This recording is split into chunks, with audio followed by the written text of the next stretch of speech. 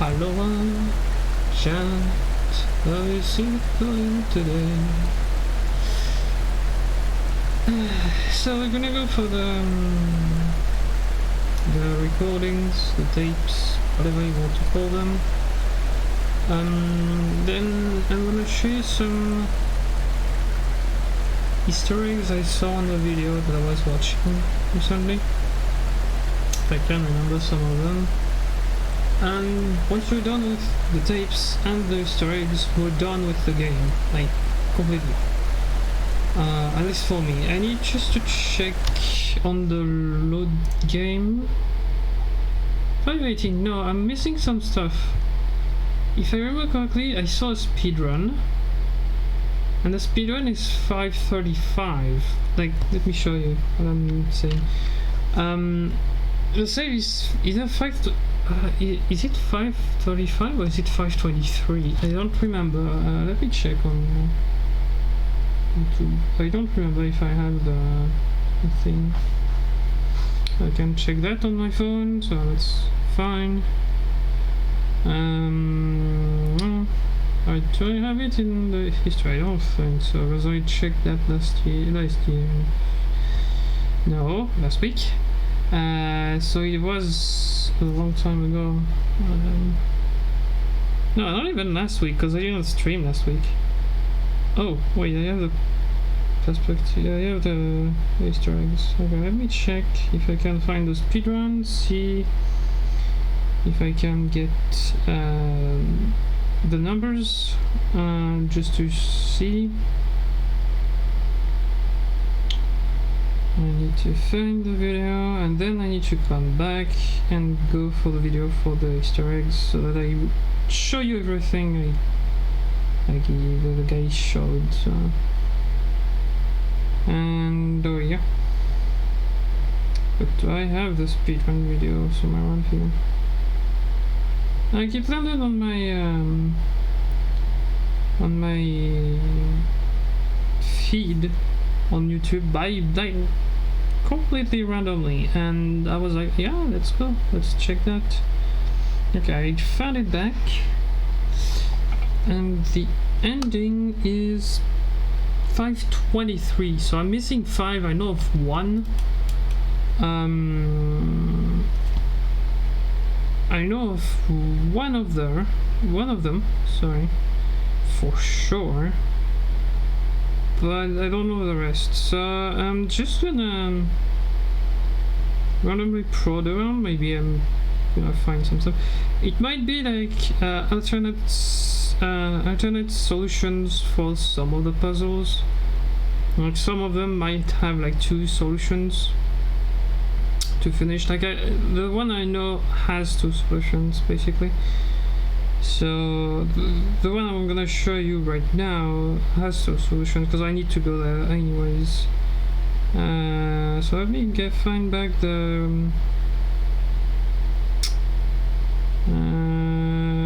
if I can get back to perspective Easter eggs. There we go. Let's stop that. Let's put my phone the right way around so that I can show you everything.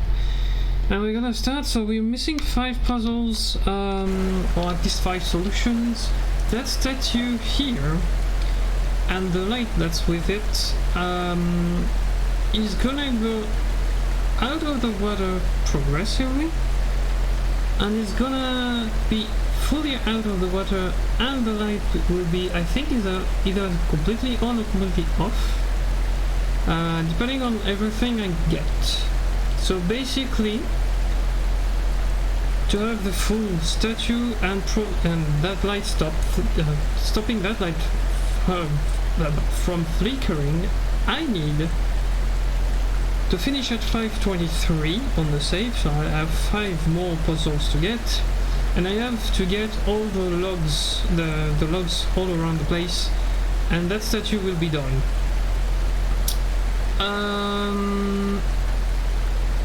So today we're gonna do this, check some Easter eggs all around the place. Let me check, because I can't remember, do I have +6? I do, so I'm done with this. I'm done with the +6, I'm done with the 135. I just need 5 more solved here. and that's it. Afterwards, it's just the logs. So we're just gonna go for the logs first and show you some stuff on the way there, or wherever I need to go. I need to go back to the start to start with the right start for the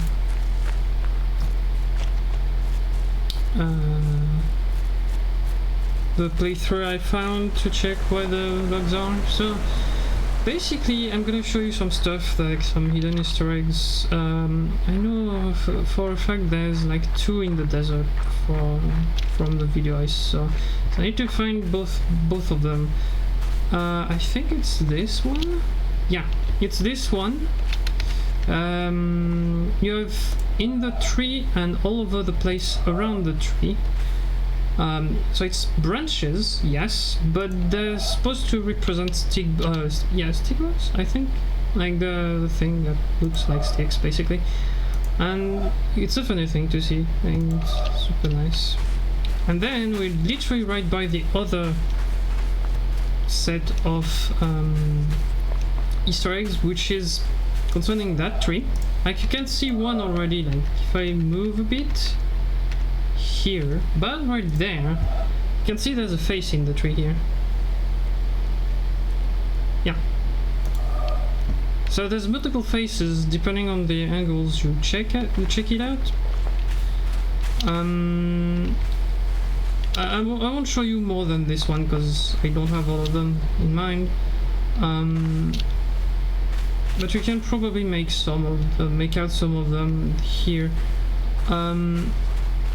And then, as I said, there's this, which is a lineup thing. Like you can have the kind of similar thing you have with the small little branch we have near the start, that I'm gonna show you again, which makes another white tree basically, which is really nice.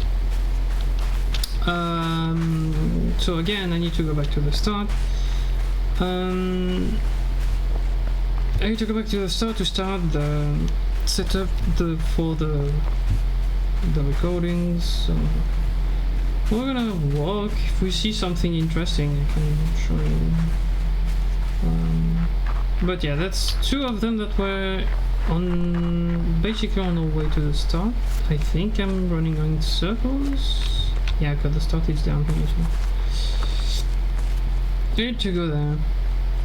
And yeah, like there's multiple ones.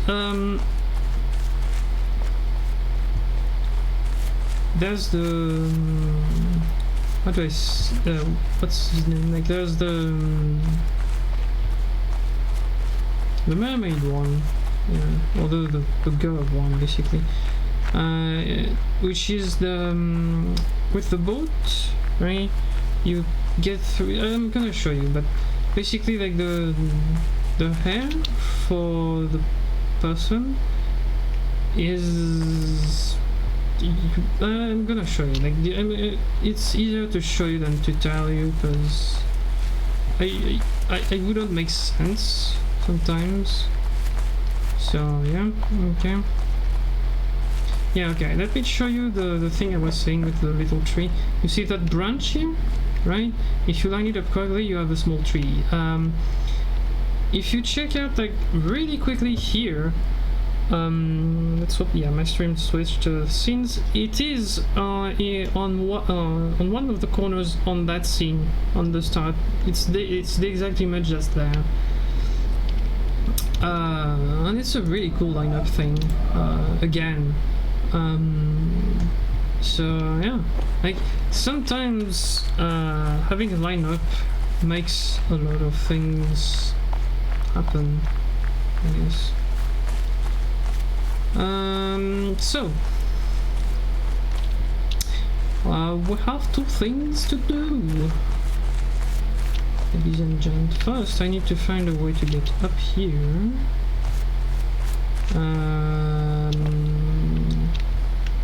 Yeah, I remember how I make it to the wall. I think I need to go outside to get this. Okay, I will do this after.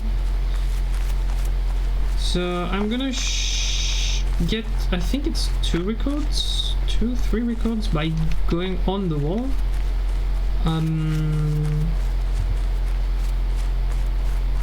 But I'm following a let's play, so the first one I need to go near the door up here. Apparently there's one here.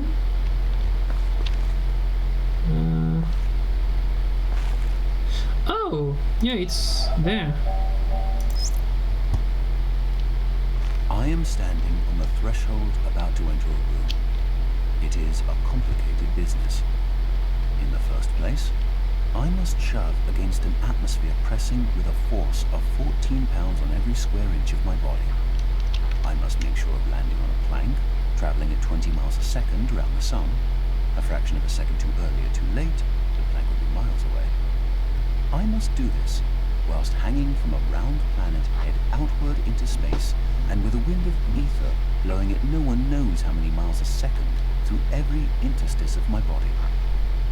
The plank has no solidity of substance. To step on it is like stepping on a swarm of flies. Shall I not slip through? No. If I make the venture, one of the flies hits me and gives me a boost up again. I fall again and am knocked upwards by another fly, and so on. I may hope that the net result will be that I remain about steady, but if, unfortunately, I should slip through the floor or be boosted too violently up to the ceiling, the occurrence would be not a violation of the laws of nature, but a rare coincidence. These are some of the minor difficulties. I ought really to look at the problem four-dimensionally as concerning the intersection of my world line with that of the plank. Then again, it is necessary to determine in which direction the entropy of the world is increasing in order to make sure that my passage of the threshold is an entrance, not an exit. Verily, it is easier for a camel to pass through the eye of a needle than for a scientific man to pass through a door. And whether the door be barn door or church door, it might be wiser that he should consent to be an ordinary man and walk in, rather than wait till all the difficulties involved in a really scientific ingress are resolved. Arthur Eddington, 1927. Okay, so I was kind of listing internally some stuff because I saw the speedrun for the game again. Just told you that I saw him make another. I saw him draw. I saw the guy speedrunning draw another solution to this. So there might be one here. There might be like that. It's not mine. There's another solution here for sure, and I know there's another solution down here. So I have at least two to get here, I guess.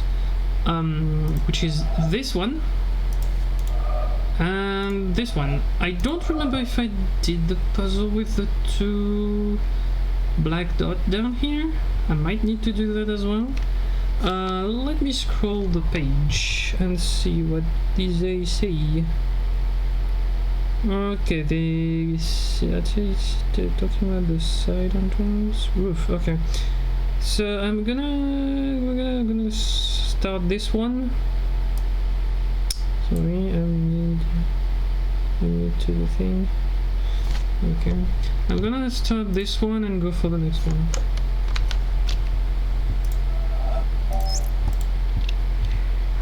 Through many births, I have wandered on and on, searching for, but never finding, the builder of this house.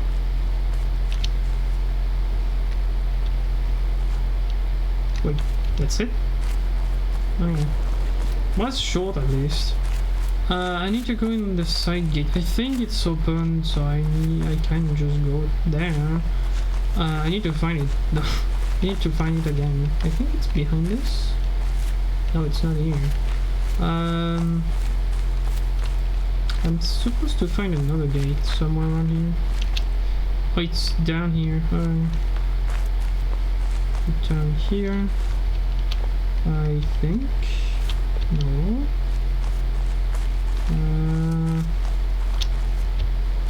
Wait, what? Okay, I'm way too far now. I might have to just open up the thing, the door, basically, make the second solution happen. Unless I'm just not seeing, unless I'm dumb and I'm just not seeing it. Okay.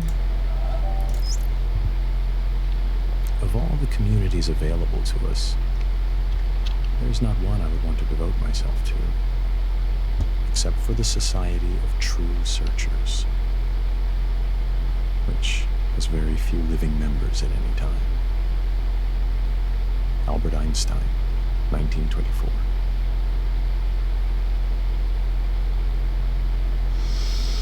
Okay, so I'm gonna just scroll again. Sorry, so transfer if we have this.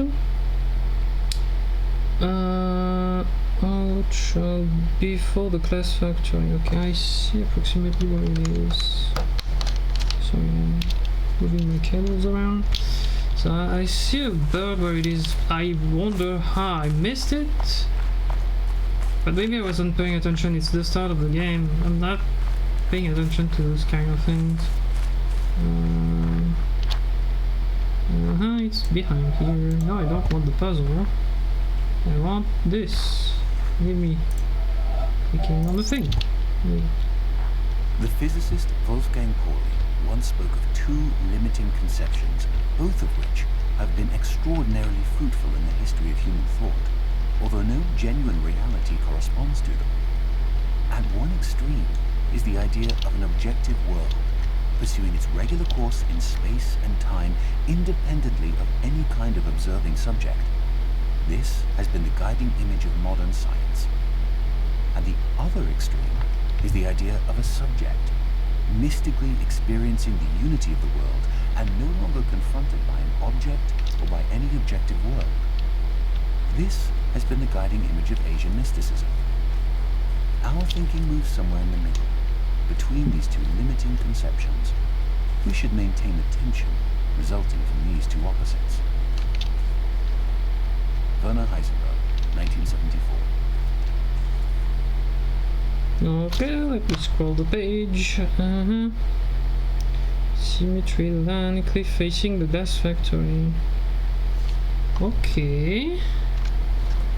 So we need to go.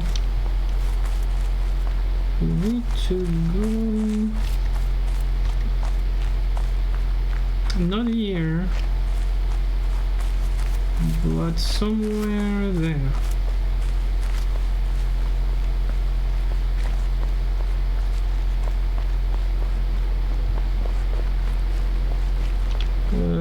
Is it high up? Yes, it seems to be high up with the two white, green and the yellow.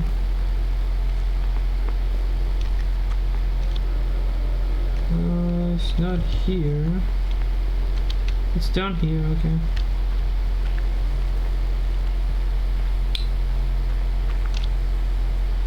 So how I get to down here? That's the question again. Yay. Okay. There's one here. You don't want the puzzle? No, I don't want the puzzle. Leave me alone. It's right Formerly, you appeared to me, O Lord, as invisible by every creature because you are a hidden, infinite God. Infinity, however, is incomprehensible by every means of comprehending. Later, you appeared to me as visible by all.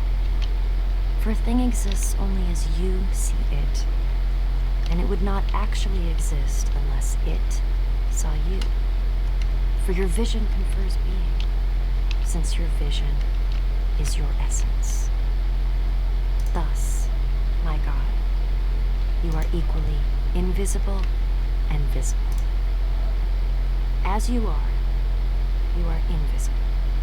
As the creature is, which exists only insofar as the creature sees you, you are visible. You, therefore, my invisible God, are seen by all, and in all sight you are seen by everyone who sees. You who are invisible, who are both absolute from everything visible and infinitely super exalted, are seen in every visible thing and in every act of vision. Therefore, I must leap across this wall of invisible vision to where you are to be found. But this wall is both everything and nothing. For you, who confront as if you were both all things and nothing at all, dwell inside that high wall which no natural ability can scale by its own power.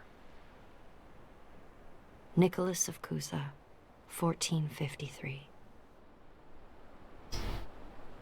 Yeah, I'm gonna let you hear what they say. But yeah, what I was saying is, okay, you have a hidden puzzle here, you know that because I already did it, but the next kind of Easter egg I saw on the video I saw is this one.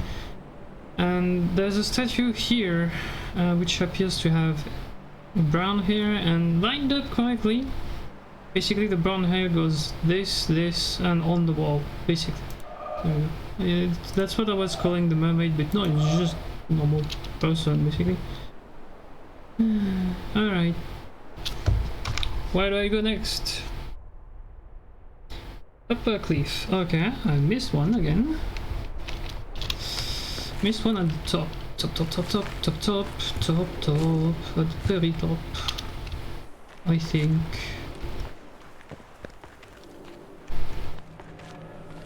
There might be... oh! Wait, can I go?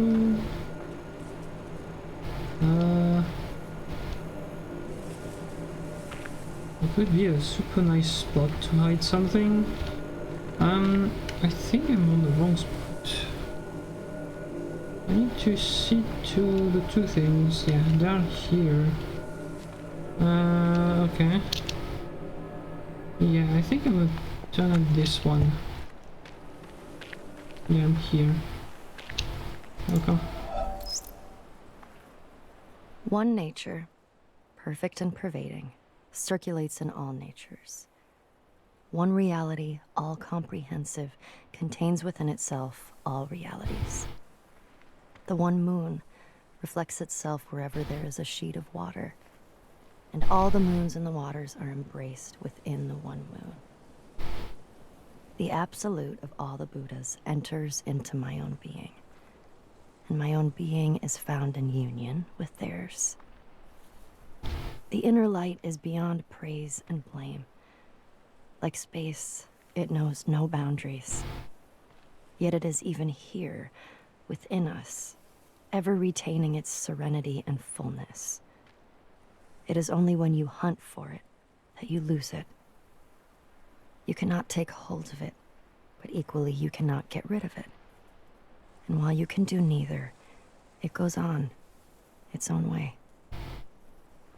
You remain silent, and it speaks. You speak, and it is done. The great gate of charity is wide open, with no obstacles before it. Young Cha Tashi, circa 700.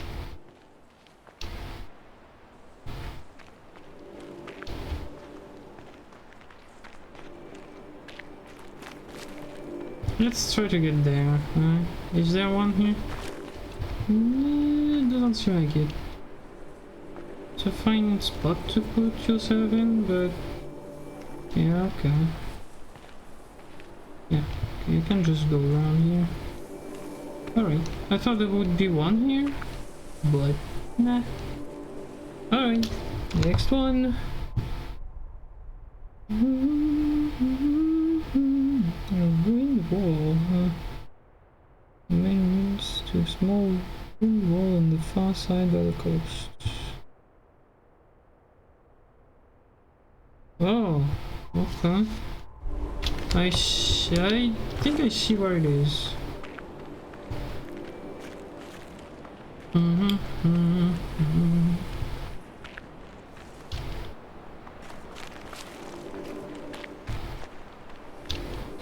What the? Oh, okay.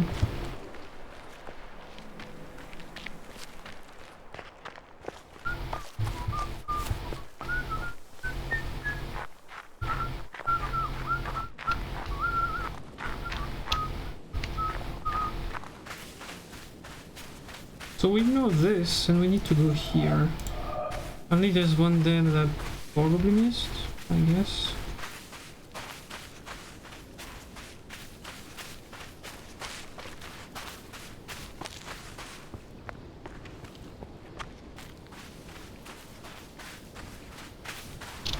Okay, let's look for it. I don't have the image, so... well, I do have the image, I just need to go back up on the page.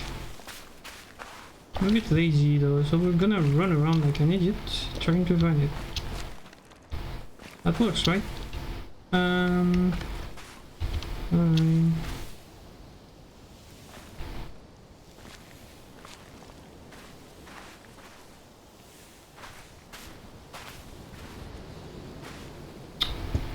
Huh.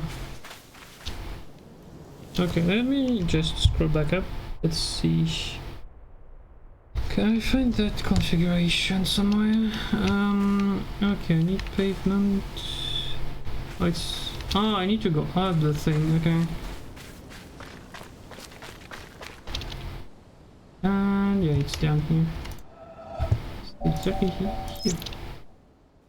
I maintain that the cosmic religious feeling is the strongest and noblest motive for scientific research. Only those who realize the immense efforts and, above all, the devotion without which pioneer work in theoretical science cannot be achieved are able to grasp the strength of the emotion out of which alone such work, remote as it is from the immediate realities of life, can issue. What a deep conviction of the rationality of the universe, and what a yearning to understand, were it but a feeble reflection of the mind revealed in this world, Kepler and Newton must have had to enable them to spend years of solitary labor in disentangling the principles of celestial mechanics. Those whose acquaintance with scientific research is derived chiefly from its practical results easily develop a completely false notion of the mentality of the men who, surrounded by a skeptical world, have shown the way to kindred spirits scattered wide through the world and through the centuries. Only one who has devoted his life to similar ends can have a vivid realization of what has inspired these men and given them the strength to remain true to their purpose in spite of countless failures. It is cosmic religious feeling that gives a man such strength. A contemporary has said, not unjustly, that in this materialistic age of ours, the serious scientific workers are the only profoundly religious people. Albert Einstein, 1930. Alright, next one. Wait, what? Wow, okay. Well, we close by, but I wasn't... wow. Okay, so there's none of them in the desert, basically. We found one. The playthrough I'm checking out to find them just makes me go to the quarry, you know? So, yeah, there's like one in the desert, so yay. There might be orange one, because apparently it's just purple right now, so it's fine. But because there's two colors of them, there's the purple and the orange. Currently I'm just seeing purples, so okay, sorry if I'm lagging a bit. My computer is not so good. Okay, top. It's near stadium.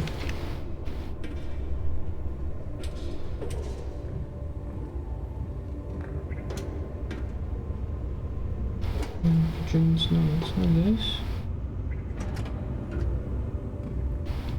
Maybe at the very start of this.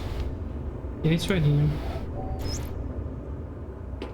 What is divine in man is elusive and impalpable, and he is easily tempted to embody it in a concrete form, a church, a country, a social system, a leader, so that he may realize it with less effort and serve it with more profit. Yet, The attempt to externalize the kingdom of heaven in a temporal shape must end in disaster. It cannot be created by charters or constitutions, nor established by arms. Those who seek for it alone will reach it together, and those who seek it in company will perish by themselves. Hugh Kingsmill, 1944.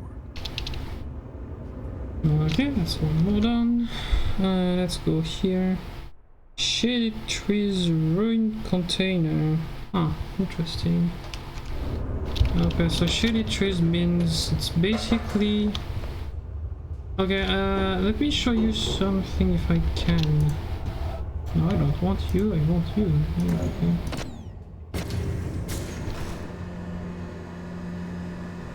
I'm just showing you this because I found it really like, it made me smile when I saw it on the videos.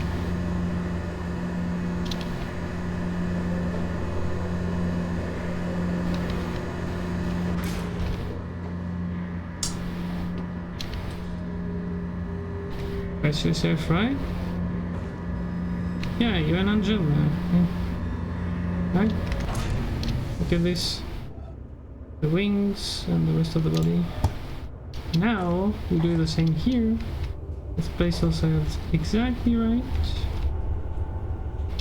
But here I would say.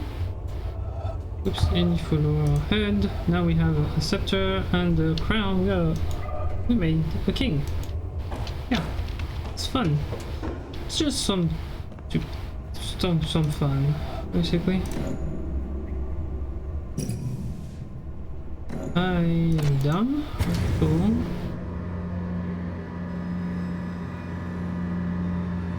But yeah, I think that's the extent of them. I showed you everything I saw in the video.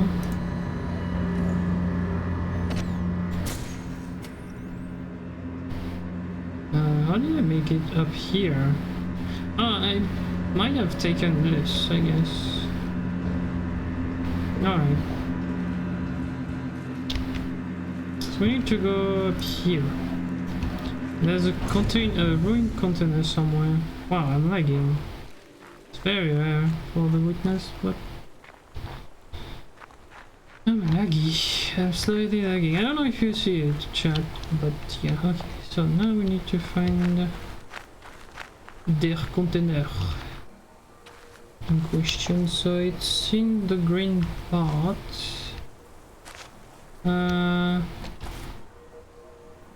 Somewhere in the green part.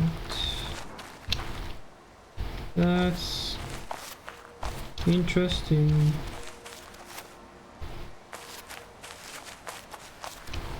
It's not here. It's not there. Oh, it might be up here. Okay, I see it. Now, how do I get to it?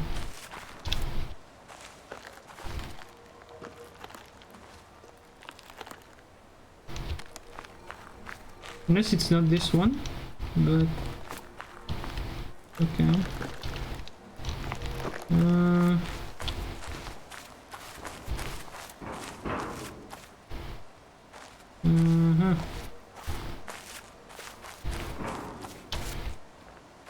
Unless I need a specific route, maybe? Oh! Wow! It's super hidden. Like, that's something I didn't see. Wow.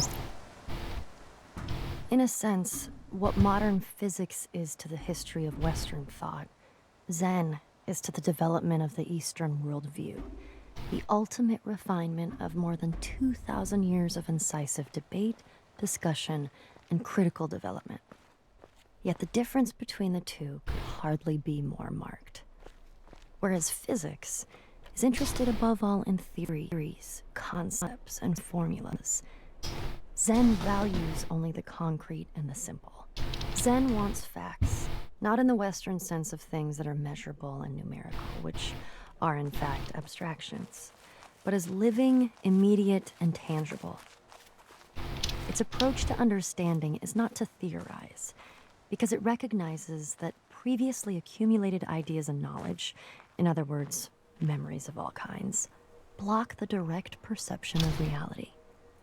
Therefore, Zen adopts an unusual approach. Its buildup involves language, which is unavoidable. Any method, even if it turns out to be an anti-method, has first to convey some background in order to be effective. But the way Zen uses language is always to point beyond language, beyond concepts to the concrete. David Darling, 1996. There you go. And as I said, why it's kinda hidden because I didn't pay attention to this. Wow. Laser. Oh, I think I didn't answer to get the laser, so I think. Okay, I need to go to the orange trees and get to the laser.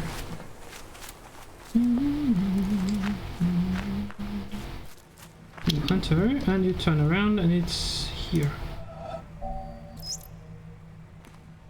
66 times have these eyes beheld the changing scene of autumn. I have said enough about moonlight. Ask no more. Only listen to the voice of pines and cedars when no wind stirs. Leonin, 1711. That was short. Okay. Okay, now I need to go to the keep. I'm right by it, I think. Not on the right side, it's right here. Alright, so it's on one of the walls. Dang, I'm laggy. Wow. Yeah, I'm laggy because of Opera, I guess. Opera. I have Opera GX, but I'm not limiting anything. I should probably, but I mean, okay, it's near the bucket. By the way, that bucket, I can't find the bucket. That goes up, right? Goes up to the thing.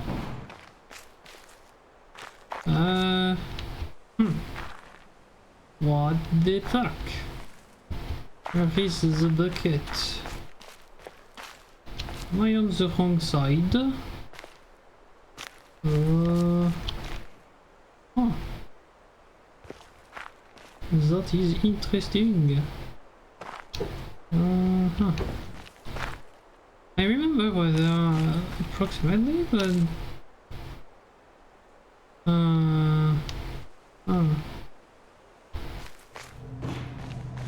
it's not up here, I'm pretty sure.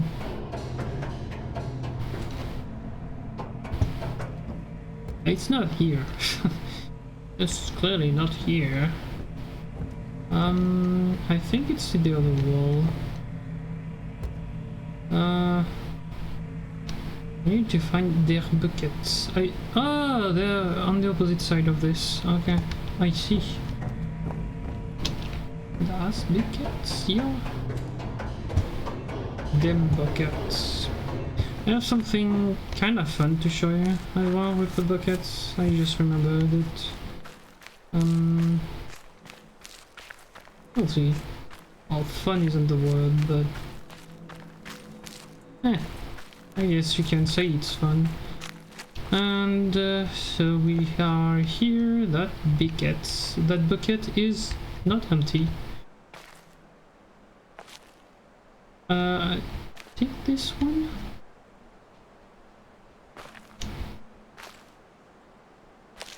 No, it's not. I don't think it's this.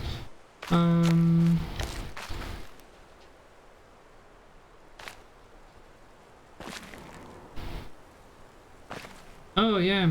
I need to show you something with this. I need to line up everything. I think. No, I need to be lined up. So I will show you. I thought there was something here to see as well, but.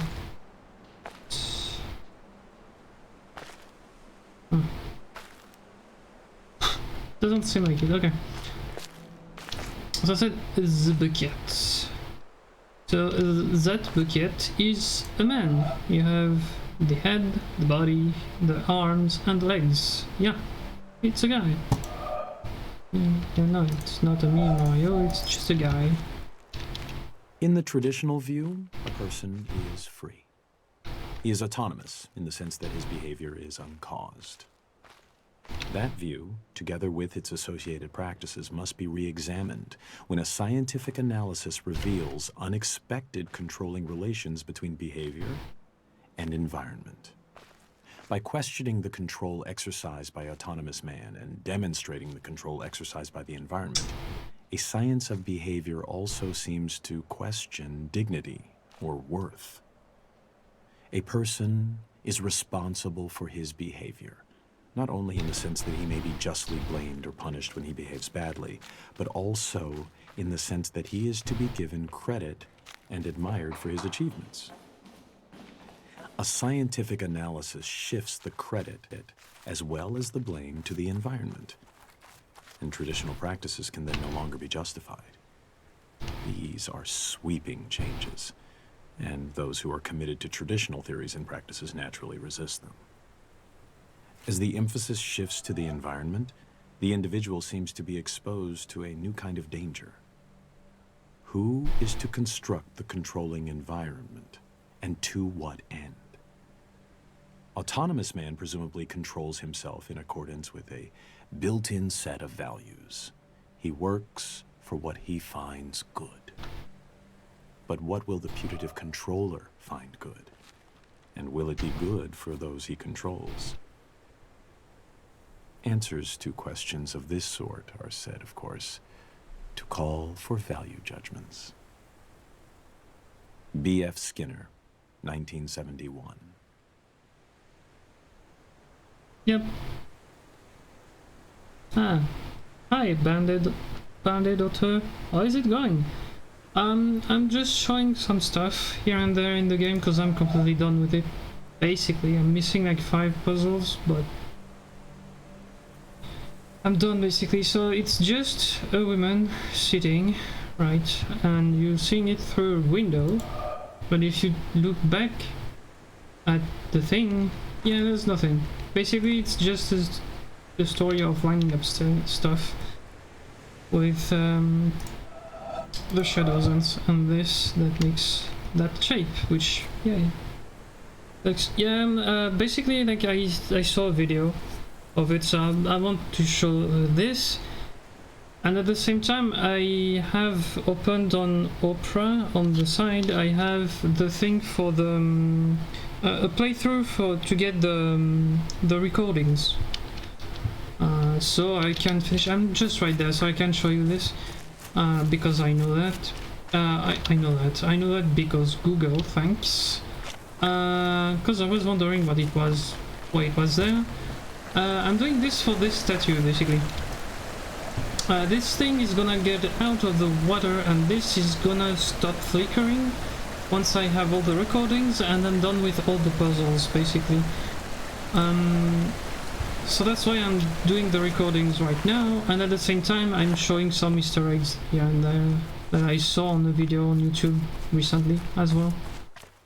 And as I said, I know I'm missing 5 puzzles, or at least 5 alternate solutions for puzzles, because I saw a speedrun recently as well that just landed on my feed on YouTube. I checked it out, and here, when you load here, the ending number here, okay, this one and this one are good. This one is 523, so I'm missing 5. I know of one of them. The speedrun has a different solution for another one that I have already, so it might be those 2 plus something else. Yellow life size panels.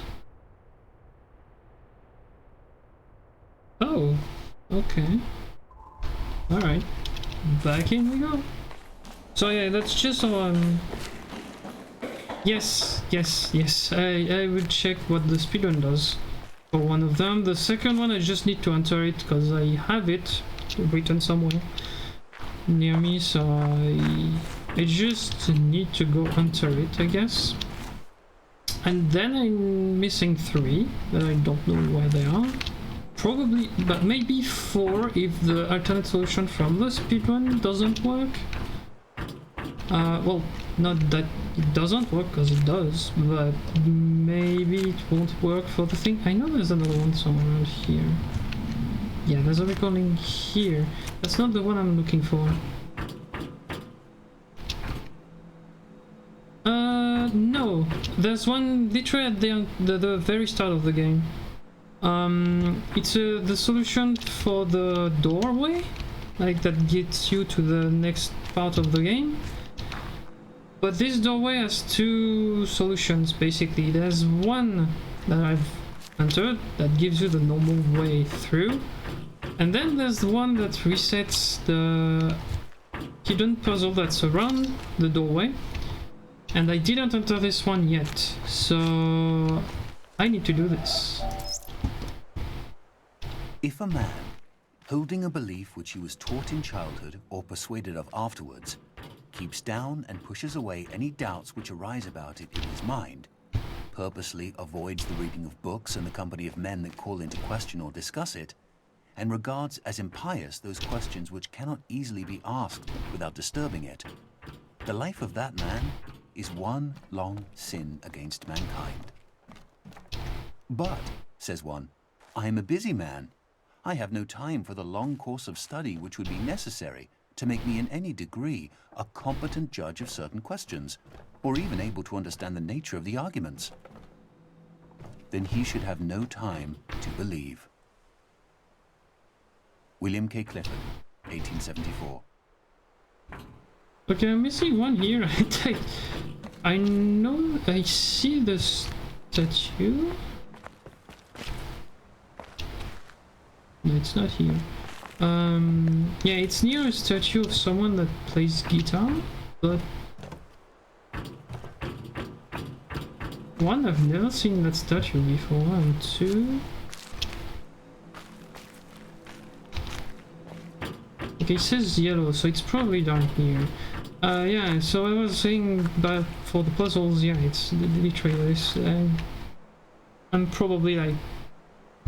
Oh, it's literally right there, okay. I boasted among men that I had known you. They see your pictures in all works of mine. They come and ask me, who is he?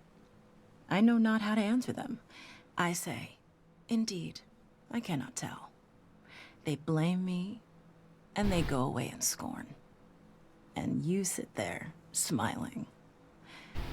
I put my tales of you into lasting songs. The secret gushes out from my heart. They come and ask me, tell me all your meanings. I know not how to answer them. I say, ah, who knows what they mean? They smile and go away in utter scorn. And you sit there smiling. Rabindranath Tagore, 1910. By the way, dude, or gal, I don't know. How are you today? Let's check this. Yellow 2. There's another one there. Wow. Okay. Is it this? Yep. Okay, I passed around this. Our hangnails are incredibly real to us. Whereas to most of us, the English village of Netherwallop and the high Himalayan country of Bhutan, not to mention the slowly swirling spiral galaxy in Andromeda, are considerably less real. Even though our intellectual selves might wish to insist that since the latter are much bigger and longer lasting than our hangnails, they ought therefore to be far realer to us than our hangnails are. We can say this to ourselves till we're blue in the face, but few of us act as if we really believed it. A slight slippage of subterranean stone that obliterates 20,000 people in some far-off land, the ceaseless plundering of virgin jungles in the Amazon basin, a swarm of helpless stars being swallowed up one after another by a ravenous black hole. Even an ongoing collision between 2 huge galaxies, each of which contains 100 billion stars. Such colossal events are so abstract to someone like me that they can't even touch the sense of urgency and importance, and thus the reality, of some measly little hangnail on my left hand's pinky. We are all egocentric, and what is realist to each of us in the end is ourself. The realest things of all are my knee, my nose, my anger, my hunger, my toothache, my sideache, my sadness, my joy, my love for math, my abstraction ceiling, and so forth. What all these things have in common, what binds them together, is the concept of my, which comes out of the concept of I or me, and therefore, although it is less concrete than a nose or even a toothache, this I thing is what ultimately seems to each of us to constitute the most solid rock of undeniability of all. Could it possibly be an illusion? Or if not a total illusion, could it possibly be less real and less solid than we think it is? Could an I be more like an elusive, receding, shimmering rainbow than like a tangible, heftable, transportable pot of gold? Douglas Hofstadter, 2007. Alright. You still around? Are you still around here, dude? Bro? Okay, you done. Shipwreck. Okay, I need to go to the ship.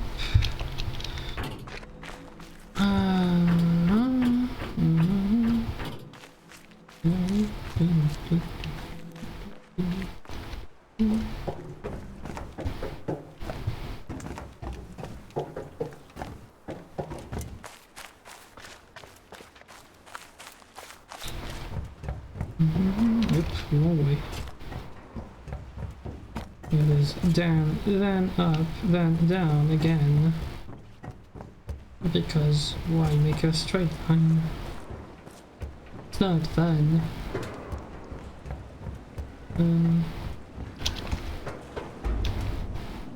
Right, should be somewhere around here, I think. Yep. A shipowner was about to send to sea an emigrant ship. He knew that she was old and not well built at the first, that she had seen many seas and climes, and often had needed repairs. Doubts had been suggested to him that possibly she was not seaworthy. These doubts preyed upon his mind and made him unhappy. He thought that perhaps he ought to have her thoroughly overhauled and refitted, even though this should put him at great expense. Before the ship sailed, however, he succeeded in overcoming these melancholy reflections. He said to himself that she had gone safely through so many voyages and weathered so many storms that it was idle to suppose she would not come safely home from this trip also. He would put his trust in Providence, which could hardly fail to protect all these unhappy families that were leaving their fatherland to seek for better times elsewhere. He would dismiss from his mind all ungenerous suspicions about the honesty of builders and contractors. In such ways, he acquired a sincere and comfortable conviction that his vessel was thoroughly safe and seaworthy. He watched her departure with a light heart and benevolent wishes for the success of the exiles in their strange new home that was to be. And he got his insurance money when she went down in mid-ocean and told no tales. What shall we say of him? Surely this, that he was verily guilty of the death of those families. It is admitted that he did sincerely believe in the soundness of his ship, but the sincerity of his conviction can in no wise help him, because he had no right to believe on such evidence as was before him. He had acquired his belief not by honestly earning it in patient investigation, but by stifling his doubts.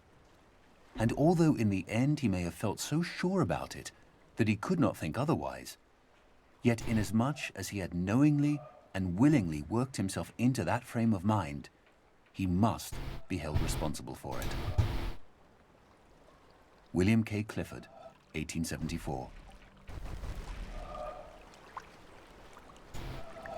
There you go. That's what I wanted to show. This should be lined up correctly. But there's one here as well. I'm not showing you everything in terms of puzzles or stuff like this. But yeah, treehouse. Okay. Oh, there's one in the boat. Okay. There's one in the little boat. Okay. Is it the coast? I think it's... I don't recognize that. Huh, interesting. As you take the boat to the treehouse dock, look for a small rock jutting out nearby. Okay. So first I need to go take the boat. Second, I need to see if I can do anything with fish.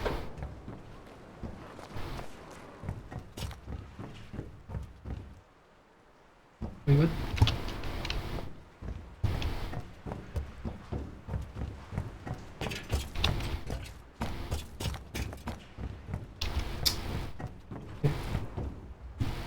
Yeah, getting lost sometimes. Yeah. Alright.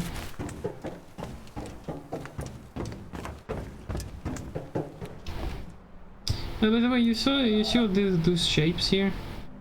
There's an octopus hiding in there. You can see it here. Like you have the head, the eyes, and all the tentacles everywhere. Yeah. It's fun to see as well.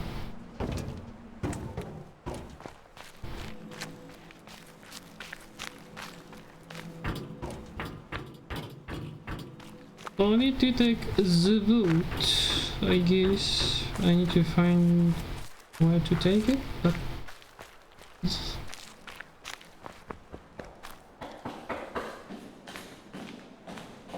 I'm gonna just go to the treehouse straight away. Dang the lag! Wow.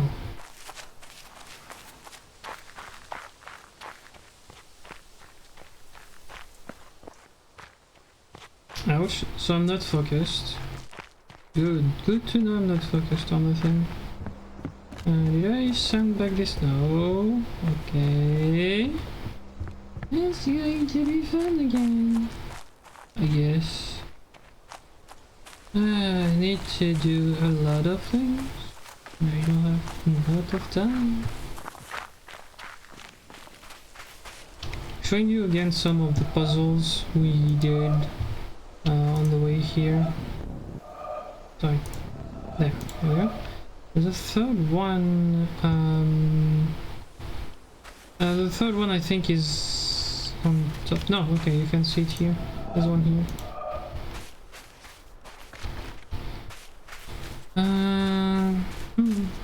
Then if you look up, I think I'm still on one of them. Can show it at least. Would be nice to show it to you. Well, to the people that will check the video. If there's people, there we go, there's one here. With the path and all that fun stuff. You have another one with the path with the other pop orange thing that is here, I think. There's like at least I think 3 of them. I'm not super positive on this. There's some of a number of them. I'll say it like this. There's a number of them that are hidden in the trees with the paths of different colors.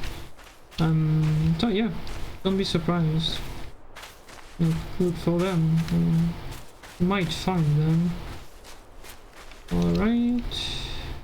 Alright.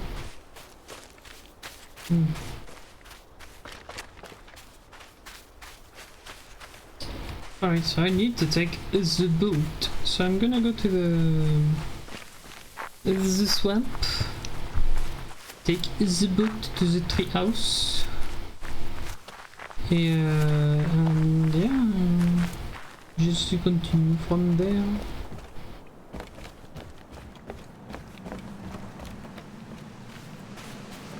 And now I can confirm the accent was on purpose.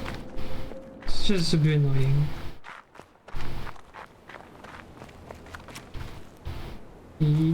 There's another one here. Well, technically 3 of them. There's one here, there's one here, one here, one here, and one here.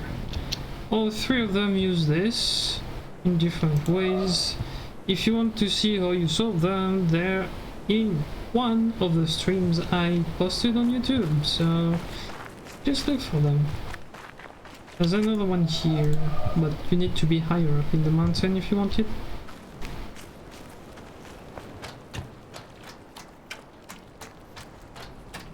I will show you when we go up the mountain. There's also a specific spot need to go to for another one, which I can also show you later on down the line, either during that stream or the next one, if there's a next one, to finish all of the recordings. Yeah. Yeet. Where is the boat? The boat is right here. Okay. We go to the tree house.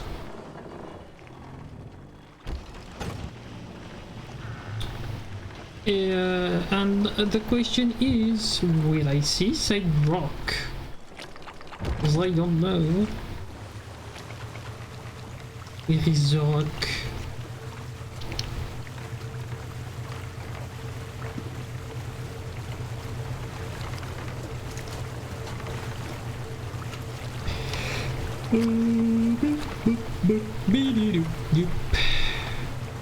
Oh, by the way, I don't think I have the right angle to show it to you yet. I can't remember why I showed it though on the video. There's something specific with this, as well as a little Easter egg if you want to see it. I'm gonna try to find it back. I think it's that rock. So I'm gonna try to show it to you, but I don't remember where it was exactly to show. So yeah, because it's a nice Easter egg you can see.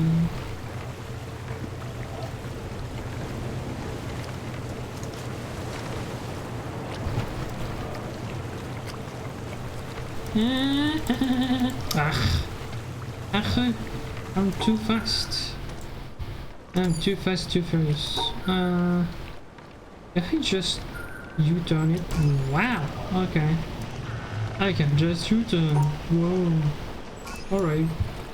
Let's go half the speed.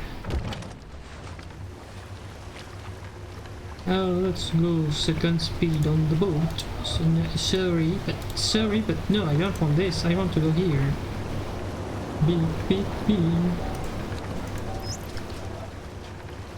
Lustily, I dipped my oars into the silent lake, and as I rose upon the stroke, my boat went heaving through the water like a swan.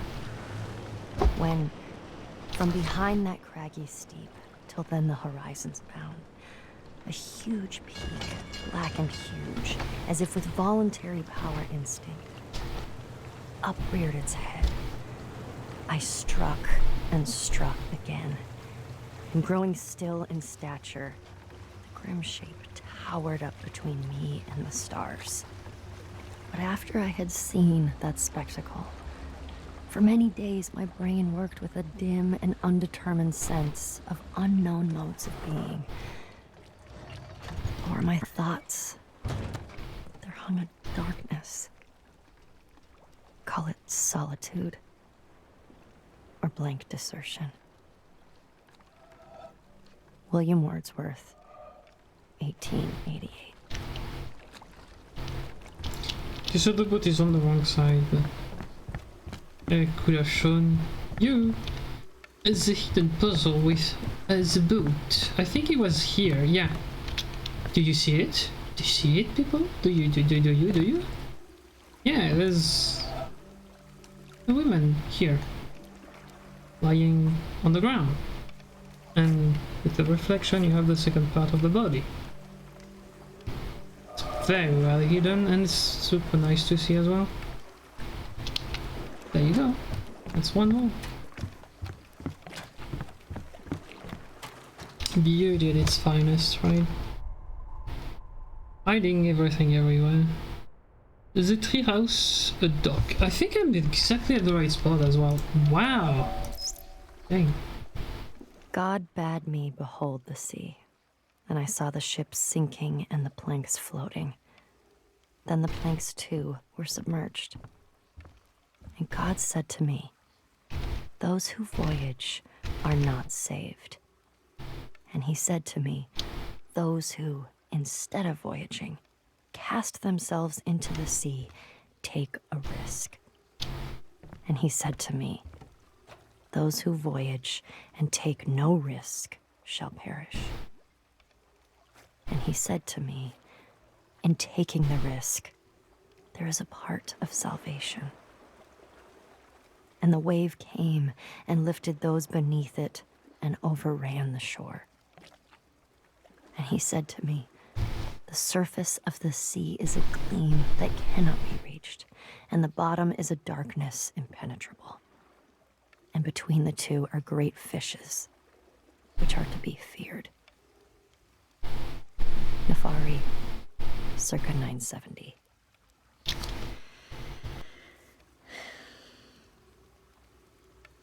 What?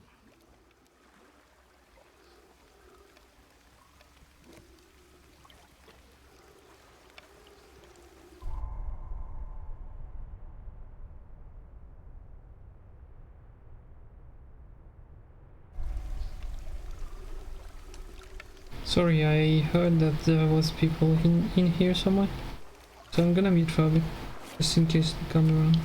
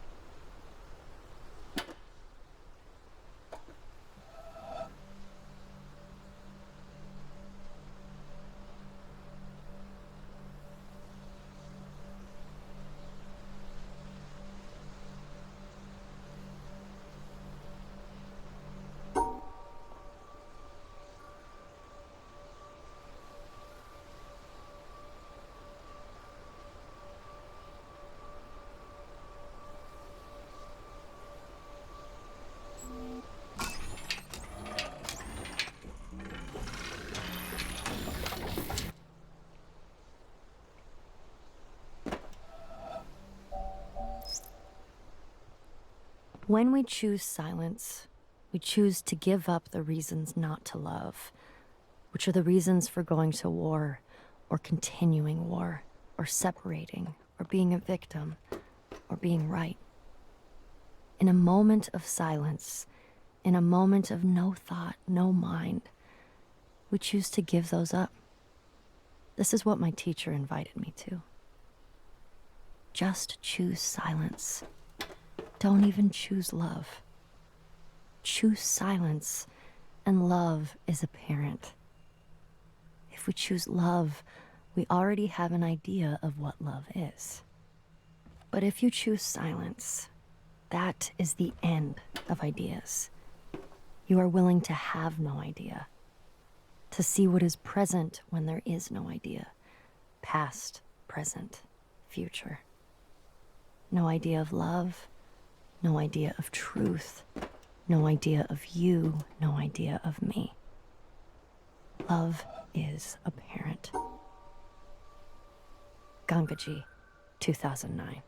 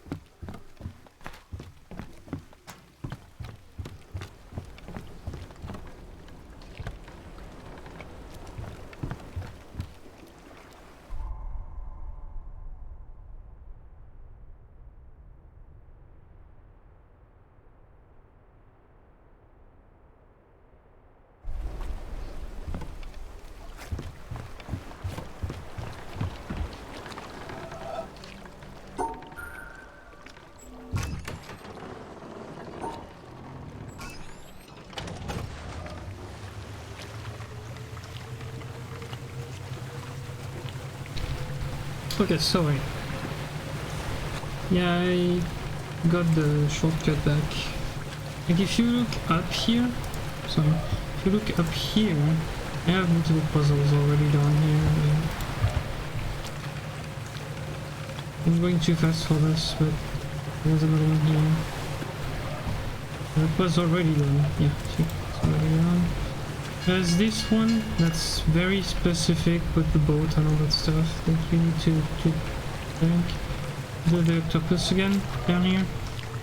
Yeah. A lot of things you can see here and there.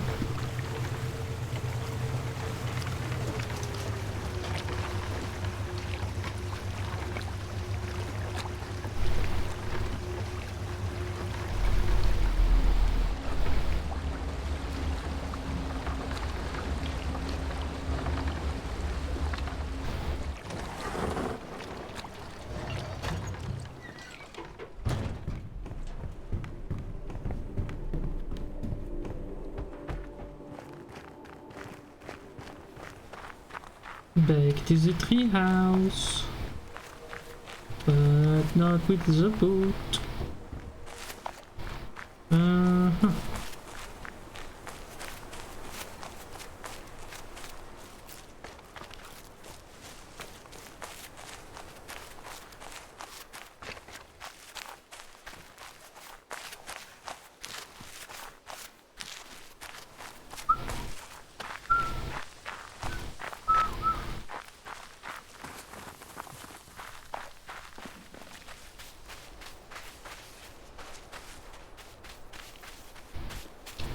That's not here. Clearly. No, it's not here either. Okay.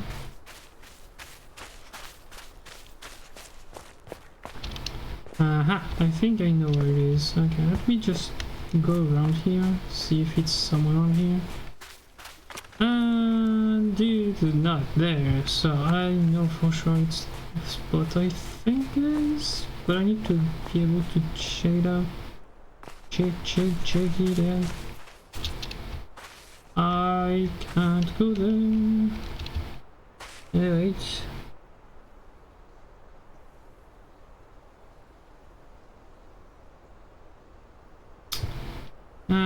As you approach the shipwreck, to around here, I'm sure with grey rocks, it's one of them. Yeah, that's cool and all, but where to go? Where do I go for this one? Oh! Alright. Let me check the photo exactly. Yeah, I should just shut up. These hearts were woven of human joys and cares, washed marvelously with sorrow, swift to mirth. The years had given them kindness. Dawn was theirs, and sunset, and the colors of the earth. These had seen movement and heard music, known slumber and waking, loved, gone proudly friended, felt the quick stir of wonder, sat alone, touched flowers and furs and cheeks. All this is ended. There are waters blown by changing winds to laughter, and lit by the rich skies all day. And after, frost, with a gesture, stays the waves that dance and wandering loveliness. He leaves a white, unbroken glory, a gathered radiance, a width, a shining peace under the night. Rupert Brooke, 1914.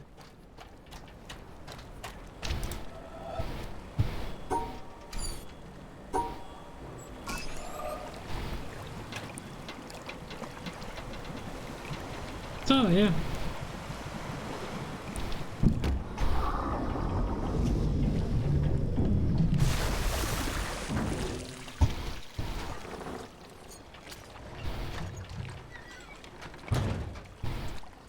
Okay, so we are here and we're gonna go here. Slowly at the start, because we need to check the side. You'll see why.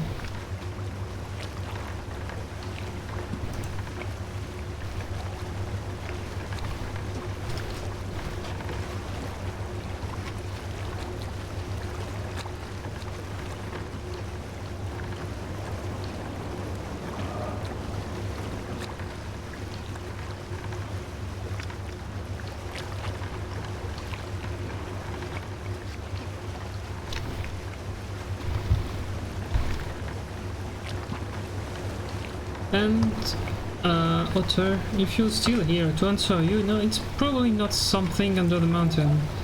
You see, I'm done with this, and the challenge has been done as well, so I'm pretty sure it's not down here. what's missing, the 5 puzzles I'm missing. Again, there's one I know for sure, the second one I know from the speedrun. He has a unique solution that's different from mine. But then I'm missing 3, so yeah. Yeah.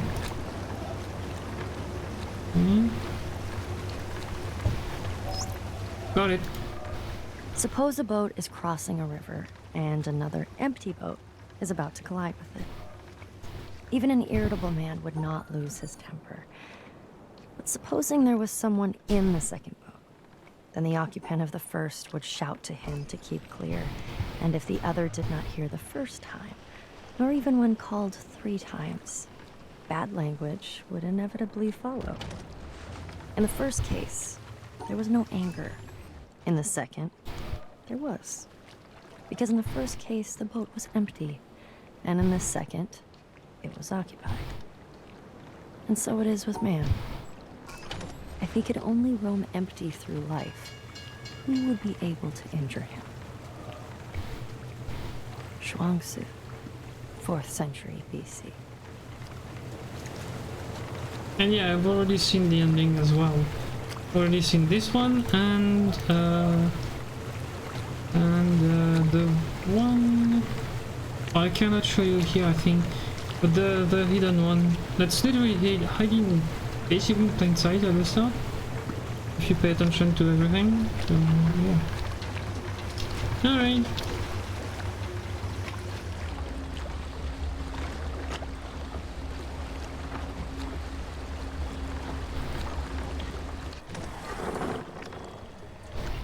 By the way, if you're interested in puzzle games, I'm going to play Baba Is You after this. So if you're interested, you can, well, not today, but next stream, basically.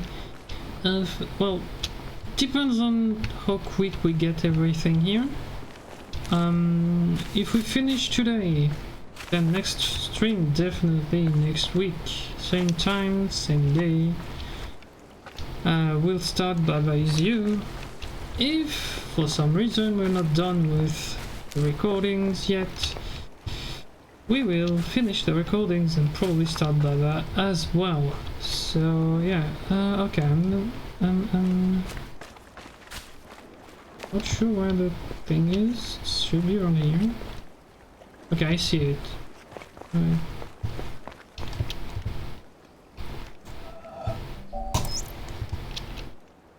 We have 2 kinds of knowledge which I call symbolic and intimate. I do not know whether it would be correct to say that reasoning is only applicable to symbolic knowledge, but the more customary forms of reasoning have been developed for symbolic knowledge only. The intimate knowledge will not submit to codification and analysis, or rather, when we attempt to analyze it, the intimacy is lost and replaced by symbolism. For an illustration, let us consider humor. I suppose that humor can be analyzed to some extent and the essential ingredients of the different kinds of wit classified. Suppose that we are offered an alleged joke. We subject it to scientific analysis as we would a chemical salt of doubtful nature, and perhaps after careful consideration, we are able to confirm that it really and truly is a joke. Logically, I suppose, our next procedure would be to laugh. But it may certainly be predicted that as the result of this scrutiny, we shall have lost all inclination we ever had to laugh at it. It simply does not do to expose the workings of a joke. The classification concerns a symbolic knowledge of humor, which preserves all the characteristics of a joke except its laughableness. The real appreciation must come spontaneously, not introspectively. I think this is a not unfair analogy for our mystical feeling for nature, and I would venture even to apply it to our mystical experience of God.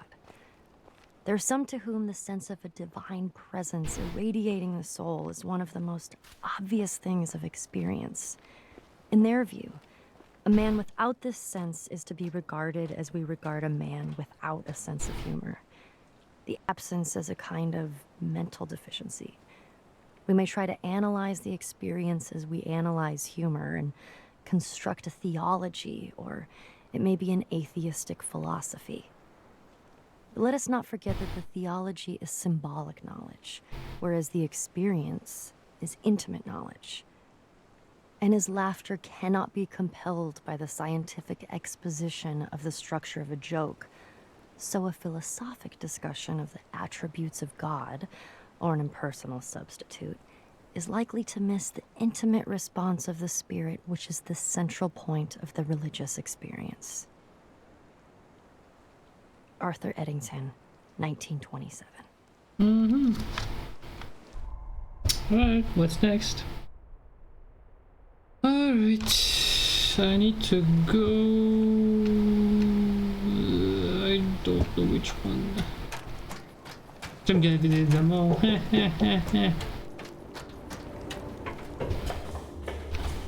Is it this one? Oh, it's not.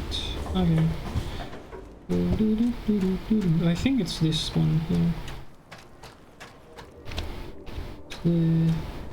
It's the blue one. I would be wrong. It's not this one. Okay. Maybe there's another one here. Anyways, okay, there's a panda in the red. Okay. There's one more to go, but I don't. Oh, it's right here. Alright, it might be. It is this one, right? Is it this one? Of course not. Wait, I was on the right one at the start. Was I?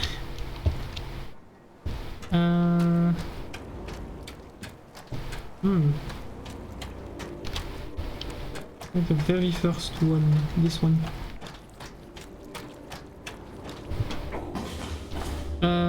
No. Okay, what? Yellow. It's the red one, I guess. But, it's this one. Oh, you don't recognize it. No, it's not this one. Interesting. Can I lost on this one? Cause... Oh, there's one there! Alright. Okay. We're gonna do this like this. Oops. Well, that works. I don't care. Yay! Like this. Oops. Wrong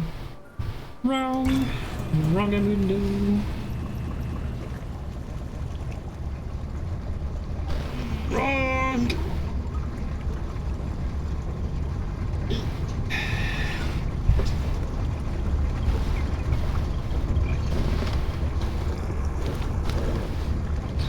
Ba ba ba ba ba ba ba. Boop boop boop boop boopity doo.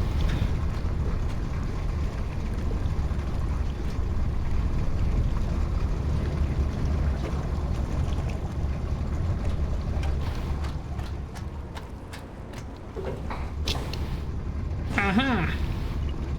Here you are. A poet once said, "The whole universe is in a glass of wine."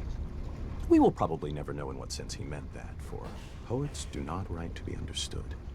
But it is true that if we look at a glass of wine closely enough, we see the entire universe. There are the things of physics, the twisting liquid which evaporates depending on the wind and weather, the reflections in the glass, and our imagination adds the atoms. The glass is a distillation of the Earth's rocks, and in its composition, we see the secrets of the universe's age and the evolution of stars. What strange array of chemicals are in the wine? How did they come to be? There are the ferments, the enzymes, the substrates, and the products. There in wine is found the great generalization.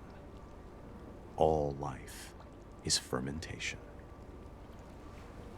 Nobody can discover the chemistry of wine without discovering, as did Louis Pasteur, the cause of much disease.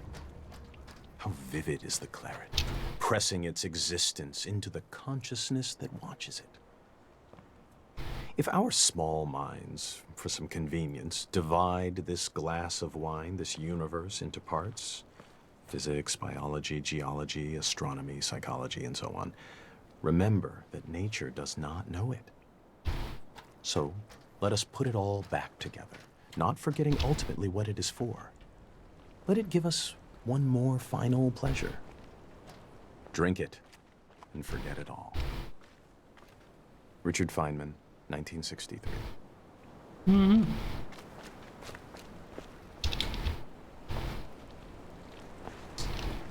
Yeah, no need to, like, as long as we're here, like, I'm gonna show you this.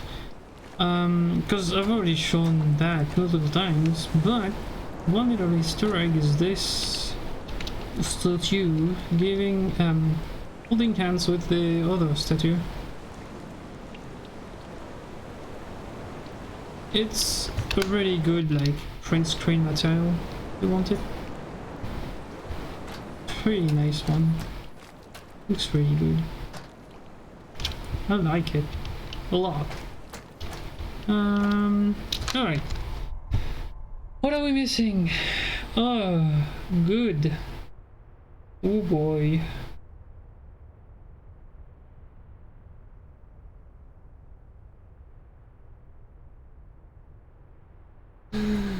Oh boy. Here we go. Something not fun is coming up.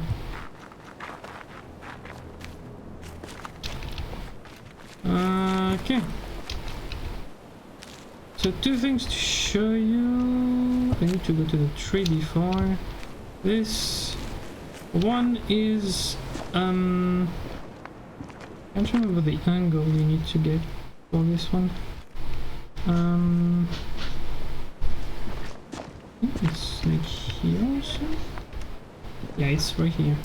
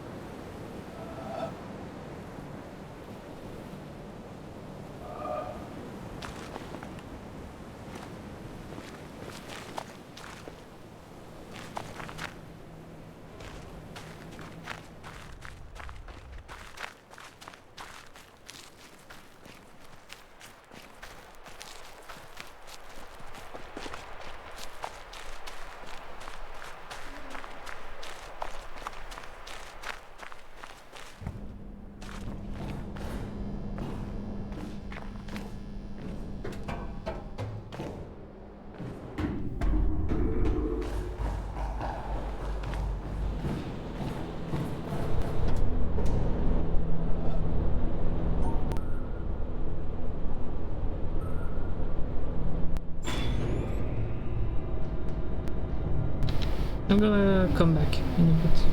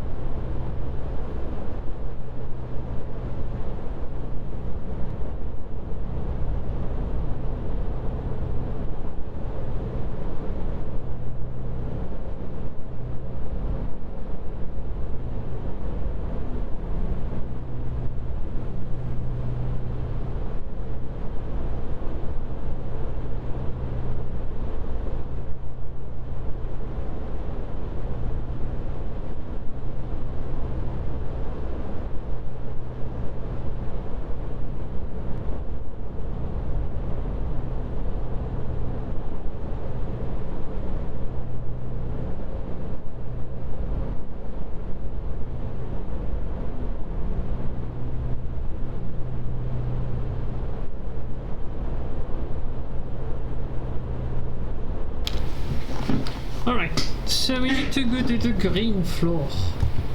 We saw it through the glass at the top. My problem is I don't know the puzzle for the green floor, so yeah, it's gonna be difficult, I guess.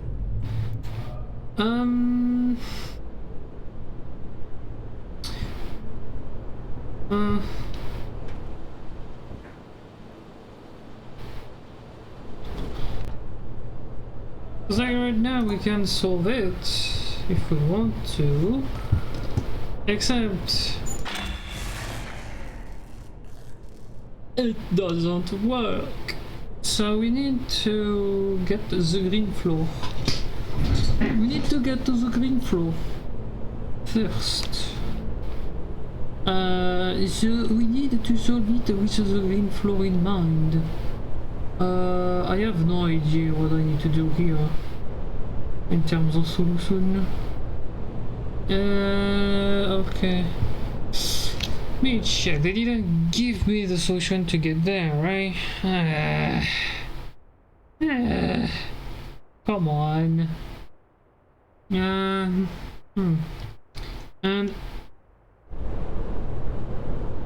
oh, you're still here, dude. Nice, thanks. Puzzle for the green floor is to separate the middle two dark from the rest. Okay. So just, well, I don't care. I can do this and like this. Alright. Yay! Thanks! Yes, I know. I just need to go here. Go, go, go, go, go. Run, run, run, run. Where is it? As scientists, Got it. we realize that color is merely a question of the wavelengths of ethereal vibrations. But that does not seem to have dispelled the feeling that eyes which reflect light near wavelength 4800 are a subject for rhapsody, whilst those which reflect wavelength 5300 are left unsung.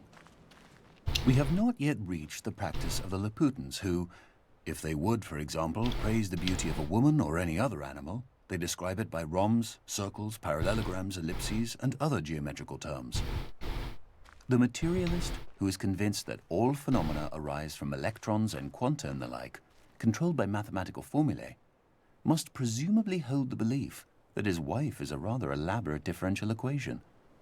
But he is probably tactful enough not to obtrude this opinion in domestic life.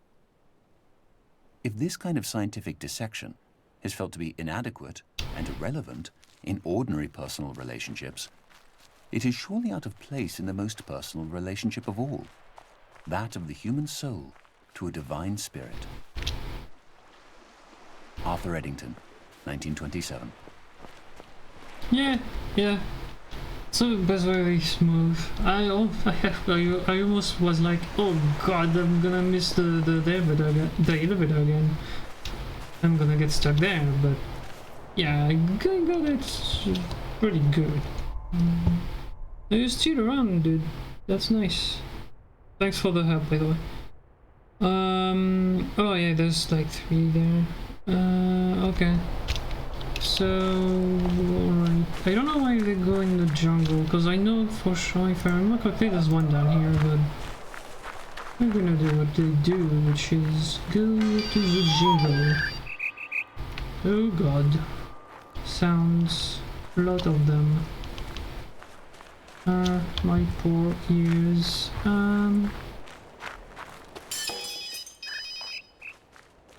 What I was thinking as well is maybe like in the 5 puzzles. Okay, there's 2 of them there. In the 5 puzzles I'm missing might be like some discarded panels as well that I just didn't see at all. So we might be in for something. There's one here, one here. We join spokes together in a wheel, but it is the center hole that makes the wagon move. We shape clay into a pot, but it is the emptiness inside that holds whatever we want. We hammer wood for a house, but it is the inner space that makes it livable. We work with being, but non-being is what we use. Lao Tzu, 6th century BC. Oh, that's interesting. The lake with the statue? The one I showed at the very start. I don't know if you were the lake with the lotus and the lotus flowers and the okay. Ah, that's interesting. Okay. The glass is transparent, the wine transparent. The two are similar, the affair confused. There seems to be wine and no glass, or glass and no wine. Sahib bin Abad, circa 990. Okay, alright. So that means all the flowers, I guess, mean something. Which, well, makes sense. Okay. So there's one laser. Oh, by the way, I'm just retracing steps because of the thing, so I can show you some stuff I did again. I can show you again some stuff. Okay, so I need to go somewhere in particular. I recognize the stones. Oh, yeah, by the way, there's lots of them there as well. I can't show every one of them, but there's a lot of them hiding in plain sight in there. Like, for example, if I need it correctly, there's one here. Then lining up differently, there's one with this, and then there's one at the outside, and then if you are at the very specific spot, there's another one there. So yeah, there's like 5 of them there, if you're good enough. Alright, so it's near the mountain, but where exactly? No idea. There's two hidden ones there. There's one here, and the other one is the other way around. Sorry, the other side. If you go here and you turn around, there's another one there. Alright, like maybe down here.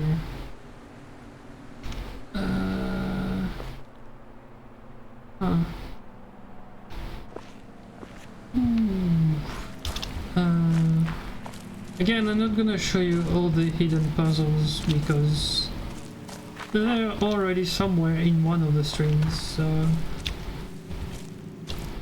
go on my YouTube channel and check the beauties if you want them to go looking for some stuff. Okay, I'm gonna go and say kind of difficult to get this one. That's one near the laser if I remember correctly, so like literally by the laser there's one, right? Or am I just kicking myself in? Yeah, no, I'm just wrong. There's none here. Okay, but I think it's close by. Okay, what's the color of them? Oof. Might be one. What is the thing? Okay, let me check what they say. Overlooking the mountain. Okay, it's like here.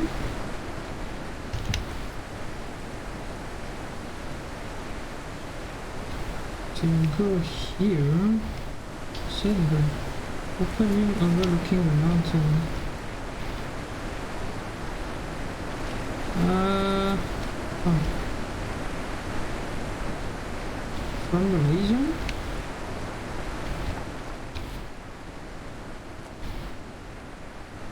Oh, interesting. Okay.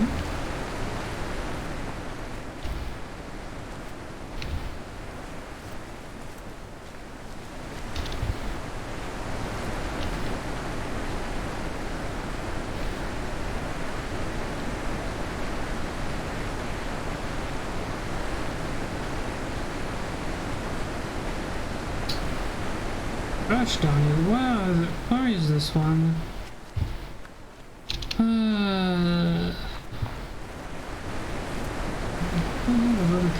So that's this one, right? There should be one somewhere around here. If I understood that correctly. But about it's not here. What in what? Okay. There's something in there? Maybe? Okay, yeah. It's not here. Alright. Here and then here. Nothing. Wait, what?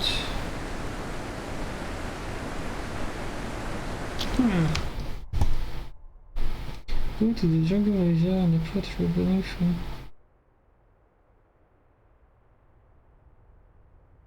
I'm having trouble finding the point, the spot where he took the screen cap.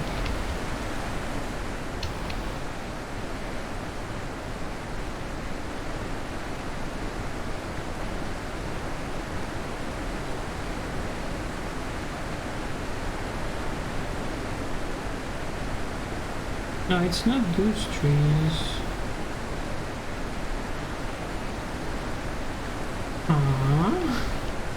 What?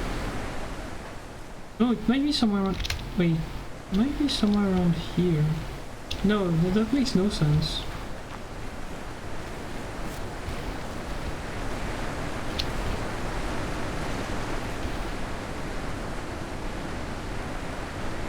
Okay, it's looking at this side of the mountain, so it's somewhere around here. But where exactly? I have no idea. Dang it, where is it? Oh. Wait, what? Yeah? No, it's a reflection on my screen.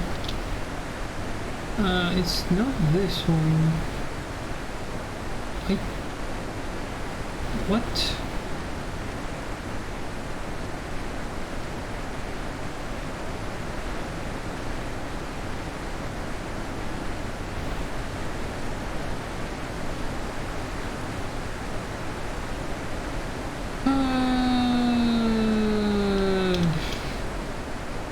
Okay. Let's focus on... Oh. Wait. What? This one? I checked this, right? There's nothing there.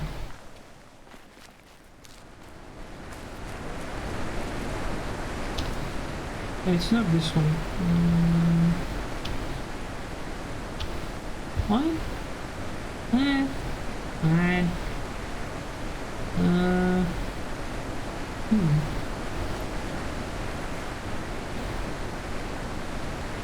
I have no idea where it is. Am I looking too high, maybe?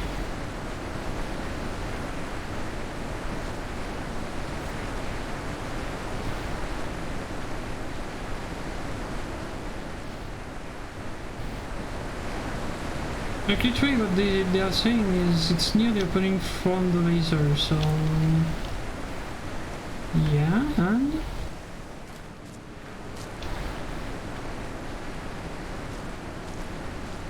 Oh! Wow. Okay. If we were not able, did not desire to look in any new direction, if we did not have a doubt or recognize ignorance, we would not get any new ideas. There would be nothing worth checking because we would know what is true. So what we call scientific knowledge today is a body of statements of varying degrees of certainty. Some of them are most unsure, some of them are nearly sure, but none is absolutely certain. Scientists are used to this. We know that it is consistent to be able to live and not know. Some people say, how can you live without knowing? I do not know what they mean. I always live without knowing. That is easy. How you get to know is what I want to know. This freedom to doubt is an important matter in the sciences, and I believe in other fields. It was born of a struggle. It was a struggle to be permitted to doubt, to be unsure. And I do not want us to forget the importance of the struggle, and by default, to let the thing fall away. I feel a responsibility as a scientist who knows the great value of a satisfactory philosophy of ignorance, and the progress made possible by such a philosophy. Progress which is the fruit of freedom of thought. I feel a responsibility to proclaim the value of this freedom and to teach that doubt is not to be feared, but that it is to be welcomed as the possibility of a new potential for human beings. If you know that you are not sure, you have a chance to improve the situation.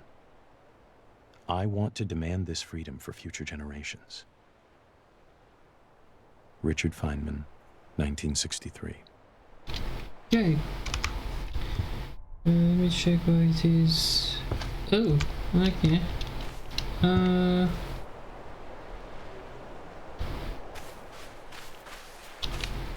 Wait, what? Oh, it's waking up. One day I happened to be occupied with the subject of generation of waves by wind. I took down the standard treatise on hydrodynamics, and under that heading I read, if the external forces P prime sub YY, P prime sub XY be given multiples of e to the ikx plus at, where k and a are prescribed, the equations in question determine a and c, and thence, by 9, the value of eta. And so on for 2 pages.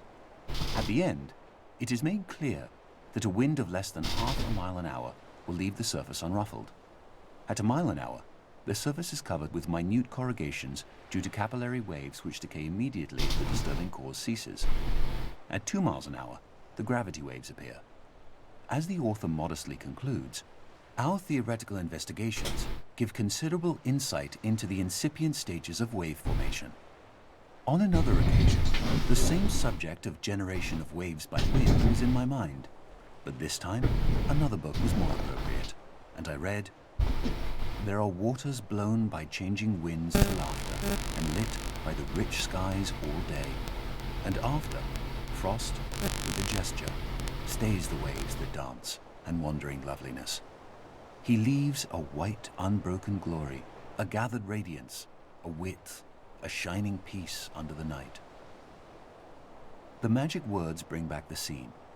Again, we feel nature drawing close to us, uniting with us, till we are filled with the gladness of the waves dancing in the sunshine, with the awe of the moonlight on the frozen lake.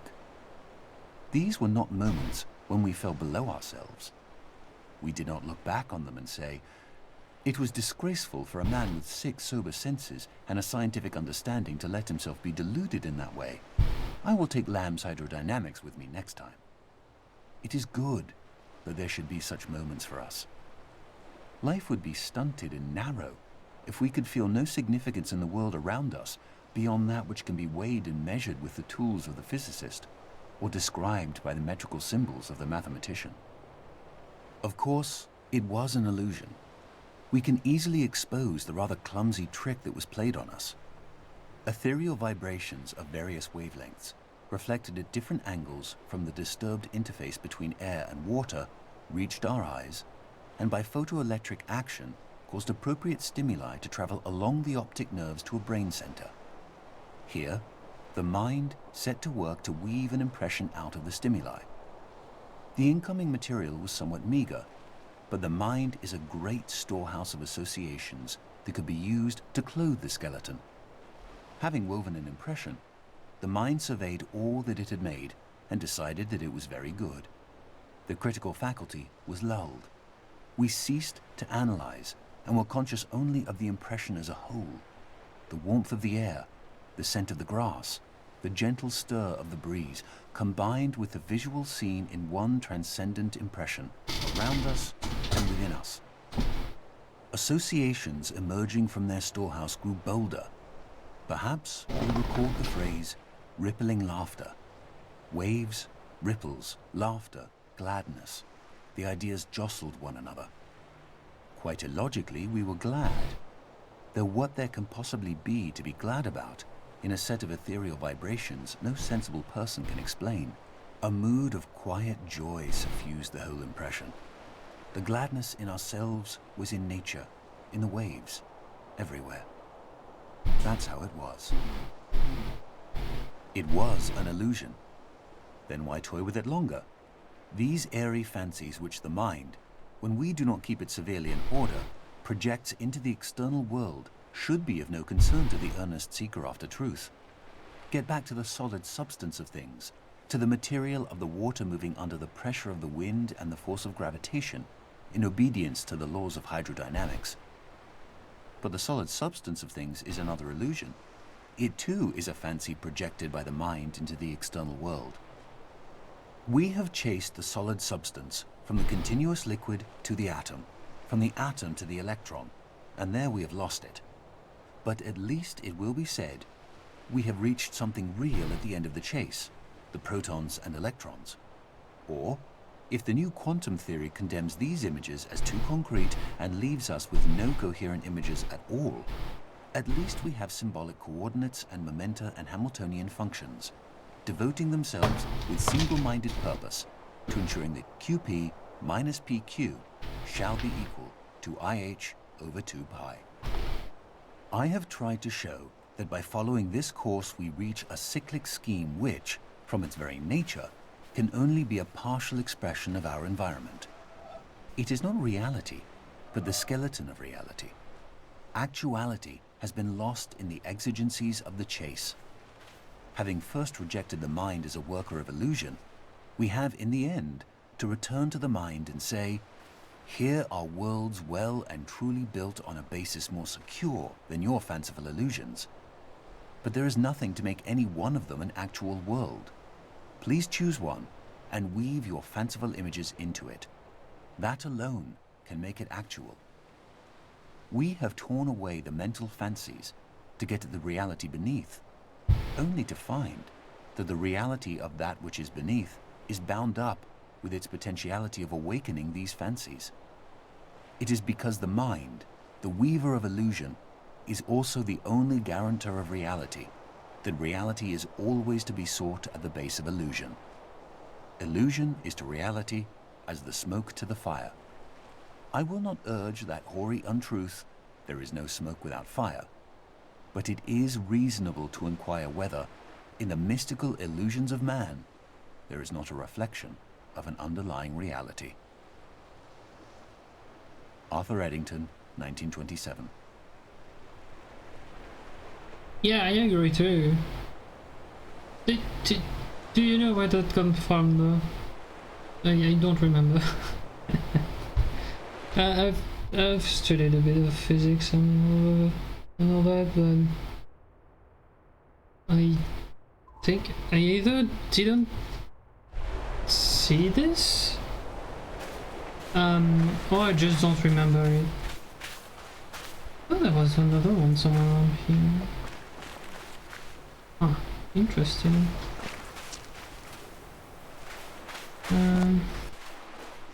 Well, it probably, you know, because it probably said where it comes from. I'm just not listening to the thing, really. I say I'm distracted because I'm trying to think about stuff. Wrong way. But yeah, it gives me some vibes. I just can't remember exactly what it was. It's on the wall somewhere. Oh god, I'm getting annoyed by people somewhere on the internet, you know, I guess. But yeah, it's probably due to the waves or something. That's what he was saying, so.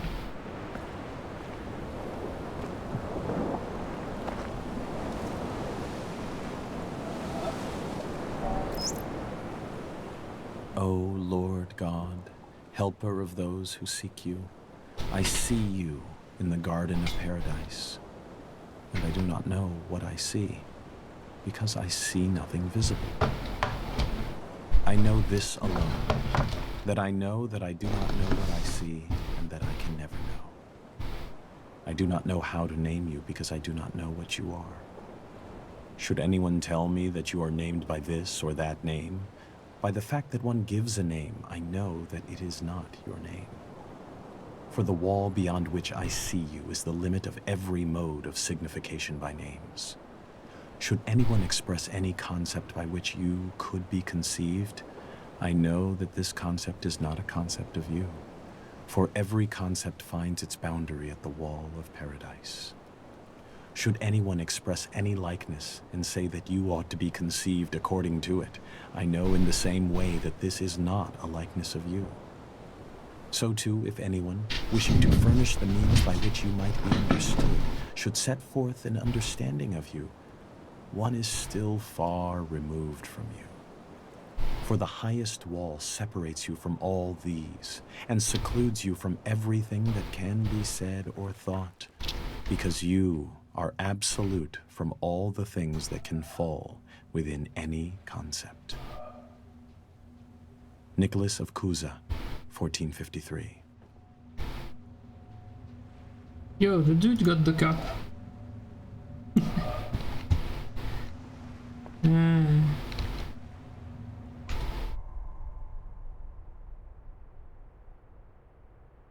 Okay, so now we go to the temple monastery thing.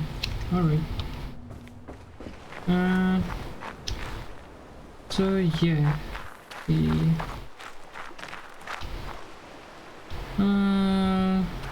Alright.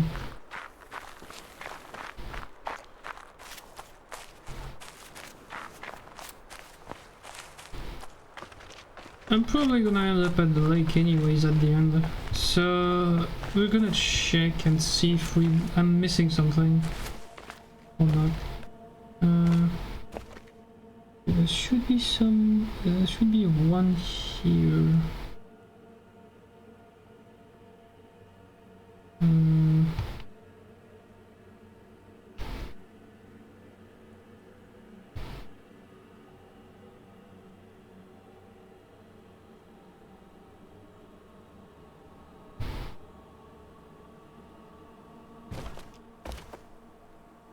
Do we have prisons?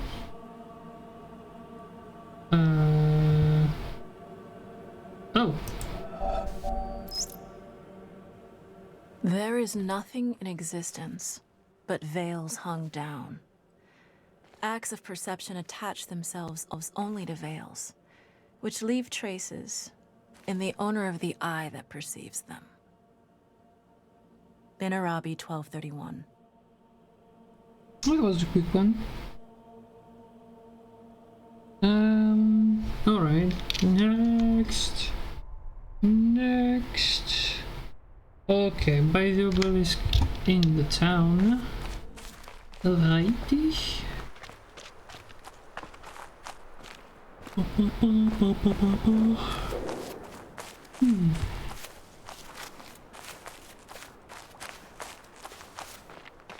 Dang, I'm lagging. Dang, I'm hitting some lags. Like Doug's keys are... Computer doesn't like having Opera opened while I'm playing, I guess. Okay, it's somewhere around here. Yeah, it's right here. Your question is the most difficult in the world. It is not a question I can answer simply with yes or no. I am not an atheist. I do not know if I can define myself as a pantheist. The problem involved is too vast for our limited minds. May I not reply with a parable? The human mind, no matter how highly trained, cannot grasp the universe. We are in the position of a little child entering a huge library filled with books in many languages. The child knows someone must have written those books, but does not know how. Does not understand the languages in which they are written. The child dimly suspects a mysterious order in the arrangement of the books, but doesn't know what that is. That, it seems to me, is the attitude of the most intelligent human toward God. Albert Einstein, 1930.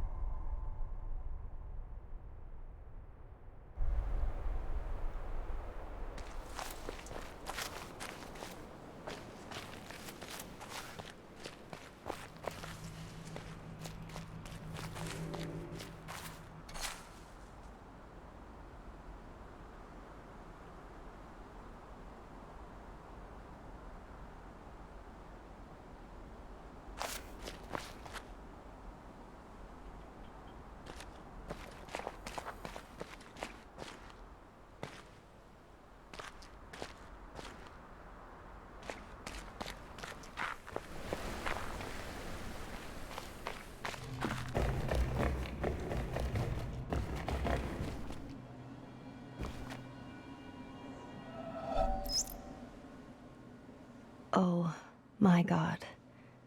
How does it happen in this poor old world? That thou art so great, and yet nobody finds thee. That thou callest so loudly, and nobody hears thee. That thou art so near, and nobody feels thee.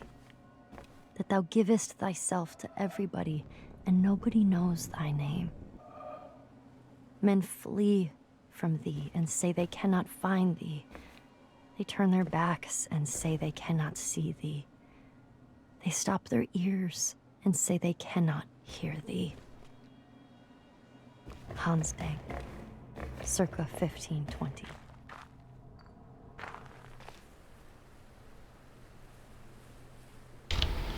I'm sorry. I'm sorry. There has been some noise made near me, near my rooms. I had to cut off a bit. One last thing I know about is... Yeah, what is this guy doing? Right? Is he waiting for something? Yeah, no, that's the same thing with the cup last time. If you just watch what he's doing down here, he's juggling the rocks, basically.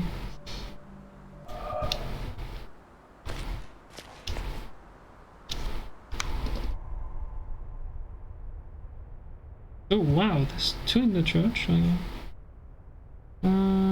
To the ring light brown building. Is it this? I think it's this.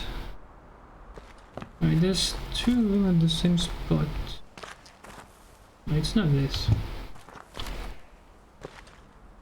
It's not this one. It's light brown. I had the bell tower. Well, I guess is it the same spot?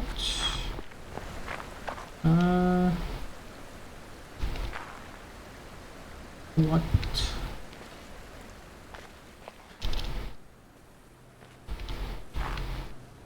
Huh? Okay, it might not be here then.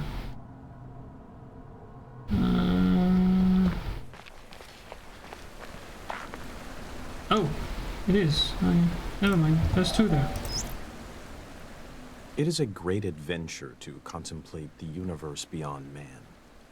To contemplate what it would be like without man, as it was in a great part of its long history and as it is in a great majority of places. When this objective view is finally attained, and the mystery and majesty of matter are fully appreciated, to then turn the objective eye back on man, viewed as matter, to view life as part of this universal mystery of the greatest depth, is to sense an experience which is very rare and very exciting. It usually ends in laughter and a delight in the futility of trying to understand what this atom in the universe is.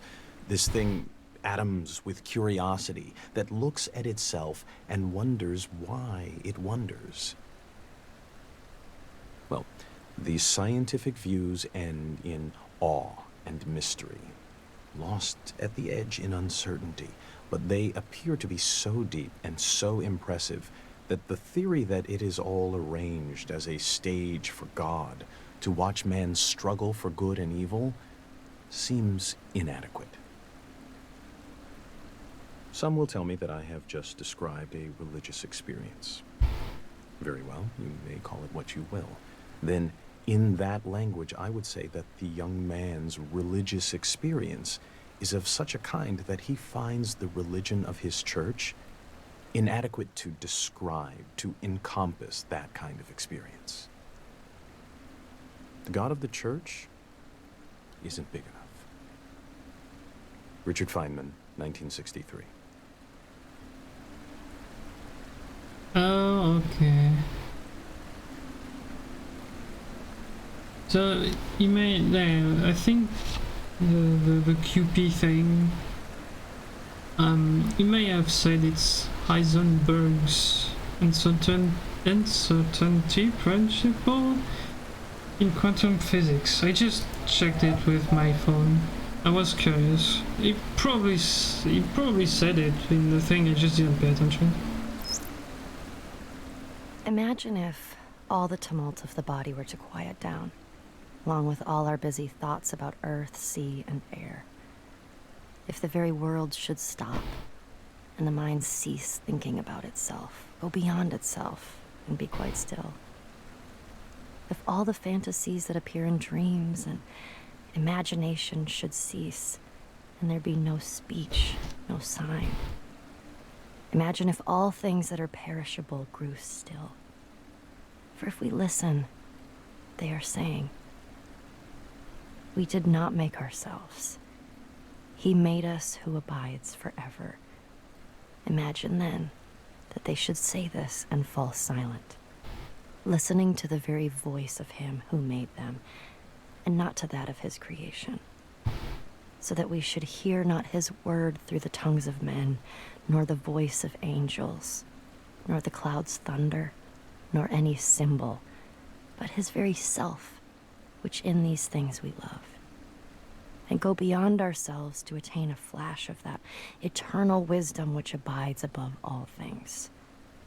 And imagine if that moment were to go on and on, leaving behind all other sights and sounds but this one vision, which ravishes and absorbs and fixes the beholder in joy, so that the rest of eternal life were like that moment of illumination which leaves us breathless. Would this not be what is bidden in Scripture? Enter thou into the joy of thy Lord. Augustine of Hippo, circa 400. Yeah.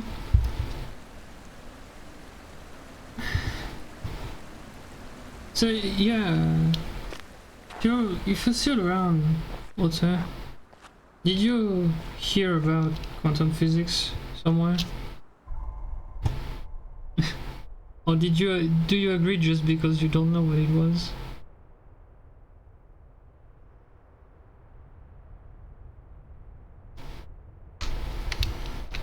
You just don't understand, so you're just saying, okay, fine.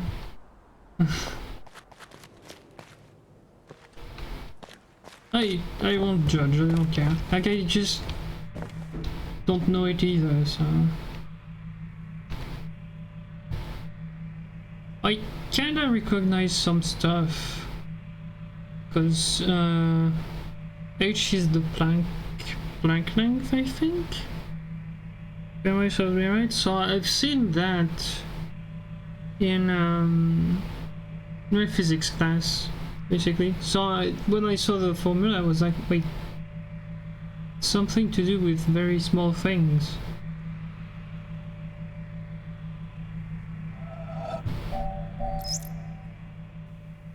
The concept of a clock enfolds all succession in time. In the concept, the 6th hour is not earlier than the 7th or 8th, although the clock never strikes the hour, save when the concept biddeth. Nicholas of Cusa, 1450. Okay, another thing I just saw and remarked as well is that the recordings that have not been done are lit up, and once you play them, they're black. So we can know when I'm landing on a recording if I've already played it, not because it's not lit up if I already played it somewhere. But I'm still gonna play it on stream because I like them. Sometimes it makes no sense, but that's fun. Okay, I need to go to the mountain. It's philosophical, I guess. I hate philosophy, but that's okay.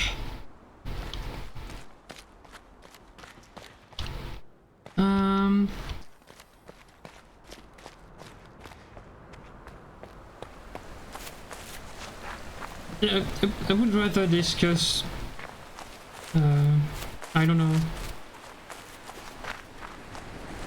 I would rather discuss chemical reactions than discuss philosophy, because I just don't understand what they're saying most of the time. Okay, it's very top of this, I think. Yeah, see, it's on this thing. I need to go up the mountain. Again. I need to go up, I guess.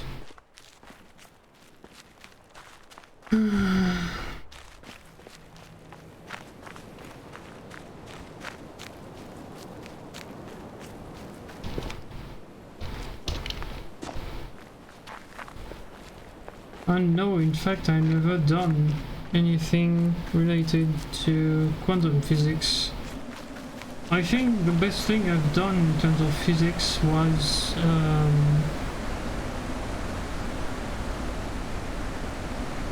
it's a formula with, I think that was pi and a cube root or something like this. Might be like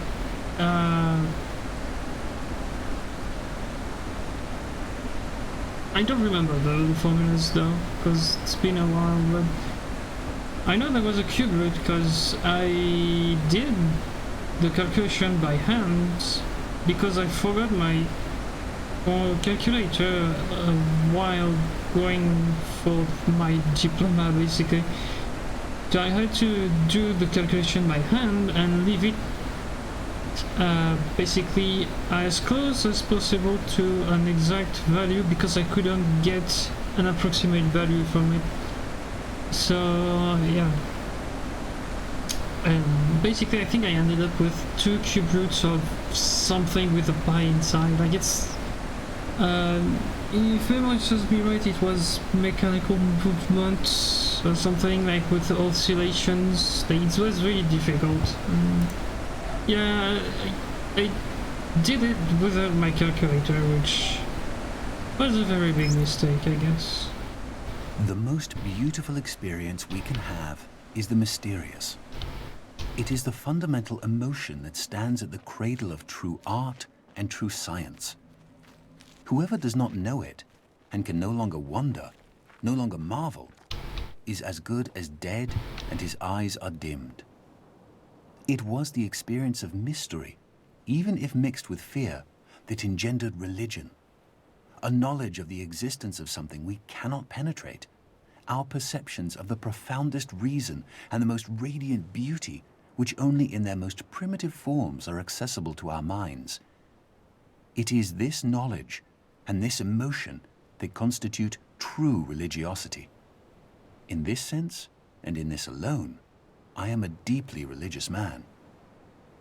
I cannot conceive of a God who rewards and punishes his creatures, or has a will of the kind that we experience in ourselves. Neither can I, nor would I, want to conceive of an individual that survives his physical death. Let feeble souls, from fear or absurd egoism, cherish such thoughts. I am satisfied with the mystery of the eternity of life, and with the awareness and a glimpse of the marvelous structure of the existing world, together with the devoted striving to comprehend a portion, be it ever so tiny, of the reason that manifests itself in nature. Albert Einstein, 1931. You could say then, since I didn't have my calculator to check my calculations, that I was uncertain about my answer. There we go. I wanted to place it, so yeah. Okay, now I need to go up at the top.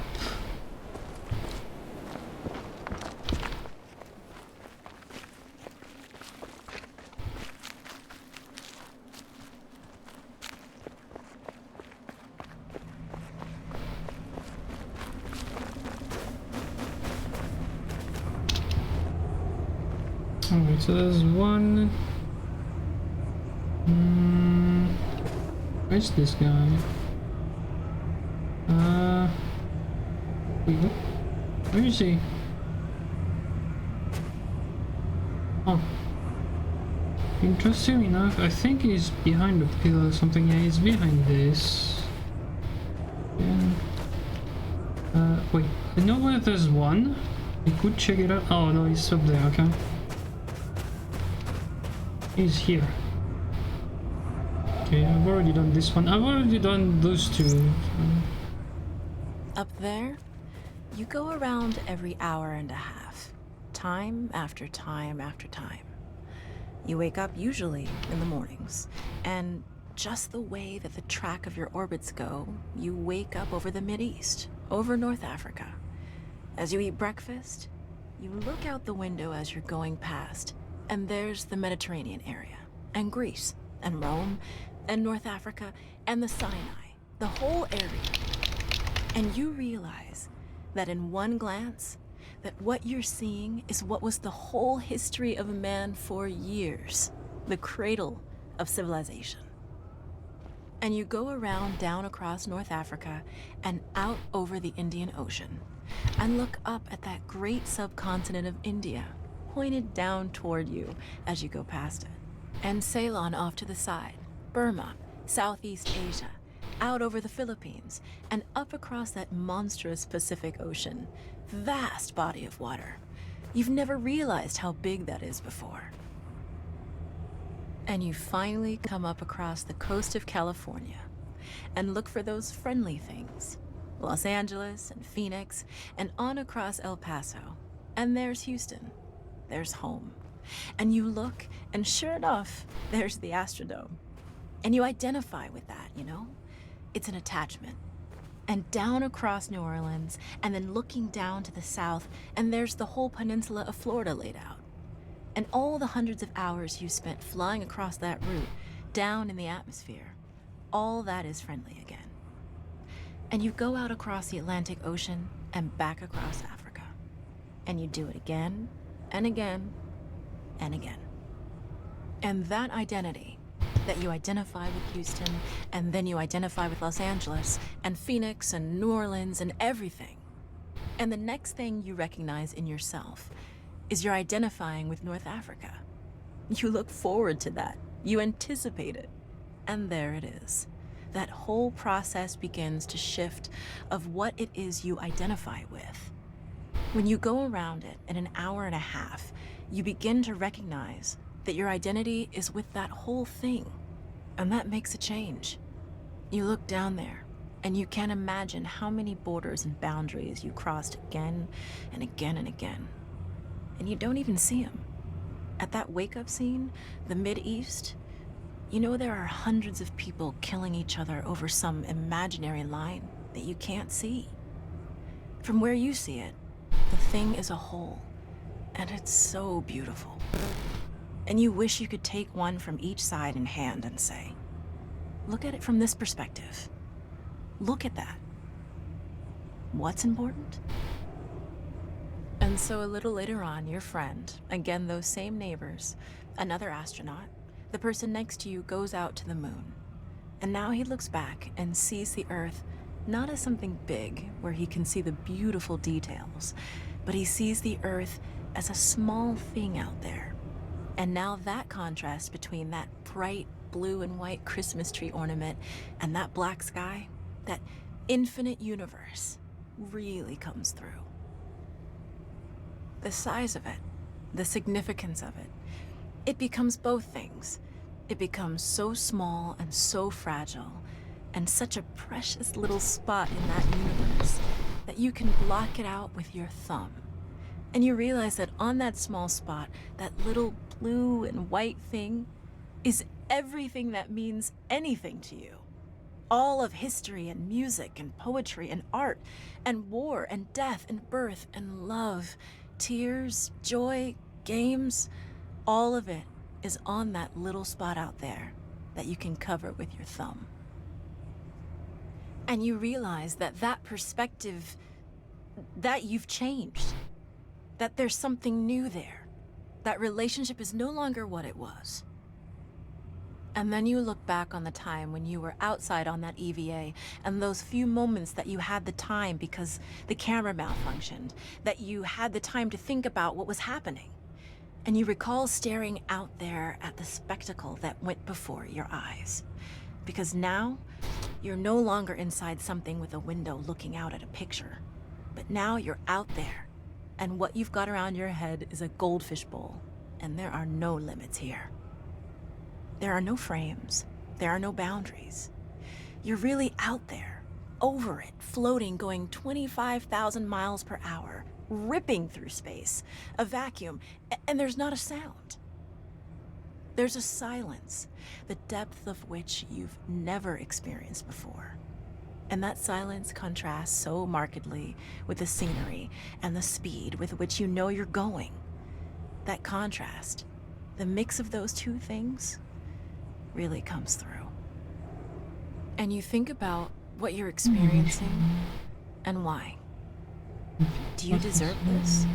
This fantastic experience? Have you earned this in some way? Are you separated out to be touched by God to have some special experience here that other men cannot have? You know the answer to that is no.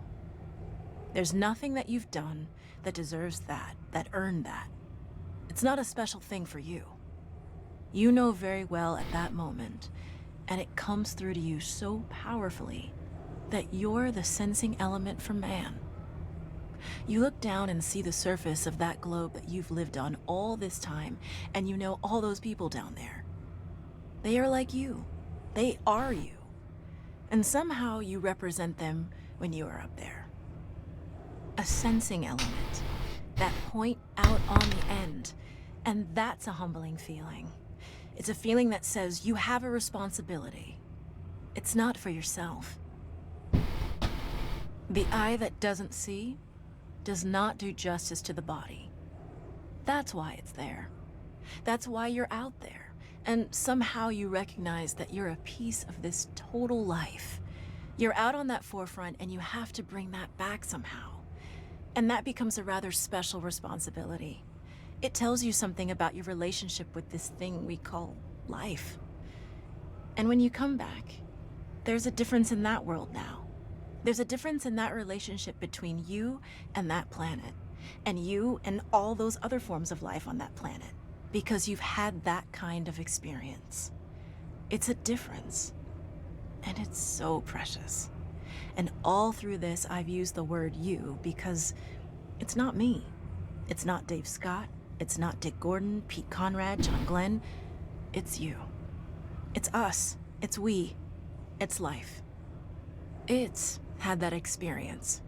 And it's not just my problem to integrate. It's not my challenge to integrate, my joy to integrate. It's yours. It's everybody's.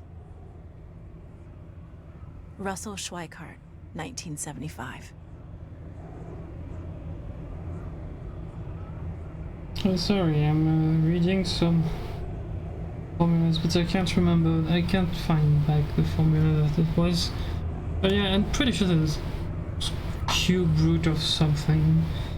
I'm pretty sure there was pi in the mix, because I think it was calculating some oscillations. So there might have been like both pi and a cosine somewhere in the formula, so yeah. It was fun. It was a fun time to be had, to be sure. Forgetting the calculator when you have to compute some really nasty stuff. That's very fun.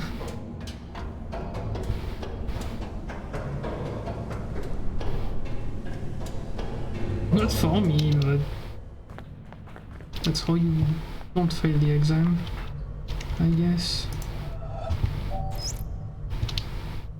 Therefore, I thank you, my God, because you make clear to me that there is no other way of approaching you except that which to all humans, even to the most learned philosophers, seems wholly inaccessible and impossible.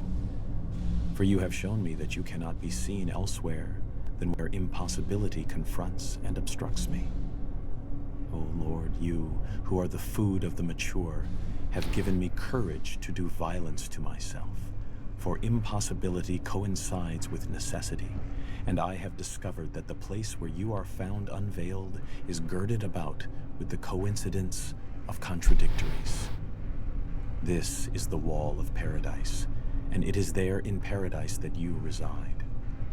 The wall's gate is guarded by the highest spirit of reason, and unless it is overpowered, the way in will not lie open. Thus, it is on the other side of the coincidence of contradictories that you will be able to be seen, and nowhere on this side.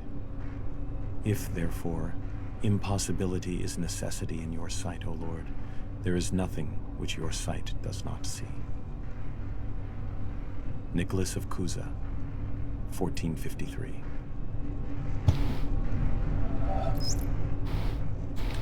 The relation between the controller and the controlled is reciprocal. The scientist in the laboratory studying the behavior of a pigeon designs contingencies and observes their effects. His apparatus exerts a conspicuous control on the pigeon, but we must not overlook the control exerted by the pigeon. The behavior of the pigeon has determined the design of the apparatus and the procedures in which it is used.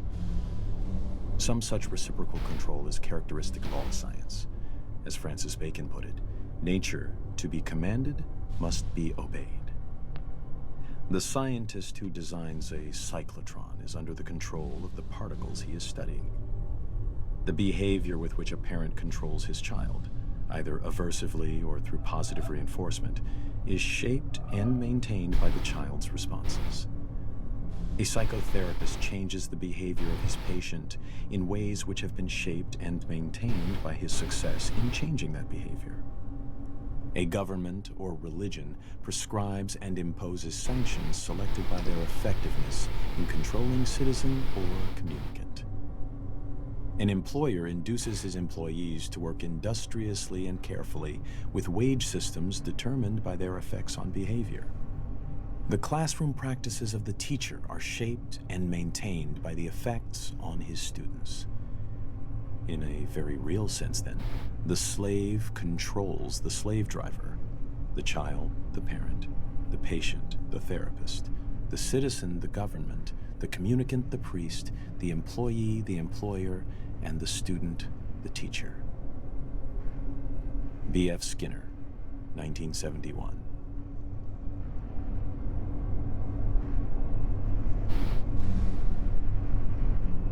Okay, let me check if there's not another one in the subsection there. Okay, this one we have. And of course there's one. Okay, we need to solve the puzzle differently. Oh, sure there was one. Alright, what do you need to do?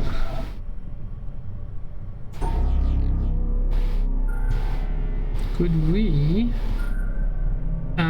yeah, well, we can do it like this. Momentarily, and then we just zigzag again once we're done with this one.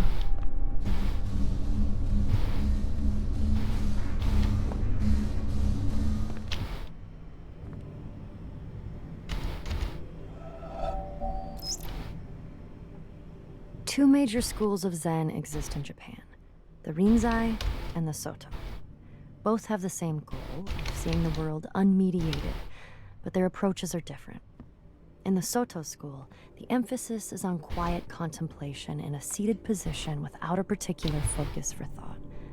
The method in the Rinzai school, however, is to put the intellect to work on problems that have no logical resolution. Such problems are known as koans, from the Chinese kengan, meaning public announcement. Some are mere questions. For example, when your mind is not dwelling on the dualism of good and evil, what is your original face before you were born? Others are set in a question and answer form, like, what is the Buddha? Answer, 3 pounds of flax, or the cypress tree in the courtyard, to name but 2 of the classic responses. According to tradition, there are 1,700 such conundrums in the Zen repertoire, and their common aim is to induce a kind of intellectual catastrophe, a sudden jump which lifts the individual out of the domain of words and reason into a direct, non-mediated experience known as Satori. Zen differs from other meditative forms, including other schools of Buddhism, in that it does not start from where we are and gradually lead us to a clear view of the true way of the world. It is not a progressive system in this respect. The sole purpose of studying Zen is to have Zen experiences, sudden moments, like flashes of lightning, when the intellect is short-circuited and there is no longer a barrier between the experiencer and reality. David Darling, 1996. And now I won't show you the videos that you can unlock in the game. For one reason, one specific reason, and in fact, if you have finished the game, you know why. If you didn't play the game, I've already watched said video twice. Well, I just gave you the reason, but I've watched a specific thing in the game. What am I doing right now? I'm trying to go back through here. Okay, I think I'm good, even though I kind of bulked it. We should be okay. Yes, it's not here, it's here. You need to go here and go through here, yeah. And yeah, no, I'm not gonna show the videos. I'm not stupid. There's one in particular that I just don't want to see again. So yeah, no, I'm not gonna do that. Yeah. You see, a motif is this. He put his hands together, drew them apart, the 10 fingers open, then slowly, very slowly, brought them together again, clasped them, squeezed them tightly, meshing them. That's what one should try to achieve. If one hand is held too high or too low, it won't work. Not a single link should be too slack, leaving a hole through which the emotion, the light, the truth can escape. You must understand that I work on the whole canvas, on everything at once. With one impulse, with undivided faith, I approach all the scattered bits and pieces. Everything we see falls apart, vanishes, doesn't it? Nature is always the same, but nothing in her that appears to us lasts. Our art must render the thrill of her permanence along with her elements, the appearance of all her changes. It must give us a taste of her eternity. What is there underneath? Maybe nothing. Maybe everything. Everything, you understand? So I bring together her wandering hands. I take something at right, something at left, here, there, everywhere. Her tones, her colors, her nuances. I set them down, I bring them together. They form lines, they become objects, rocks, trees, without my planning. They take on volume, value. If these volumes, these values, correspond on my canvas, in my sensibility, to the planes, to the spots which are there before our eyes, then my canvas has brought its hands together. It does not waver. The hands have been joined neither too high nor too low. My canvas is true, compact, full. But if there is the slightest distraction, if I fail just a little bit, above all, if I interpret too much one day, If today I am carried away by a theory which runs counter to that of yesterday, if I think while I paint, if I meddle, whoosh, everything goes to pieces. Paul Cézanne, as related by Joachim Gasquet, 1921.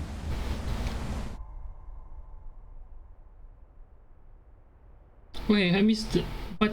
I missed this one? Oh yeah. How did I miss this? It happens, I guess.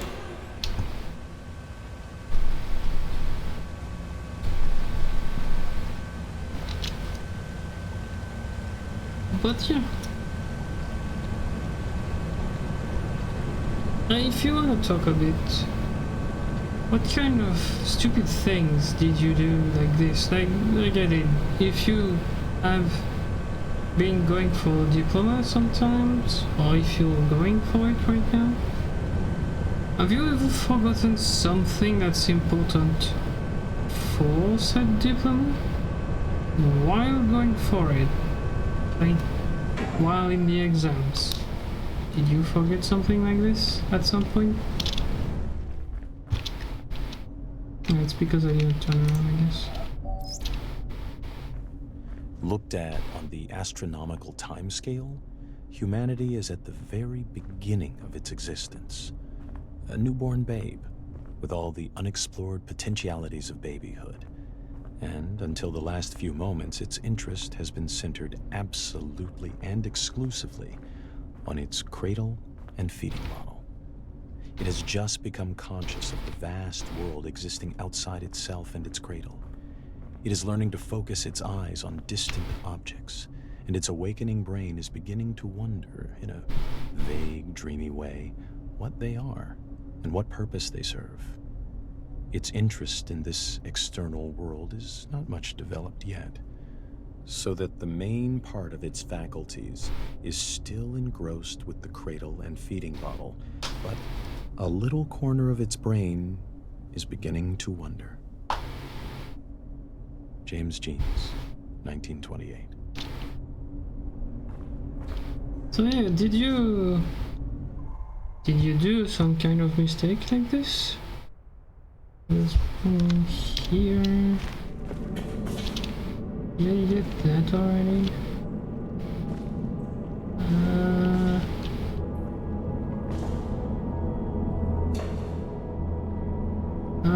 I didn't. It's there. In any case, our 3 days old infant cannot be very confident of any interpretation it puts on a universe which it only discovered a minute or two ago.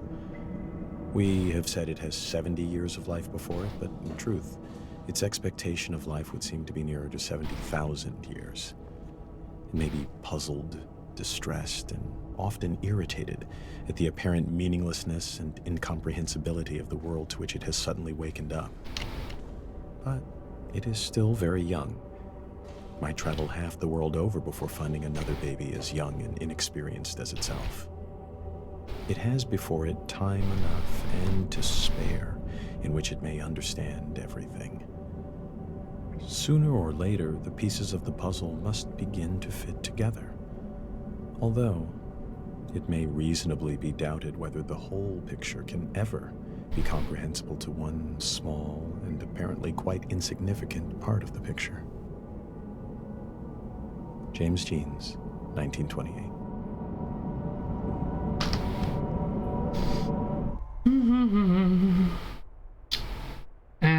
I need to go in the caverns, so I need to go back up. Alright, let's go back up.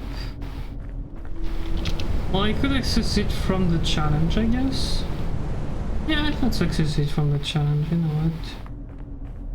Let's do this. Let's do it like this. Okay, so let's see, can I solve that again? It's 3, then you go center, you do 3. This one, need to S and do this. Then you go around this one. Yay, fun. Yeah, I think it was a different solution again. It works, I don't care. I don't care, I don't care. Dang the lag. Train tracks, so it's basically at the bottom of there. It should be here, yeah. God bade me behold the sea, and I saw the ships sinking and the planks floating. Then the planks too were submerged. And God said to me, "Those who voyage are not saved." And he said to me, "Those who, instead of voyaging, cast themselves into the sea, take a risk." And he said to me, "Those who voyage and take no risk shall perish." And he said to me, "In taking the risk, there is a part of salvation." And the wave came and lifted those beneath it and overran the shore. And he said to me, "The surface of the sea is a gleam that cannot be reached, and the bottom is a darkness impenetrable. And between the two are great fishes, which are to be feared." Nefari, circa 970.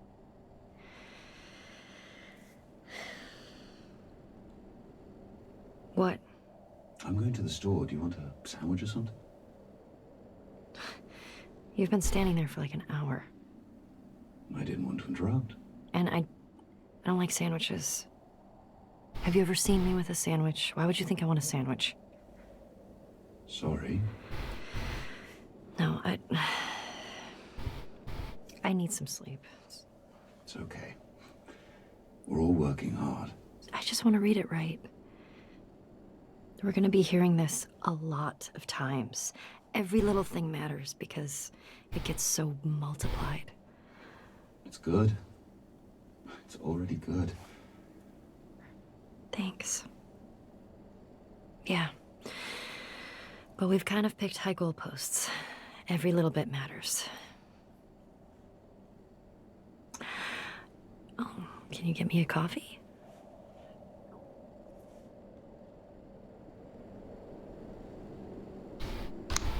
Alright. There's one hidden in the stairs. Dang. They hide this everywhere. Is it up here?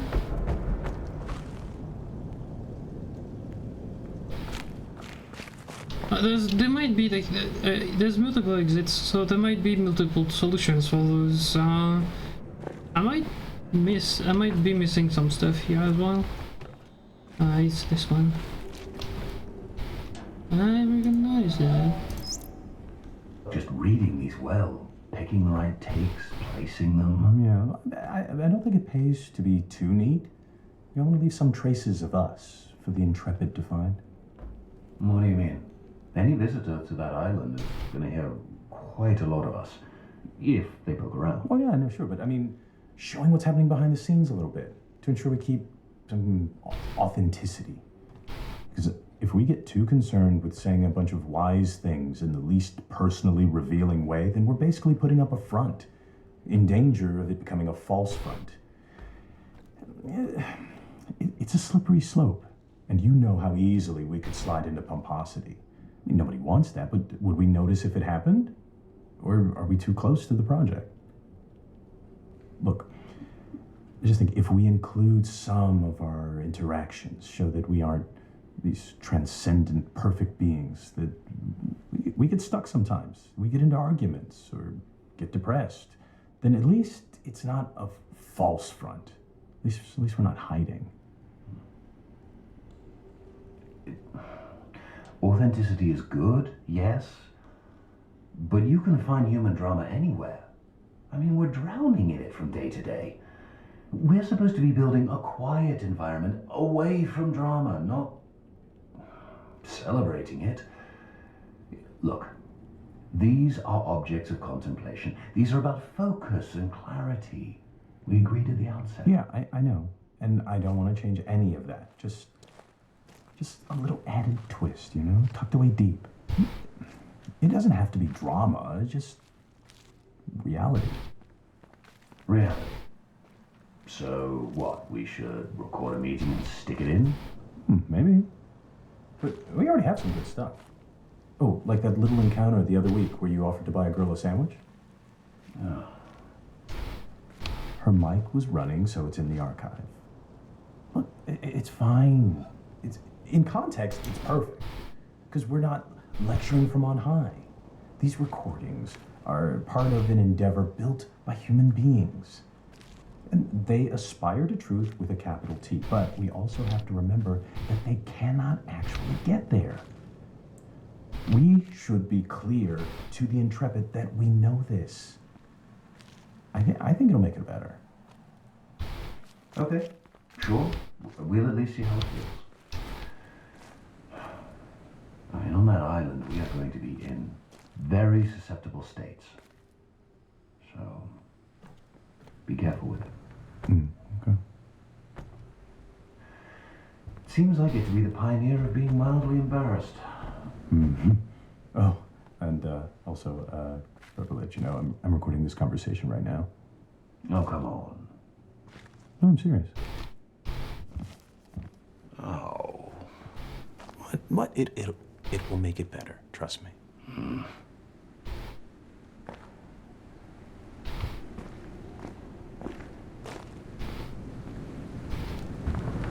And did it make it better? I don't know. You tell me. Wait, what? Huh? Wait a second. I missed one here.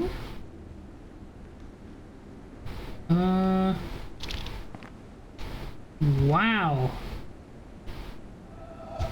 Dang. It's just the new teapot beeping. It boils fast, but that beep bothers me. Moving on?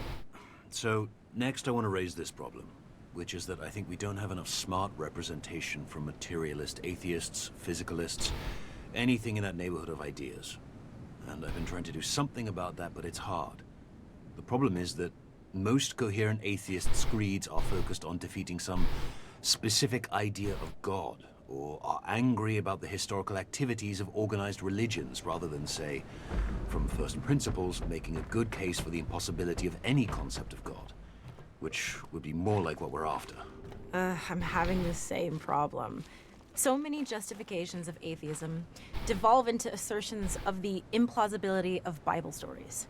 Someone like Bertrand Russell, a very advanced thinker, but his commentary on religion all seems to be like Why I Am Not a Christian. Very limited in scope. It is way too small compared to the vision of God and the pieces we're juxtaposing. Can you repeat that last part? You kind of just dropped out a little bit. Oh, just that it's a very provincial idea of God that's usually advanced in those arguments. Sometimes even a straw man God. And it doesn't have much in common with the God visualized by Cusa or Spinoza or the great Sufis or even Einstein. Whoever. So it just doesn't play on the same field. When people are explicitly pushing materialism, they're usually philosophers or writers, not physicists, not people who actually do the frontline work of understanding the physical world.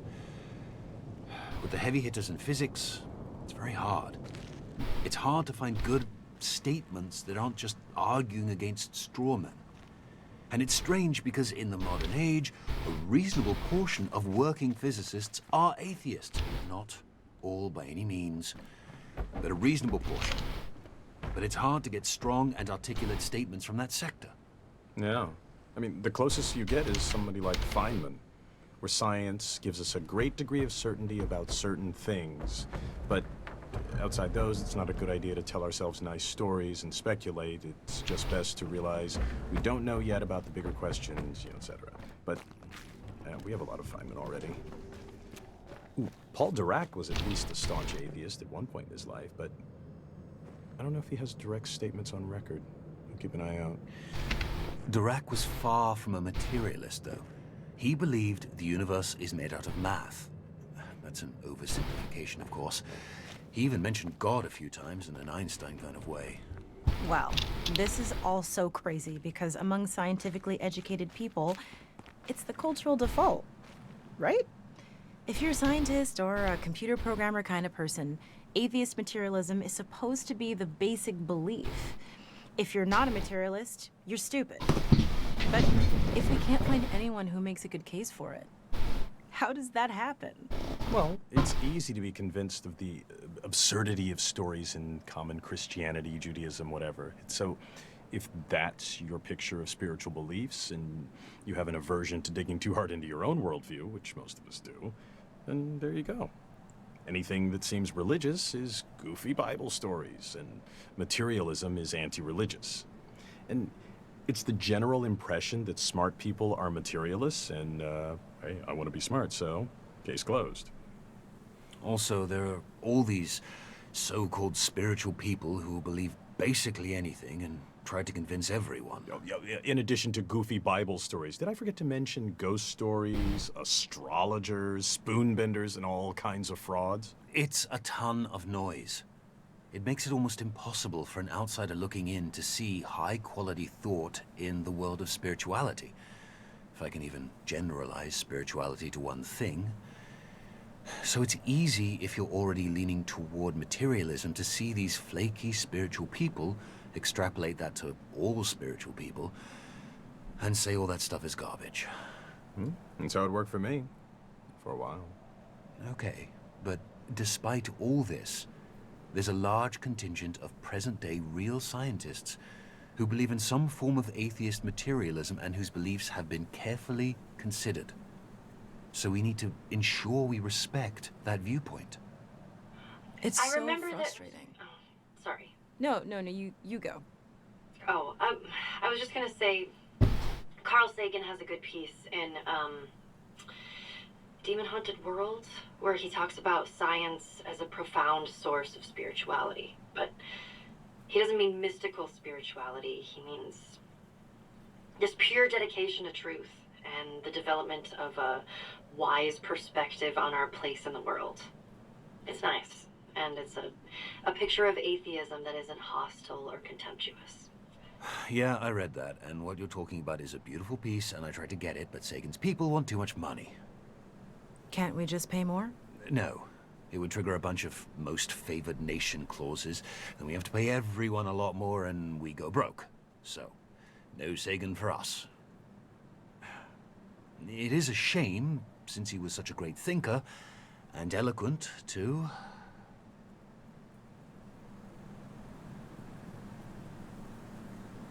We're done.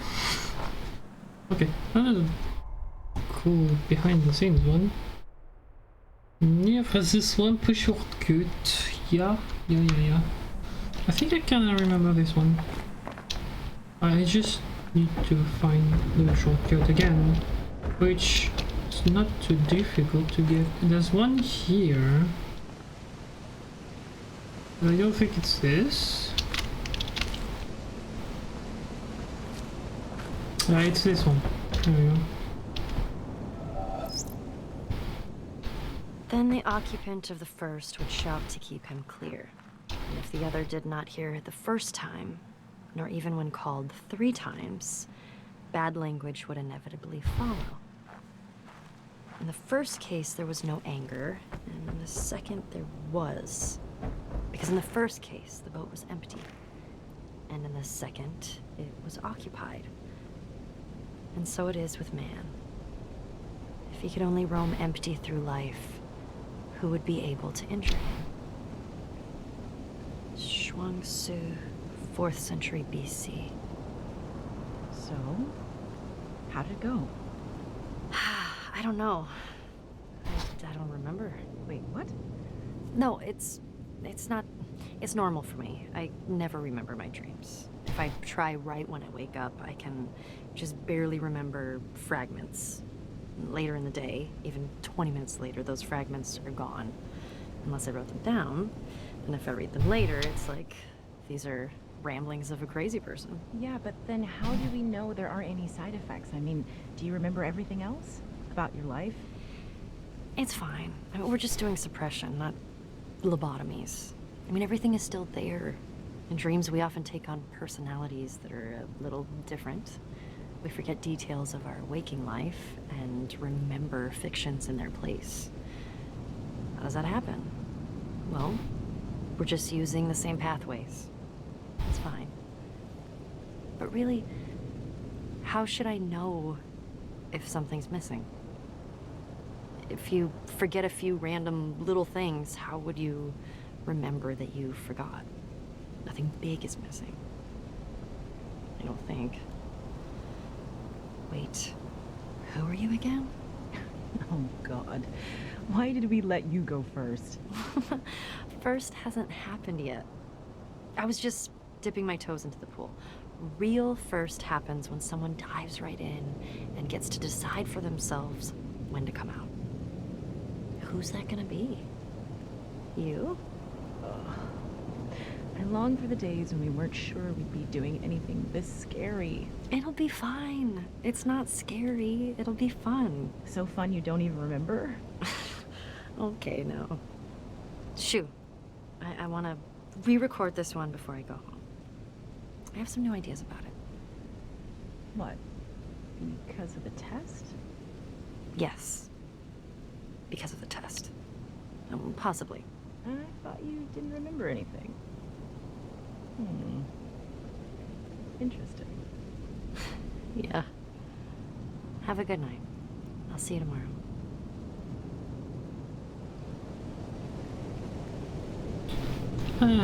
By the way, the part with the when she speaks about the dreams, it's about the same for me. I just never remember them. Oh, not never, that's not true. I do remember some of them sometimes. It depends,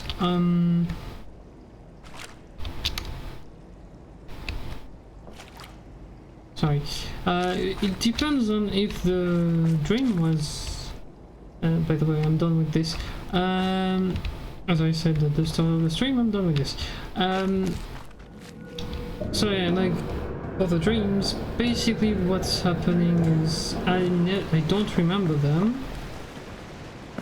Unless it's something that just happens to come back in my mind. Because of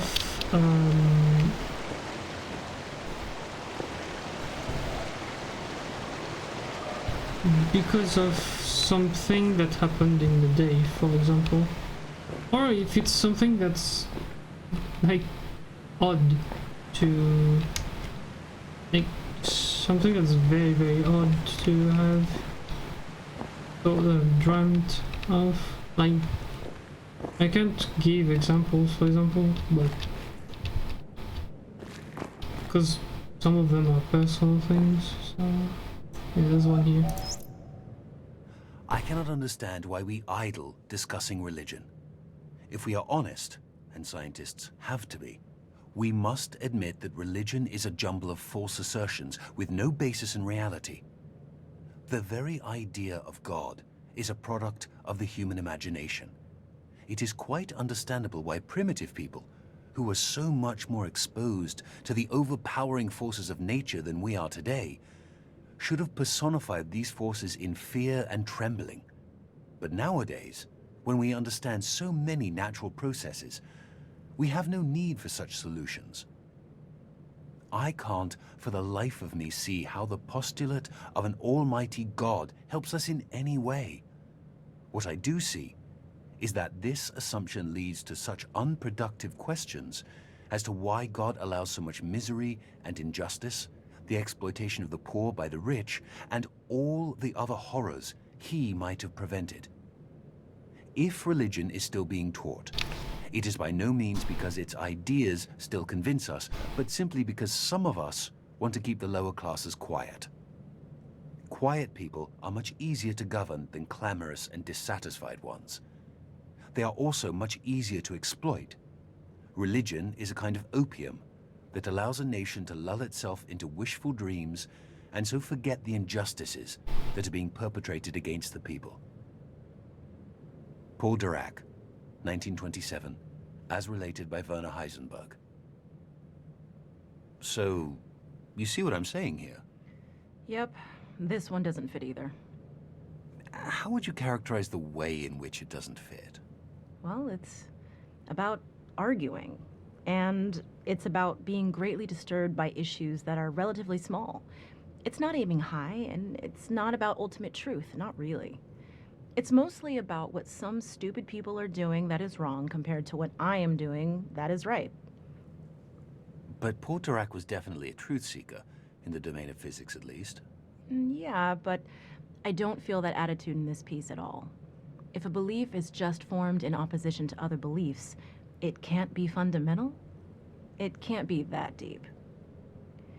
But, you know, where he says the thing about natural processes, he starts to outline an actual philosophy.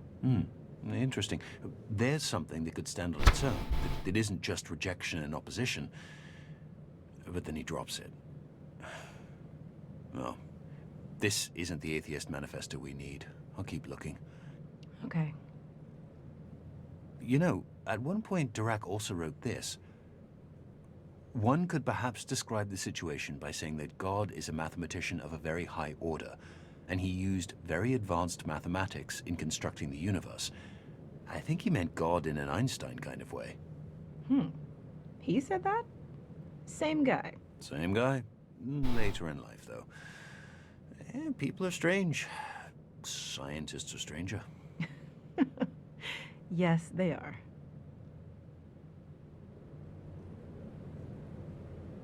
So yeah, I was saying stuff about dreams. Don't drop that?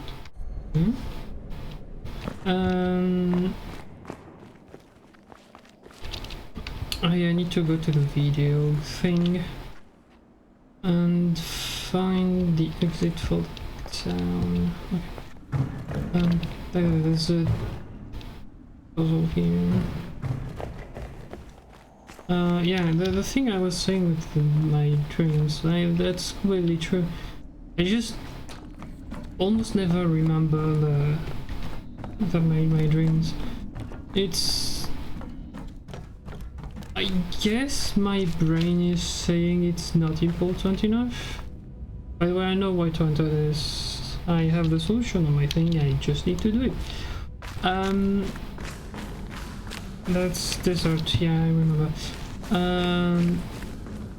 Yeah, but I never remember my dreams, basically, because I don't know. I have some kind of... that's the windmill. I don't know, I have a memory of stuff, but... yeah, by the way, I have all the videos as well. I'm getting sidetracked for what I'm trying to do here. That's done. Maybe an alternate solution on this one. No, there's not. That's the only way to finish it. Well, yeah, that's the only one. Getting sidetracked from what I was saying, and of course I'm on the wrong spot, I think.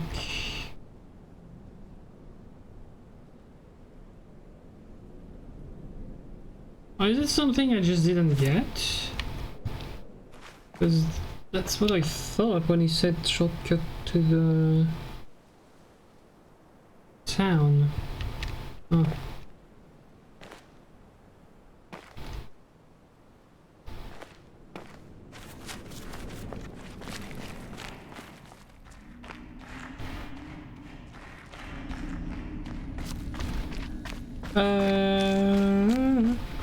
Blah blah blah.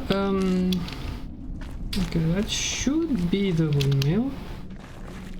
Which wouldn't make sense if it was this, because it would have said windmill.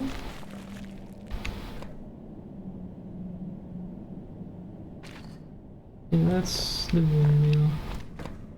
For sure. Yep. It's missing the exit, but alright. So dreams and stuff, yeah. Yeah, I never remember my dreams. Unless like they have something very weird about them.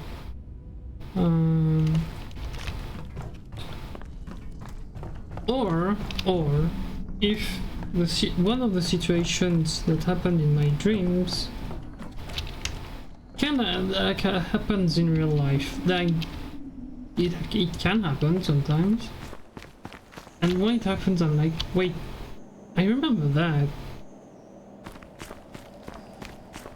But oh, okay, it's right here. But I've never lived that per se. It's in my dreams, so it just pops back up. And it could be very normal situations, or it could be completely weird ones as well. And if it's very, very weird stuff, I remember that. If it's something that can happen, I won't remember it per se straight away. But when the thing happens, I'm like, wait, I've already seen that. So I am. The concept of a clock enfolds all succession in time. In the concept, the 6th hour is not earlier than the 7th or 8th, although the clock never strikes the hour, save when the concept biddeth. Nicholas of Cusa, 1450. That's mine, you know. Yeah. Well, I have some ideas about it, and I just wanted to give it a try. See how it goes? Next thing I know, you'll be taking over all the Kuza pieces. What kind of ideas? I don't know. Subconscious drives, right? Like, with anything creative. Did you feel this way before your trip to the island? Or after? Well, I think after. Yeah, mostly after. I had a seed of it before, even back when I first heard the piece, when you first picked it out. But I didn't really notice then. Now it's like the princess and the pea. I don't mean to be stepping on your toes, though. Really, the drive is personal. I wanted to record this one, so I can hear it the way I want to hear it, just to set something right for myself. Okay. I'm gonna file this under the category of good problems to have. Your attitude to the piece changed or clarified, I guess, maybe based on the trip. That means it's working. Something's working, right? Maybe. Back when we started, I would have counted us lucky to ever get this far. But here we are. Here we are. Record away, and I will take my leave. Thanking you for this opportunity to introspect on my aversive feelings. You're welcome. Alright. We have one more. 7th box. Oh. Oh. Right by the box. Okay.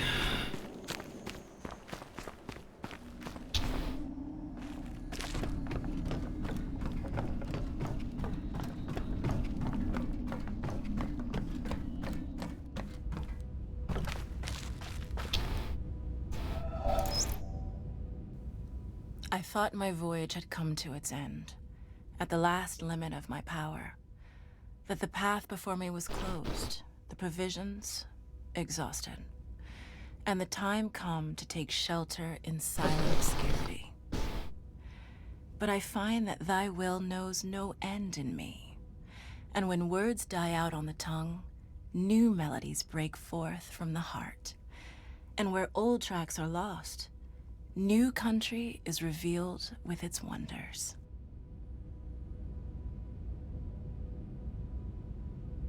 Alright. No, it's the last one, apparently. Alright, let's see if it's the last one. Need to go to the lake where is the lake? Lake is a town, so go back up, I guess.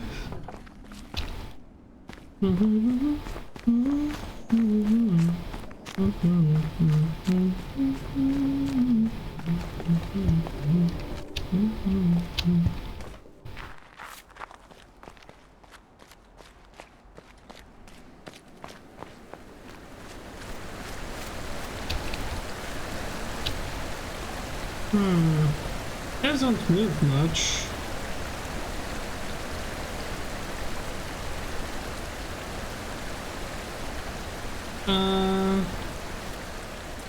Do I see all the flowers open? That's my question as well. Okay. It seems to be the case. I don't want to jinx it. I think I have everything.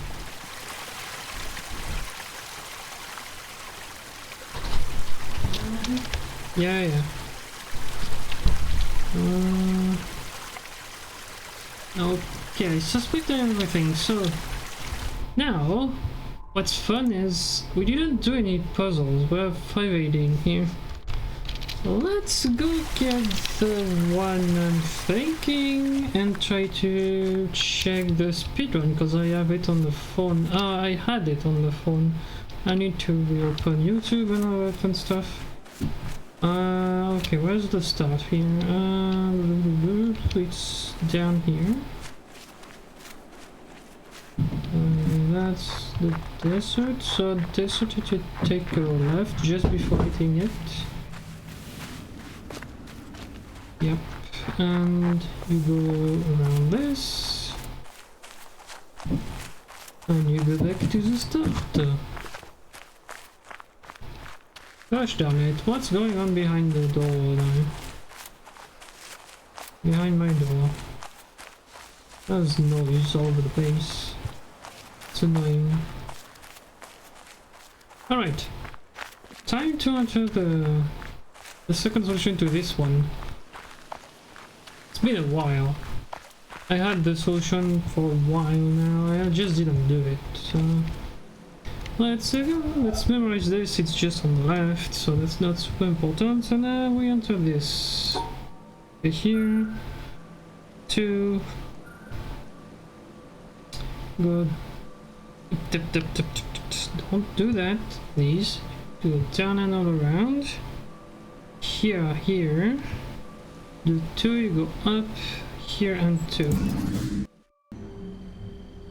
There we go, that's 1. That's to do the puzzle up there. So now my other question is, I'm just going to do this. And oh, because I see a second opening here. So let's see, where are the black dots? Can I get the black dots and go down here at the end?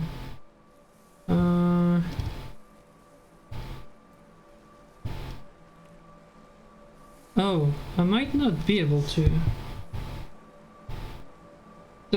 I'm saying stupid things. Okay. That might be 2 down now. Dang the lag. Come on game, don't lag on me. Alright, so that might be 2 done. I think there's a third one right here. And then I know for sure, I think it's this one. I entered the 2 solutions on this one because we saw that the side path was opened and we needed to do this one. The second solution of this one to open the first door, to open the other doors for the path. So I think we are just missing 3. And I might I have another solution on this one. So let's see. Should be the first one on the other videos. Thing.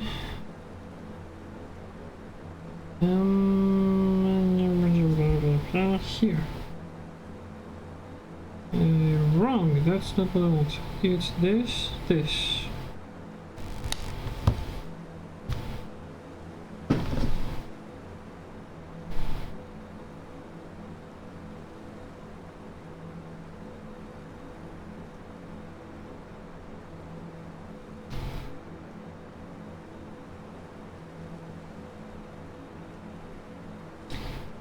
The guy was really fast in the speedrun. That's his goal also.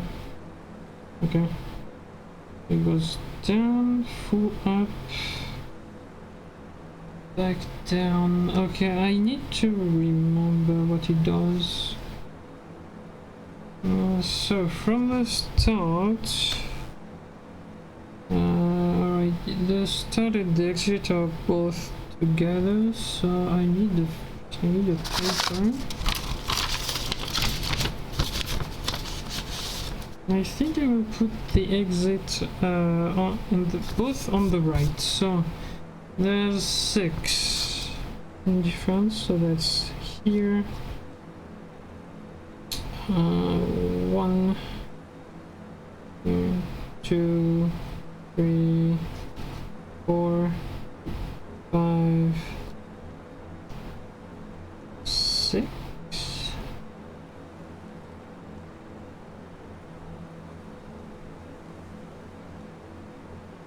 Right here. There we go. And then from here, how many do we have? 1, 2, 3 blocks, 4 blocks, 5 blocks, and 6 blocks across. So if we go for...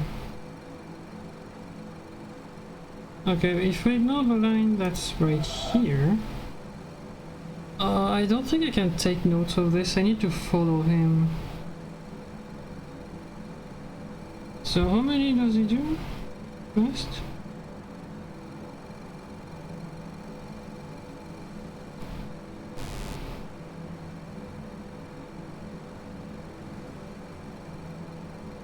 Okay, he goes 3. Alright, he goes 3 left.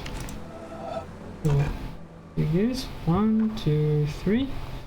Then he goes up to here. Goes up to here, does 1, goes there. Wait, it doesn't work. It might not be 3, it might be 4. I don't see the triangles. Huh. That's interesting, because if we do this, it doesn't work, because I need to turn here, which puts it at 2, that's just not doable. So what I would guess is he goes here instead. Goes up to here, goes here, then around, then up, then straight across, up there. And is he done? Did he do this? Yes? Okay. Oh, he's done there. Okay, so that should be another solution. Did it keep that? Yes, it did keep that. We were on the other one, so we know we have those two. We know we have this, because we reset it and all that stuff, so now we just reset the thing. No, I don't want this. I want this. Come on. Thank you. There you go. So that should be +3. I would guess. That's +1. What? So that means that only the entrance counted. I guess the other two just don't count for some reason. Huh. That's interesting. Okay, let me check what he does. He does the pillar like this. Okay, and he does the entrance here, which we don't care about. Then he does 1. It's the puzzle on purpose for the hidden puzzle. Alright. That's it. Because now he does the other 2. He does this one, which opens up the grid. Once he does this one and the other one.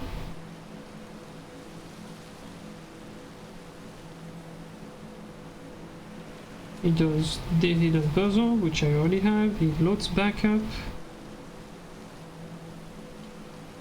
Then he does 1. Does the second one to reactivate the thing. Then redoes the first one. Okay, so that means there's no multiple solutions here. Where does he go? Where is he going? Oh, he's doing the other solution from here. Well, that works, I guess. He's doing hidden things. And that's a 2-hour speedrun, so I just want to just check everything. Well, there's a 58-minute part with the video because he's doing everything, so... He's not doing the recordings, because... yeah. But he's doing everything else, so... yeah, I'm pretty sure it's like this. It's not even that I'm pretty sure. I'm sure there's a 1-hour thing. So usually I don't want. If I see him do it, I'm just gonna skip. But yeah. And so that means there's like 3 of them left. No, 3. Okay, so there might be the panels that I'm missing. So let's see. How many am I missing right now? 4. Okay. Otter, are you still around here? Because I'm gonna need you to explain to me what signals me on the lake. If I have the hidden things, the discarded puzzles or not. And if anything, if I'm missing 1 or 2. Like, there's 4 puzzles left to finish completely. Because we're missing some. And just what I want to know is, since you told me like there was that thing on the lake, or at least near the lake, I guess, is if you see something missing.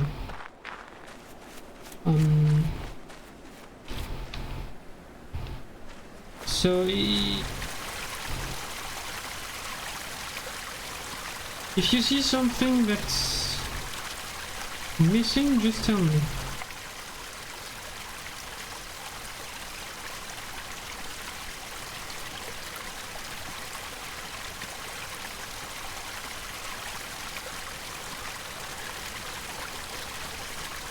Or just tell me what I should be looking for the panels.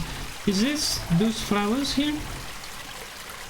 I thought like both of them were just recordings. But if it's the yellow flowers, I think I have everything.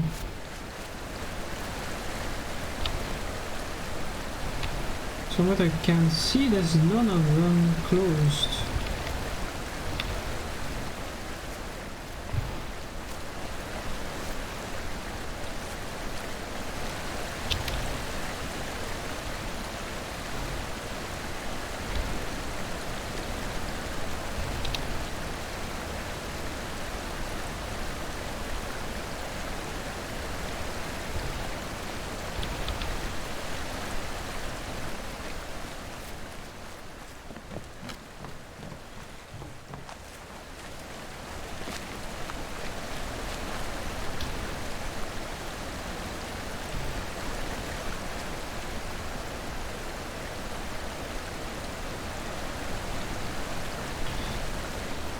Let's review what it was.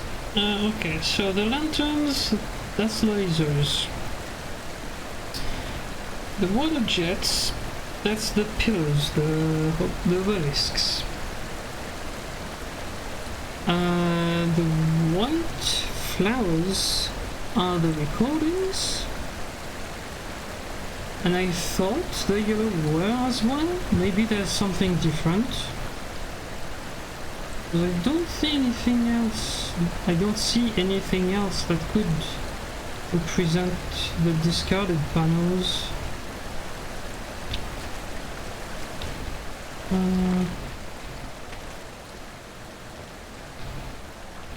Right, do I have everything?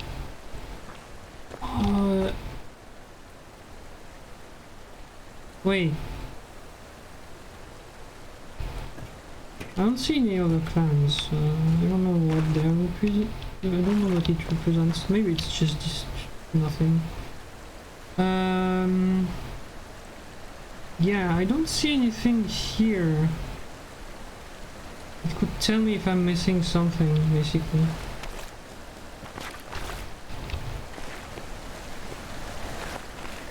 Other than the statue. The statue itself is telling me that I'm missing stuff, but... what am I missing? We got all the recordings then? Because I followed the Let's Play I had on the side, so...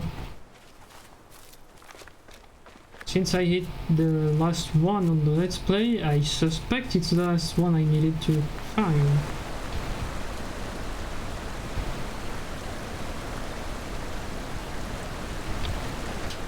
So my question is,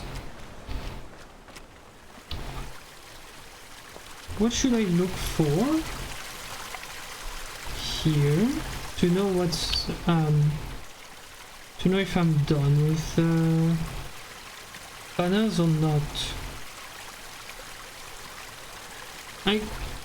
If you're around there, just help me there, cause I just don't know. I don't see what it could be.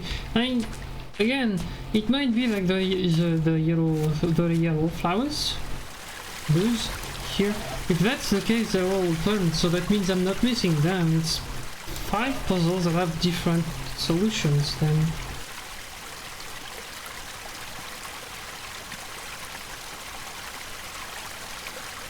I don't remember a section where I have 2 next to one another.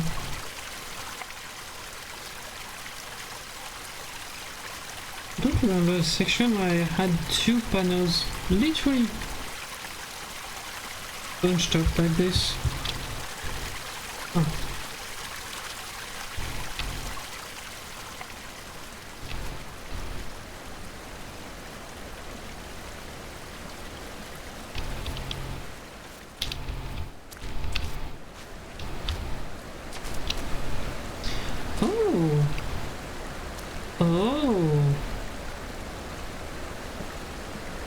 Wait, there's clams here.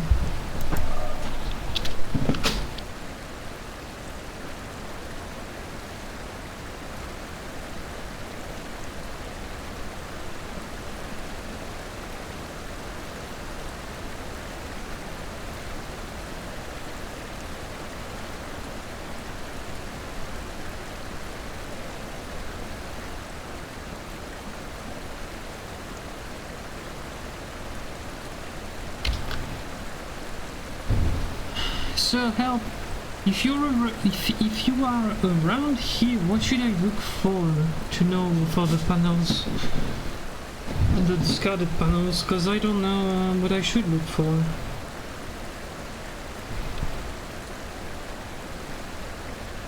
Because the clans are barely visible. If it's the clans, wow. There seem to be a lot of things. Yeah, see there's clams here. Most of them are open though, so...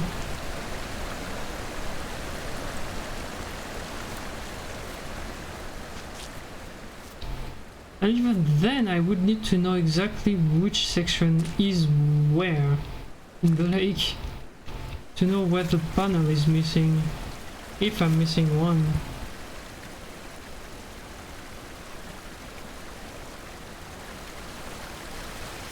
And then again, there's the middle of the lake, you cannot see anything, there's way too many reflections. So if there's a clam that I'm missing in the center, I just don't know. There's one there. One here. They're all open, so... Currently they're all open, so...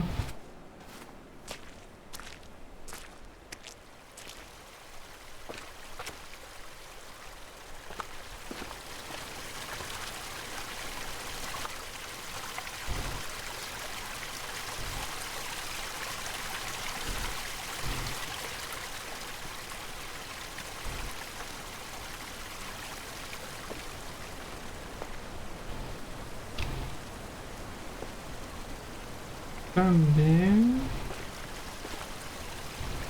Oh, that might be those, but if it's those, I don't see any that's not open, so I might have all the panels already. Well, again, there might be one in the dead center of the lake, but with all the reflections, I can't see it. So, yeah.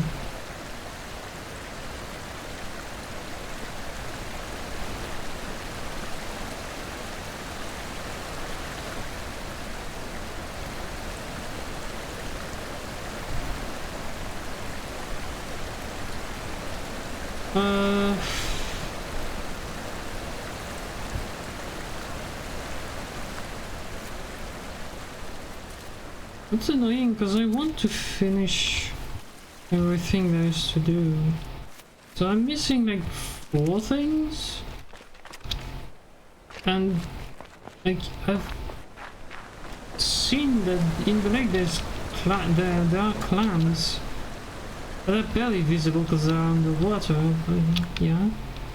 And most of them I've seen are open, so if it's something like this, if it's the clams that are telling me what the, like, if I'm missing a panel or not, I didn't see any that's closed, so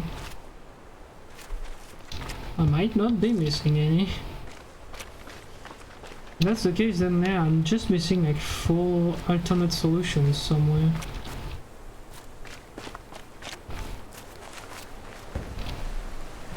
Yeah, see, there's a clam here. It's opened.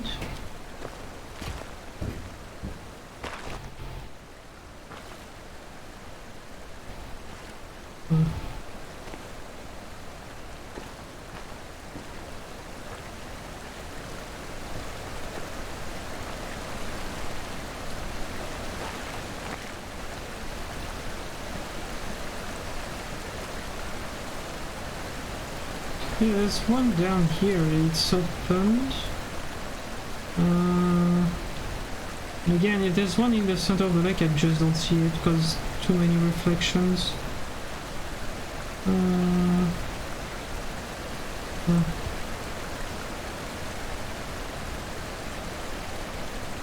So what, am I missing like a hidden panel or something? Yeah.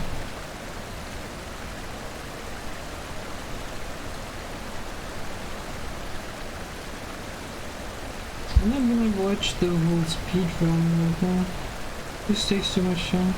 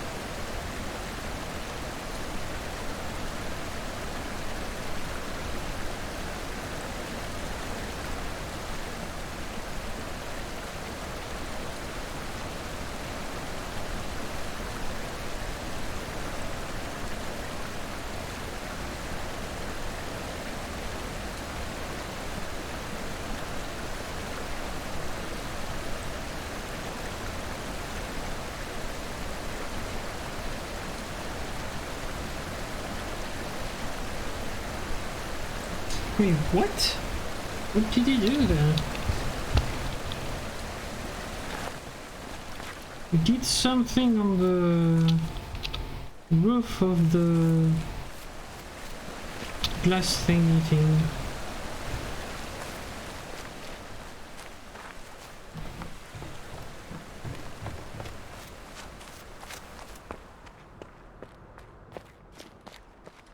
Like, my question is, if you're still around, dude, I've checked the lake extensively right now. Like, I've done like 2 circles around, maybe I've seen them. Did you see anything that was missing?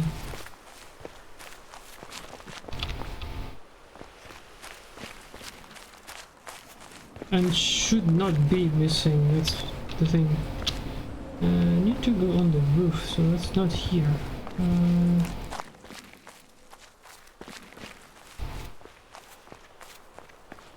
It's not of need, I want to go on the roof. How do I go there? Huh, I know.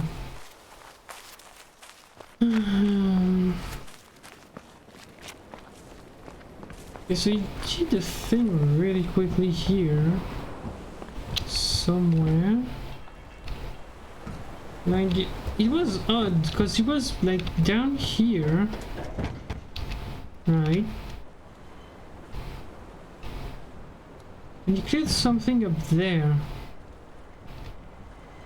Here. Like, he clicked something there.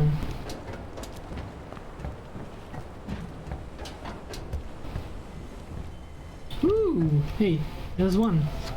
Alright. Thank you, speedrun. That's one down. Need that move? No, no, I don't want new game. 520, hey. 3 left. Alright. Thank you, speedrun, for just helping. So it may be hidden panels that I'm missing. I guess that makes sense. Yeah, it's 520, 3 left.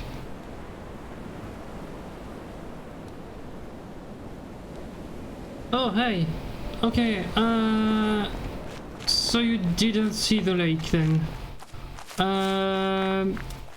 Because I was checking it out, I was trying to understand what you told me was for the panels. And I checked it for like 5-10 minutes trying to understand. And I think I got what it was you were saying, but if it is, then I have no idea. Little floating triangles. Oh, interesting. Because I've seen little floating triangles. What? I'm pretty sure I've solved a lot of them, and it's just what?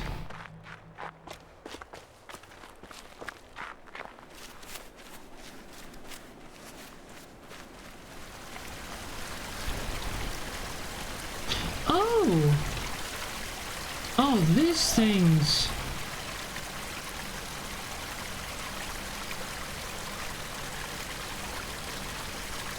Most of them will be gone now.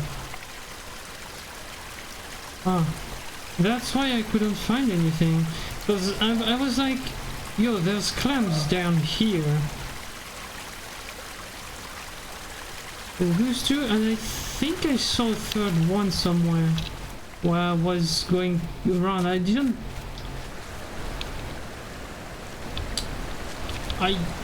compute that it was this. And then I also need to find which section which sections of the island they're in. That's gonna be fun to find.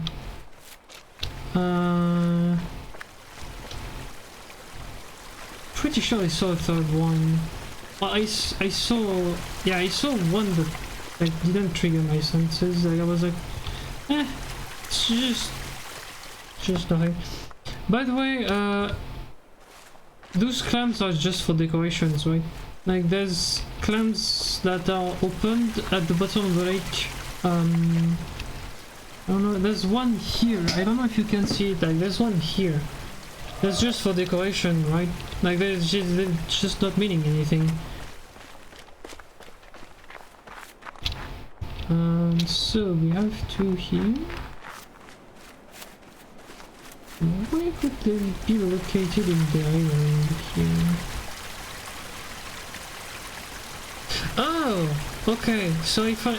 Okay, so I have opened all of them, so all the clams are opened. Okay, nice. So where could that be? Which section of the island could that be? So you have two there. I think the third one is completely at the opposite. It's down here somewhere. That is the jungle. Okay.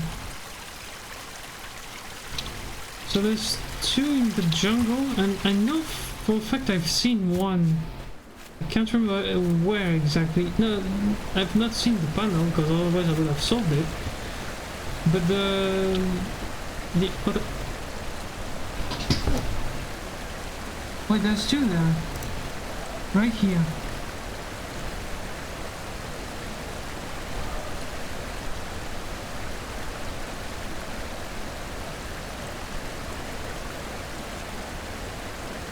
Wait. Am I seeing that right? There's two there.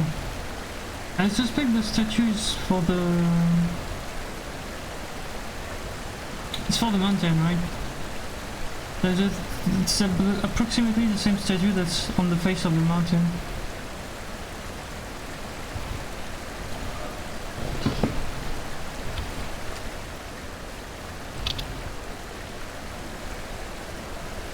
Yeah, there's two there, okay. It's not 523, it's more than this, I guess. Because you said like if I solve the panel, right, it disappears. Like the triangle is not in the lake, right?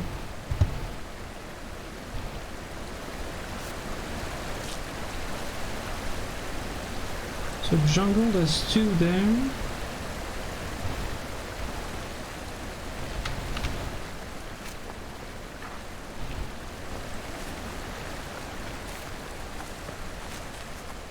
I'm pretty sure I saw one alone somewhere.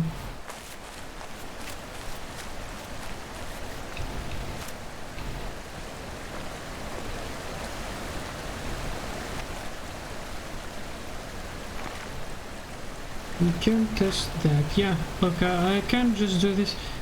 I'm pretty sure I've seen one alone somewhere, but one triangle here. There you go. It's here, it's alone. Here. They are sort of under the water. Maybe. The one near the statue? Maybe. I didn't pay attention. Like you said this. You kind of said. Wait a second.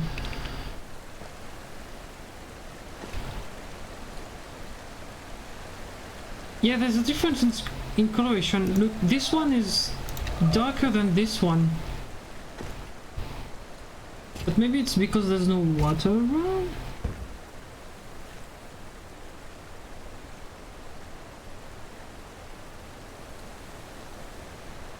Well, I would have guessed because this.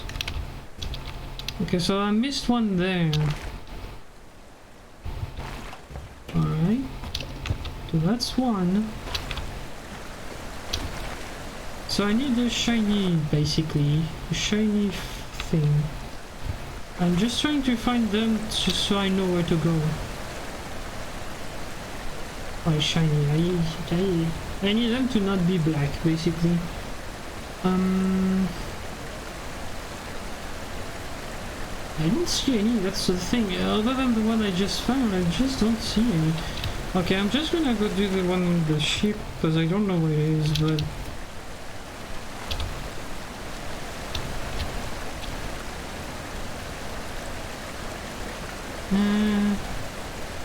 Yeah, I'm just gonna go do this. Okay, I'm just gonna go do this one, and then maybe there's 2 left. Maybe it's 2 alternate solutions, maybe not.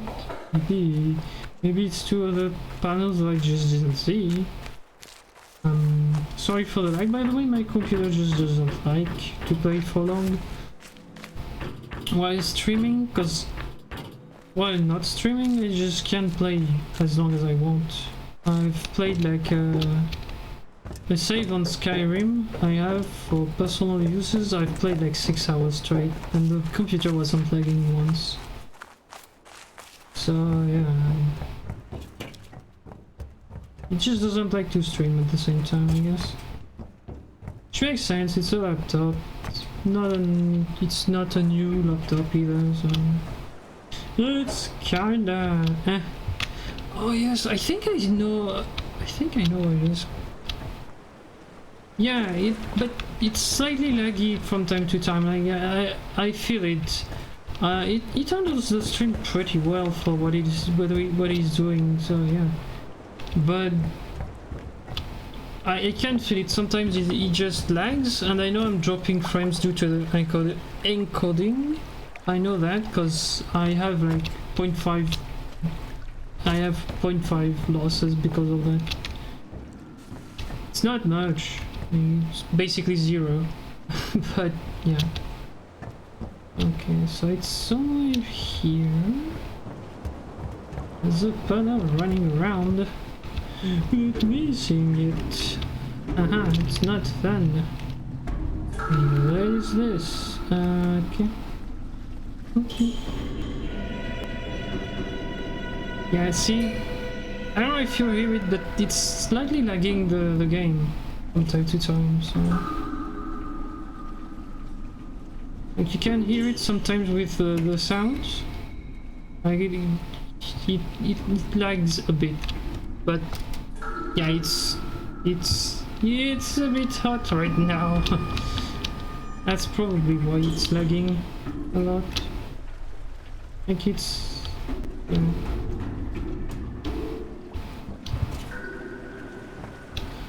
Alright, let's try to find that hidden thing. Oh, that discarded panel. I guess... where could I have missed that? I think I know, but... at the same time, last time I said, wait, I know, I was wrong. Alright, where did I miss that? Like, if you want to know the specs of the computer, if you know a bit of computer thing, it's a laptop from Acer, and it has a Core i5 something, like it's a Core i5 with a 950M from Nvidia, so yeah, like it's gonna lag at some point. And it has like, I think it's 8 gigs of RAM, so yeah, it's like at least it's doing very well for what I'm asking him to do. That's for sure. I can't even stream Skyrim, so it's fine, but yeah, it's gonna lag at some point, like when it starts being a bit when it starts being a bit long for the stream. Like, it's been 4 hours already? Yeah, like the computer is like, please stop. No, I'm not gonna stop. Not until I'm done. So...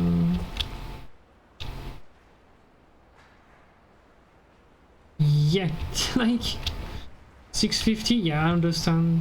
Like, it's lower than mine, I think.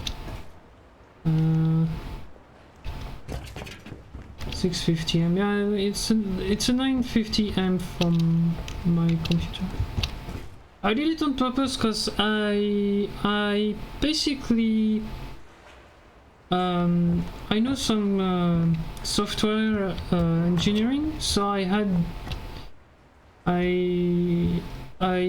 have some software that allows me to code stuff. And one of them is Unity, which allows me to do some 3D, so I was like, yeah, I need a computer that allows me to do that. Because I like video games, and I wanted to do one, which I still haven't started. Well, technically I started it, but I just stopped it, because I was like, yeah, no, I'm not interested in that for now. But yeah, I needed a computer that was fine for coding stuff like C# and HTML and stuff like this, and I got this one, which was nice at the time, and yeah, it's just behaving correctly. I shouldn't be streaming with it, but it works, so I'm just not gonna say no. I'm just going to say, yeah, okay, it works, let's go.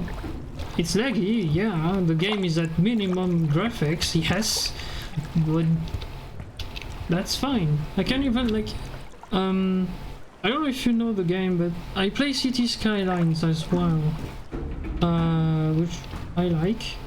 It's a really good game to chill and do stuff. Sometimes I just yell at my computer because I don't know why it's not working, but fine. And I can also stream City Skyline at the same time, even though the game is just very hard on the system sometimes. It's especially on the graphics, because it loads a lot of stuff, and yeah, it is what it is, I guess. And it just works. It lags the stream a bit, yeah, because, you know, like, it has to do a lot of stuff at the same time, but yeah. Does the entrance have to... Okay, it's in the entrance. That's what I would have guessed. Okay, I need to exit this. So where do I go to exit here? There. It's in the entrance. Yeah, I would have guessed that. Do I need the boat for it? Because I've run around all over the place.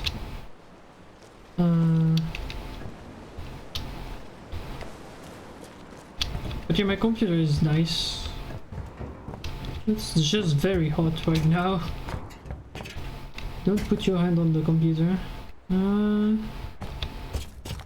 I have some stuff to cool it down a bit,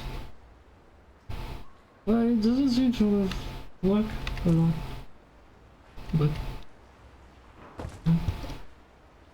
okay, where could be the thing?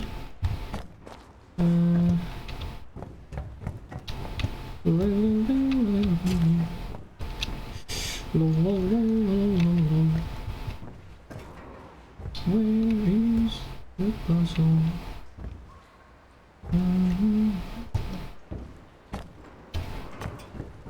Okay, could it be somewhere here? Do I need the boat? I might need the boat to access it. But I don't see it, so...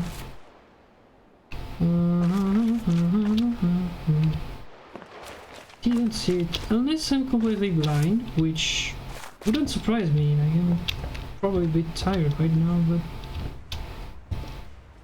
unless I'm blind, I just didn't see it, so...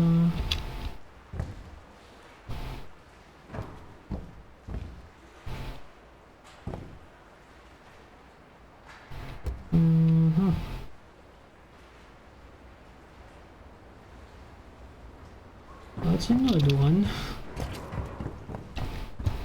Alright. Where do you go?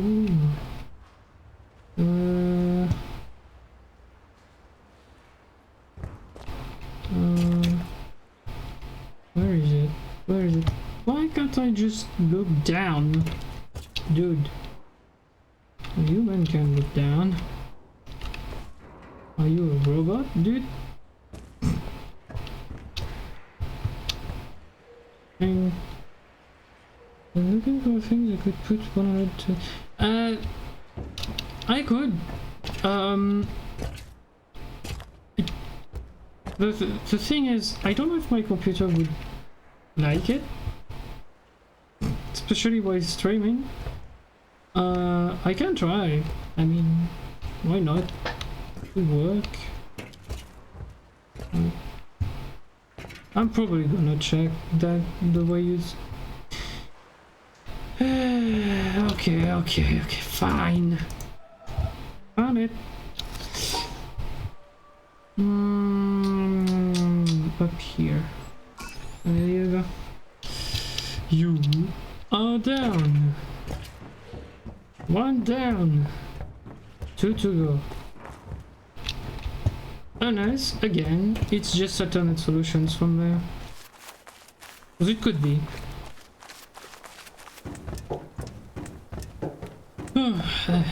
Two more. Let's see if the lake has like some stuff to say about that. 2 more puzzles.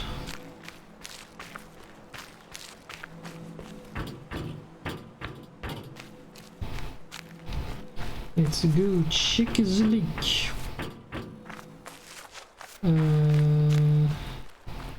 Yeah. We check the lake, then I check the save. If the save says maxed out, I'm done. I just want to just put it behind me. Yeah, so they sink, apparently. See? They sink, they don't disappear, they just sink. So I guess what we saw was basically the thing that I've done. So I need yellow triangles if I'm missing something like this.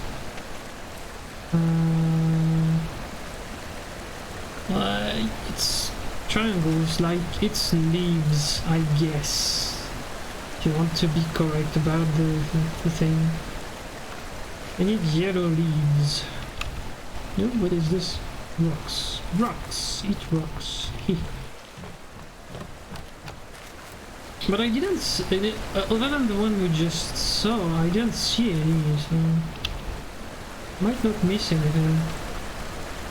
Might not be missing much now. Okay, the 2 of these are not yellow, so they're done. Alright, these are done, and cover this. Alright. Do we have any yellow Doritos? Do we have any Dorito leaves? Because if not, I just need to know which stuff I don't do. Yeah, we're done. This one is sunk, I think. But it's not yellow at all, so... Those 2 are not yellow, meaning I probably did that already.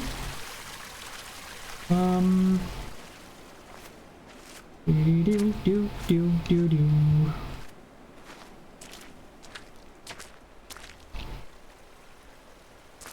What's the reflection? Righty?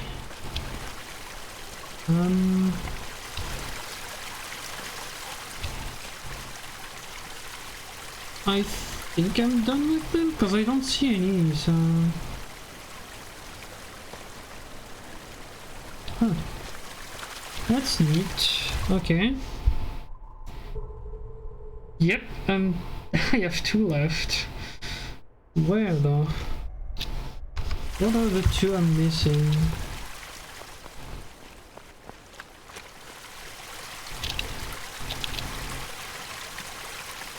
Yeah, I think I'm done with the panels, so that might be 2 alternate solutions for puzzles.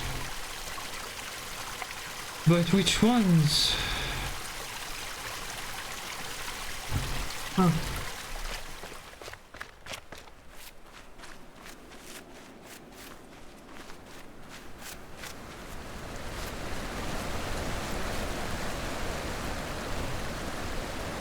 So I'm not done because that's gonna tell me when I'm done, basically.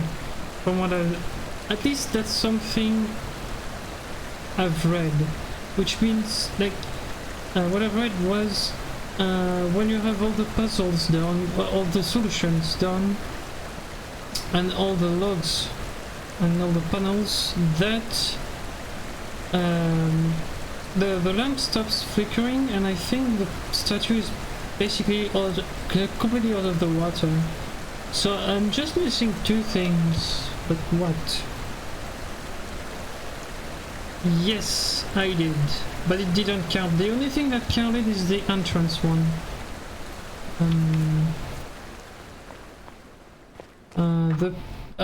Basically my solution for the pillar, the original solution for the pillar I had, was I was making the thing basically I think it's every 3 squares I was going up 1. I can show you the solution of the speedrun, which is, yeah, I wouldn't have thought about it. Because that's the solution that's entered right now. Yes, I know, but I solved that thing twice, so yeah. Yeah, I changed the solution on the pillar, basically. Here is the solution the speedrun goes for. It goes for 4 along the bottom, then goes straight up, basically up to the top, then goes back down and goes back up, and then along the top here. Mine was just doing snaky things, basically. There was some spots where I was going up here and just across again. So yeah, like, but that solution is different from mine, but it just didn't trigger any different solving. And this one, okay, that's the second solution I had for this one. But if I can have the right angle to do it here, there's another solution which apparently didn't count for the count, and it's this one. There's two exits, but it only counts one possibly. There's 3 exits. I didn't see this one. Oh, there's what? Okay, I just didn't see those 2. Wow. Okay, wasn't paying attention. Can I? The question is now, can I do the one at the top left? No way to get the black dot up there. I don't think there is. I think the one at the top left is just not possible.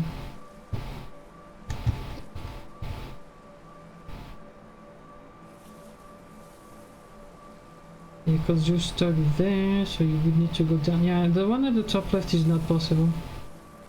Top right is, because you can just go like this. Oops, sorry. You can just go like this and turn here and do this. So that one is doable. This one isn't though. So if you reverse the puzzle, there's a black dot somewhere around here, I think. So you would need to come from below somehow. But there's no way of coming from below, basically. So I think that's the only other solution I have. I've done those 2, by the way, already. I just didn't compute this one. So do we have one more now? Nah, still not. Still at 521, so that didn't count. Alright. Okay. So what would I be missing? Okay, this one I already did it. I already did it. But I can show it to you again if you want. It won't count because I already did that. But here it is. There's this as well. Here, no, you go down here. 2 up, here.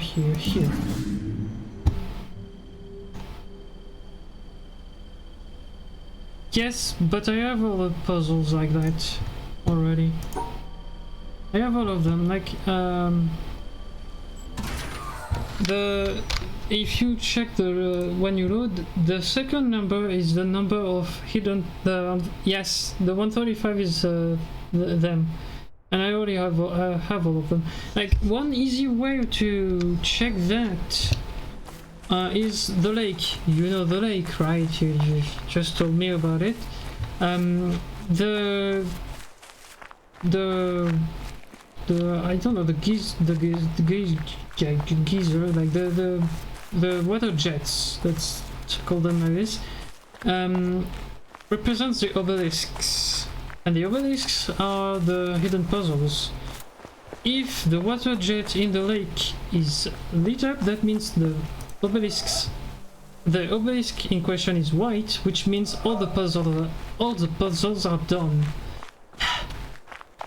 Sorry, I'm not English. I'm not English, nor am I American or Australian or something like this. So when I start being tired, I'm a bit less fluent in English. So yeah, what I mean by that is the lake. Yeah, see those water jets? Those are the the obelisks.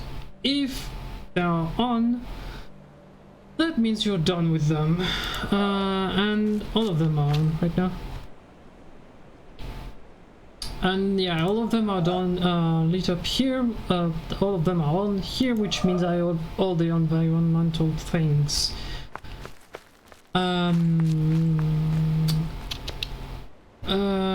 Okay, so this is done. So I'm missing 2 puzzles. I'm missing 2 alternate solutions somewhere. I have done the side path on the start, so that's not this.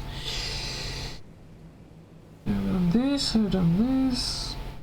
I'm missing 2, but where?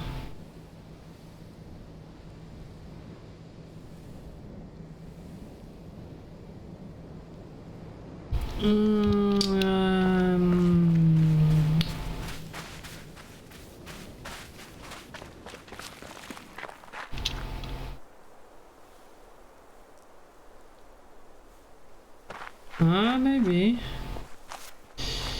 I might put back the render distance. I might get the render distance higher then, just to check that. Maybe I have like 2 in the center of the lake, yeah, that are missing because I can't see them. So let's see. Let's see if our Dorito thinks there's 2 more or not.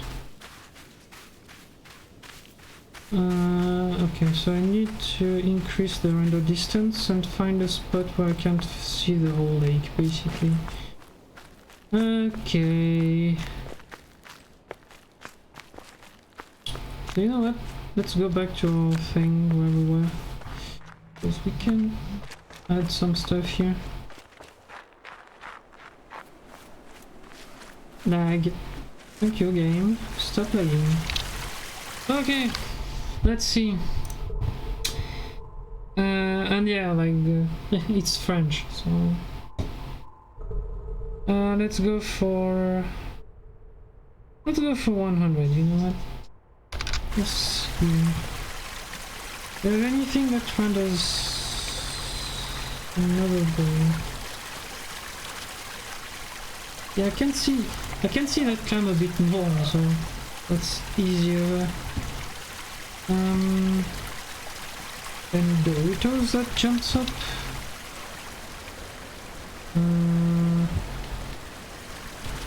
I don't see any. Okay. Is there anything here? Any surprise?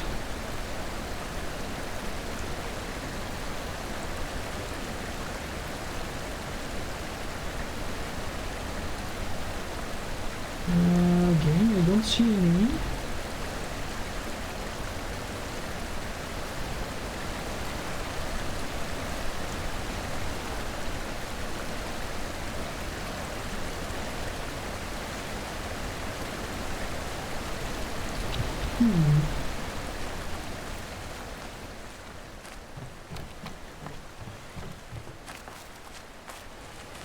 That is interesting. Yeah, yeah, yeah. And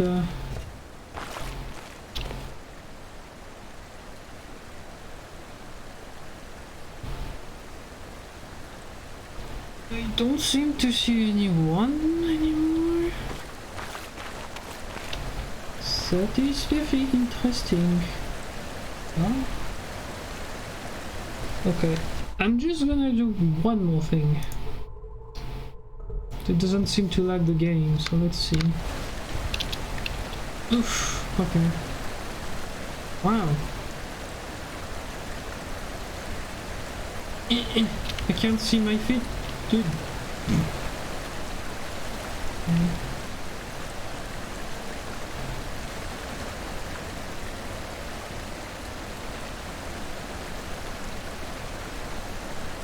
But yeah, I don't see any, so I don't think there's anything here left.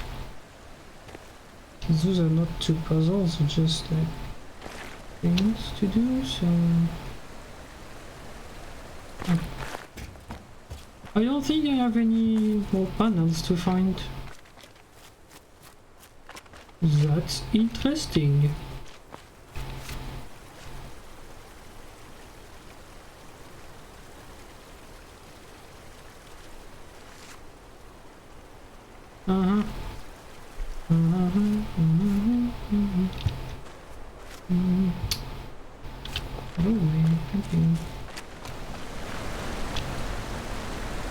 You didn't open a particular shortcut. Shortcut? I have opened everything in the caves, if that's what you mean.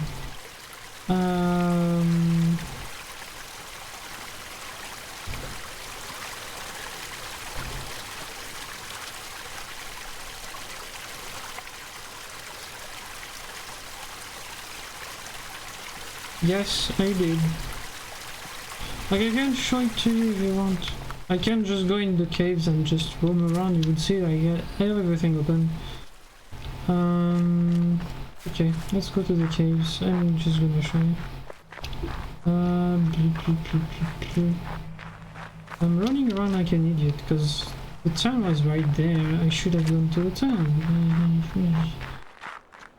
I did nonsense again. Yay, fun. Wait, there's even better. I can go faster than this here. So this one is opened. I can go through down here.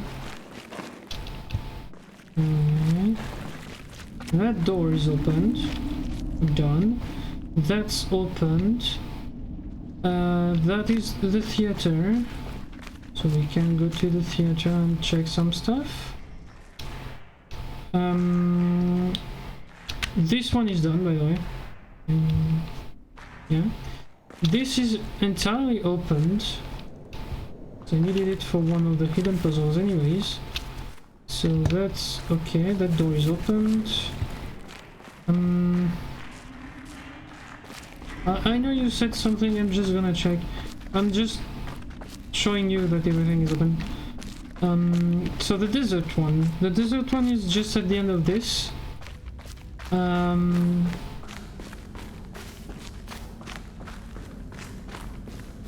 And it's clearly opened. Yeah. It's clearly opened.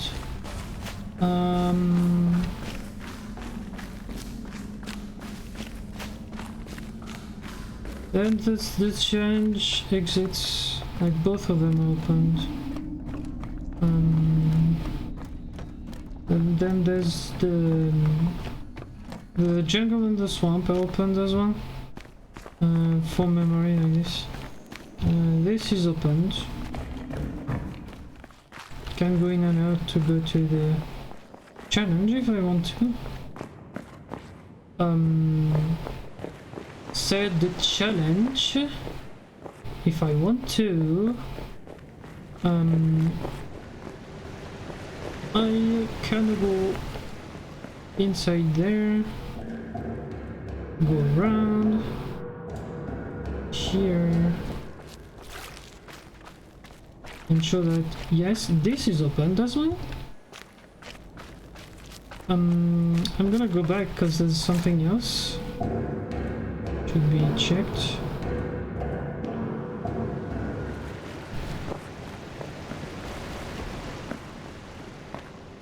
I'm surprised that there's nothing here. It's very surprising to me that like there's literally nothing.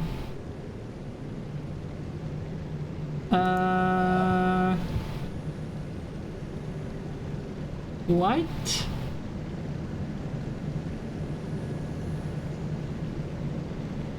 Okay, you say so. Yeah, I'm surprised there's literally nothing on that spot. So yeah, I was saying like everything is open. So if I go back up from the challenge, here you will see like if I go down, that's the challenge. Oops, I'm kinda lost. I know there's another entrance somewhere around here, but I can't remember where it is. But yeah, I opened the challenge. The challenge at both both exits opened. The challenge is done, by the way. Like you probably saw the door at the end being opened and the thing,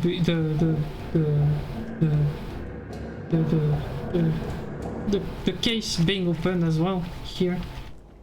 So the challenge is completely done. I don't have anything to do here. I'm doing nonsense. Where am I going here? Anyway. So that door is open.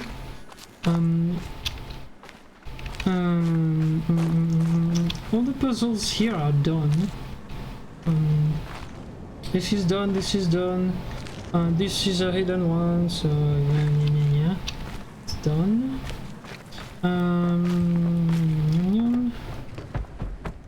Now if we go up here, that's completely done. Those are done as well. If I turn around, those are done as well. There's nothing in the ground on the ground. Did I skip 2 panels somehow? I took my time doing everything. Like those are done as well. Well, what I was thinking is maybe there's another solution, but I counted them. So there's multiple exits, right? I counted them. 1 here, not done. 2, 3, 4, 5, 6, 7, 8, 9, 10. So that's not this.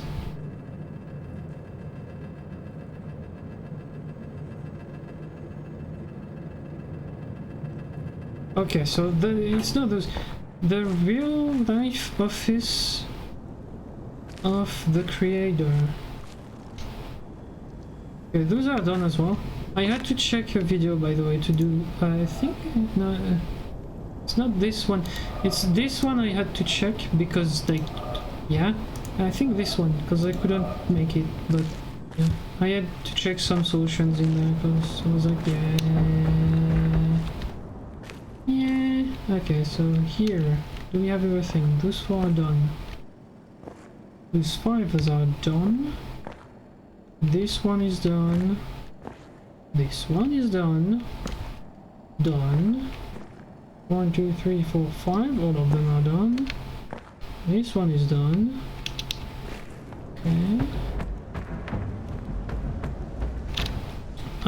This is just for this. So I don't need it done, but I can. Okay, let's do it anyways. No, that doesn't work. Wait, what? What do we? What? Okay. How do I separate black from white like this? Oh, maybe no, because I need. Is it just not possible somehow? Oh, no, that doesn't work. Oh. Yeah, because I need to separate weight from black, so interestingly enough, I don't think that's doable. Oh, yes, okay, that's one. But that's just to send the... It's just to send this, so I don't think it counts. And I would be wrong, okay, fine. Alright. So you said there's one in the real life office of the guy. Where is that thing? So I know. Let me just close Opera. No, I don't need it. Unless my computer just crashes somehow. Oh. Well, I never needed that panel in particular. That's why I never entered it. I did take the elevator at some point, but I took it from the top, not from the bottom. So. And I called it, I think I called it back, so that's why I never needed this one. You said there's one panel that turns the light in the real life office of the Cradle.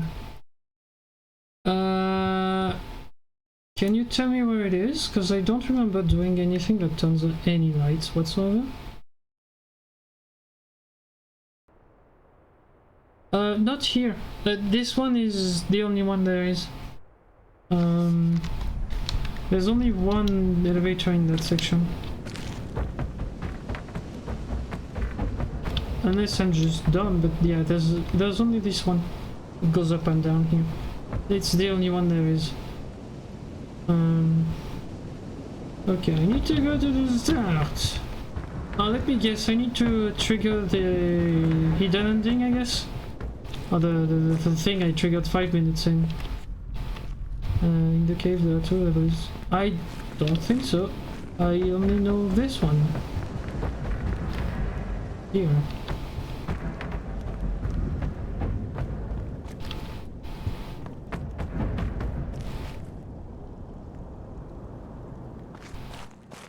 Well, you know the game as well, I guess. If you say there's 2, there might be 2, but I only know this one, so...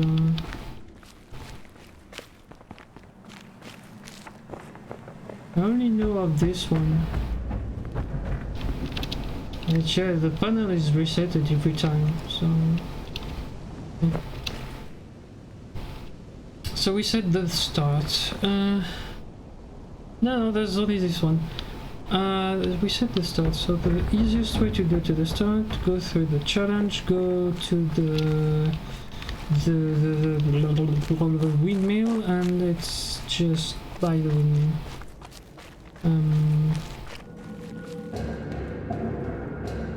So start, trigger the hidden ending again, but this time be careful of everything. Might have missed one there, I guess.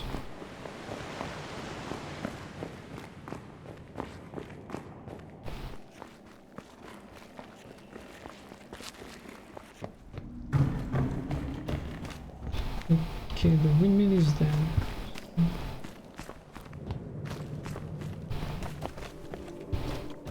Wrong, that's the town, but that's not important. Back to the start. We go.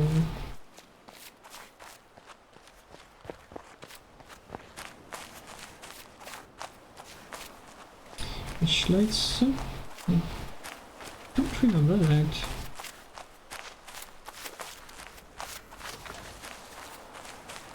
Which triggers the light? No idea what you mean by that.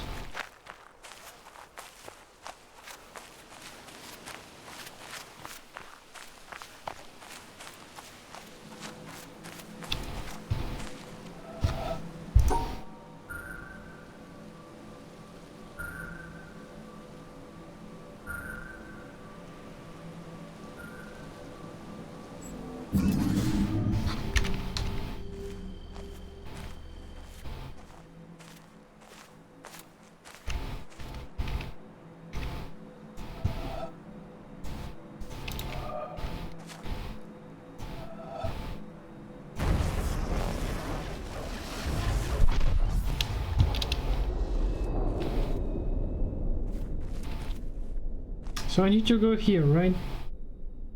Go through the door, okay. So now I need to be careful. Might be something here.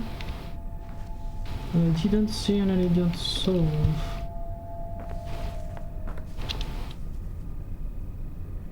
That's a windmill, okay.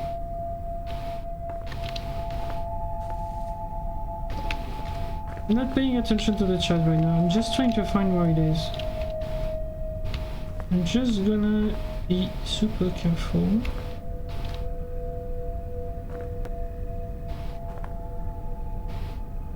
There's a recording.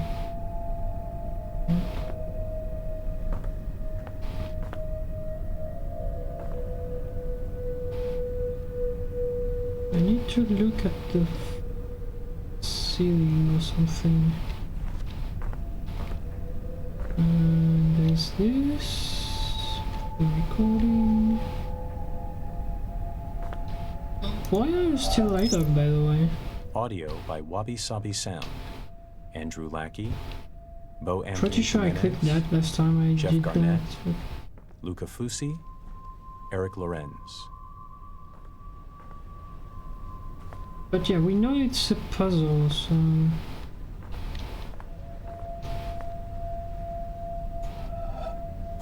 There's one in there.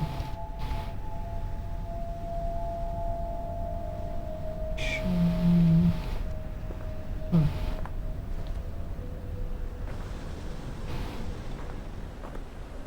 If I'm having trouble, I will check what you said, but I'm just gonna look around for a little bit, trying to find where it is.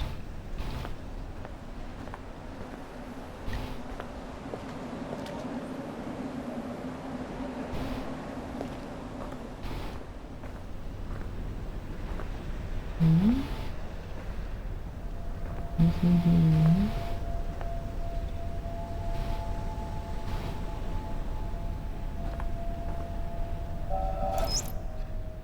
Architecture. Form Design Studio. Deanna Van Buren. Rodrigo Lima. Fletcher Studio. David Fletcher. You know what? Nicholas I'm gonna Wright, retrigger all Beth the Bachman. audios. It's not this, but it's always nice. Ever in my life have I sought thee with my songs. It was they who led me from door to door, and with them I have felt about me, searching I and need to touching click my on one of world. the screen, maybe? It was my songs that taught me all the lessons I ever learned. They showed me secret paths. They brought before my sight many a star on the horizon of my heart. They guided me all the day long to the mysteries of the country of pleasure and pain. And at last, to what palace gate have they brought me in the evening Yeah, at the okay, end of didn't my journey? count last time I triggered them. So I'm gonna trigger all the audio logs here as well. They don't count, I guess, but I'm gonna trigger them.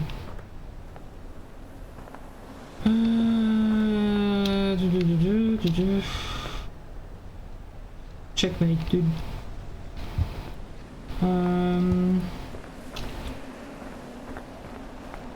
Looking around for more logs just in case there's one. I didn't pay attention to the bottom there, but yeah, it's just close to the okay.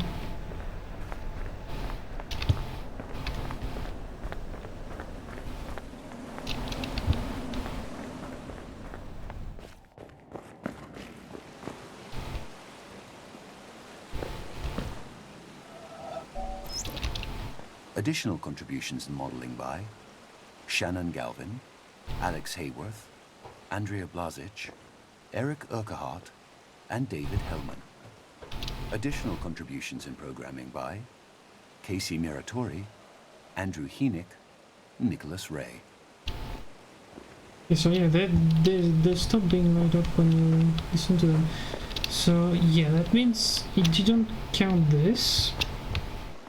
Which also means I need to find them back. Yeah, and what I was showing last time I triggered that ending in particular is that that's the challenge. And if you go here, that's the challenge as well.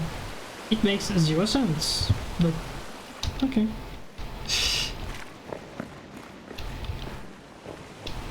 Oops, I was and you have 2 different views of the same thing, but the 2 spots just don't make sense.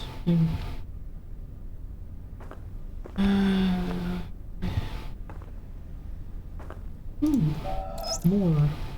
Special thanks to Jeff Roberts, Daniel Massio.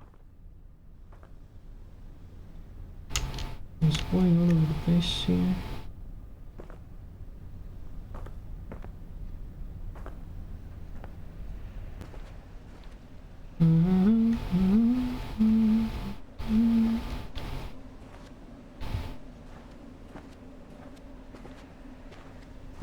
I'm not gonna go to the end of the thing. Voice performances by Ashley Johnson, Phil Lamar. Tara Deva. And Matthew Waterson. Dialogue recorded at Warner Brothers Studios. Project Manager, Emma Weston. Casting Director, Pierce O'Toole. Voiceover Director, Liam O'Brien. Sound Engineers, Alan Friedman, CAS, R. Dutch Hill. Dialogue Editor, Goen Lee. Director of Photography for the office shoot, Caroline Harrison. Early placeholder voice work by Trisha Miller, Andrew Burlinson, and Daniel Van Thomas. Tom Bissell served as an early story consultant. The quote from Augustine of Hippo was translated by Michael Nagler and can be found in Eknath Iswaran's book, God Makes the Rivers to Flow.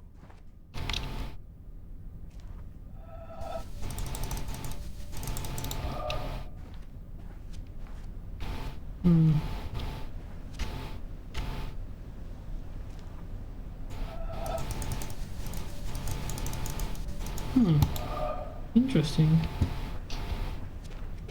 Okay, those 3 screens are broken, it's not nice, but... In-house playtesting by Francis Dooling, Michael Calandra, Timothy Steen.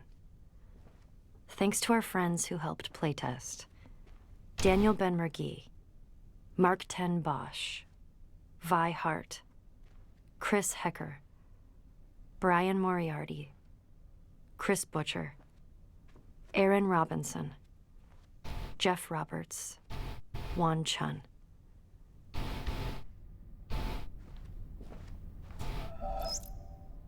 Special thanks to our friends at Sony: Nick Sutner, Adam Boyce, Justin Massengill, Alessandro Bavenzi.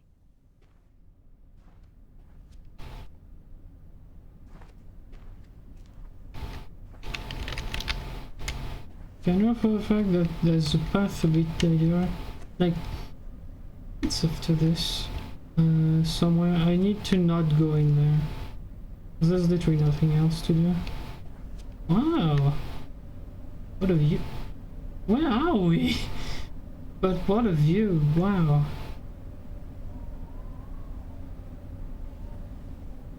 Looks so good. You know what? Let's take a screenshot. Would be for the thumbnail.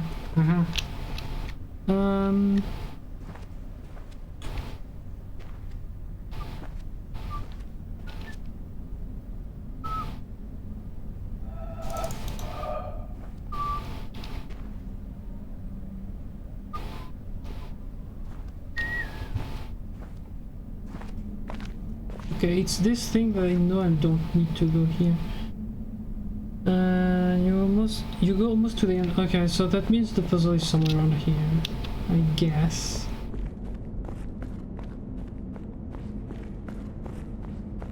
I think I remember the puzzle.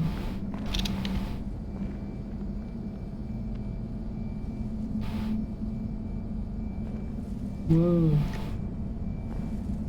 That's trippy. Dang. I think I remember a puzzle. Somewhat, yeah. I was like, I don't know about this.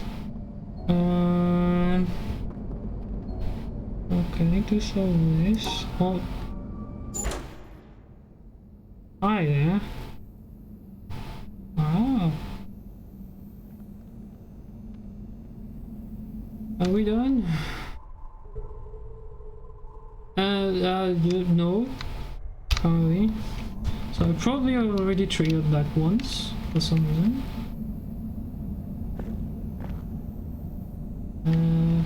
I don't want to go too far away.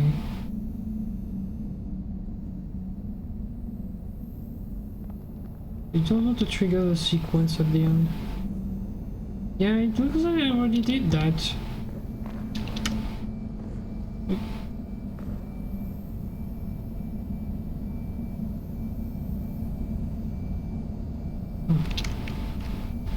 That's neat.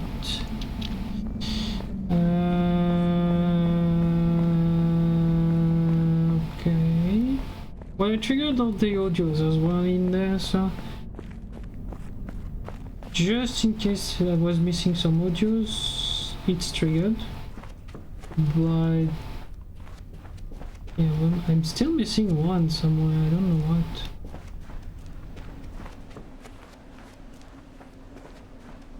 That's some very good views, by the way, of the island. Right there. 522. Yeah, it's 522. Why am I missing the last one?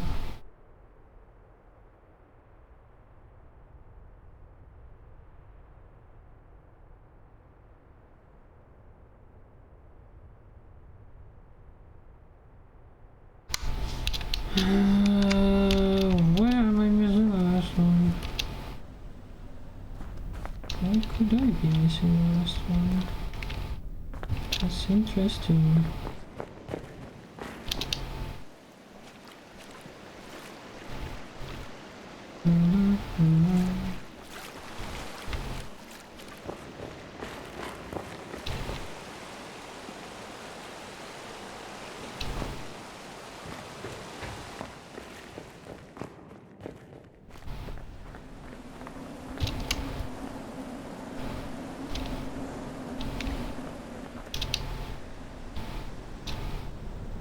Get from the castle into the shadow puzzles.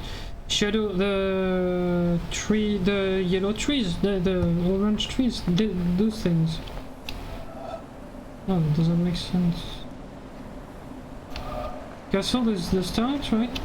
No, it's not. Wait. What do you mean by castle?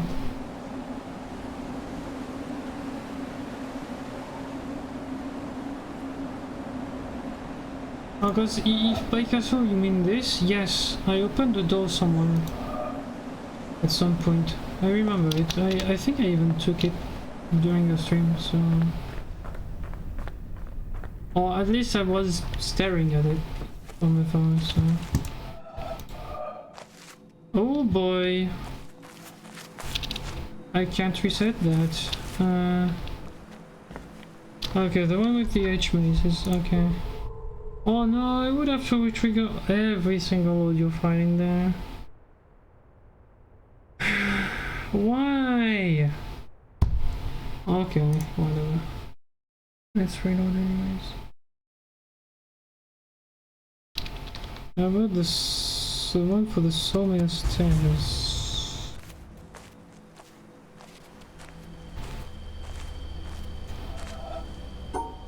The sawmill, okay.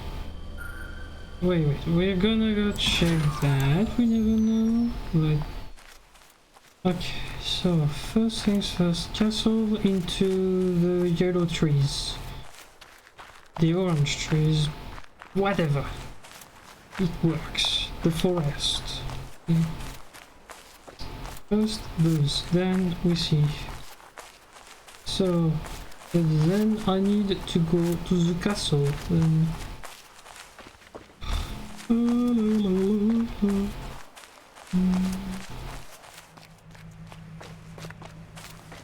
Or to the yellow trees, maybe, and try to find the door.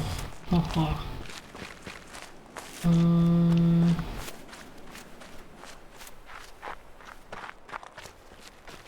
Let's run around like an idiot. Yay, fun.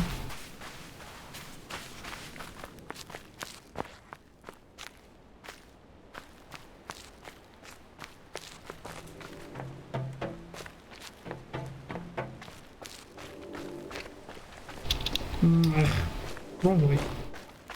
That's the query shortcuts to. Yeah, I know. I know them. I think I opened all of them. Like I have this one.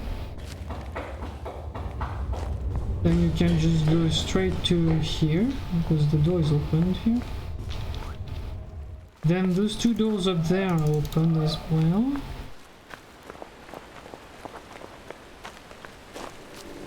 You see there's one here, both are open. Oh boy, I'm starting to get tired. That's not good. Is it something stupid again? No, because I was about to say, is it something stupid again with the elevator here? But I know I've done I done it multiple times because I missed the puzzle that was there like twice before getting it once. So I know I've done like up down up down up down. So it's not this. So the query we're done with the shortcuts. Sorry. Dang. Okay, those two are done because I needed to do them to finish. Here. This was done a lot of times. There's nothing here.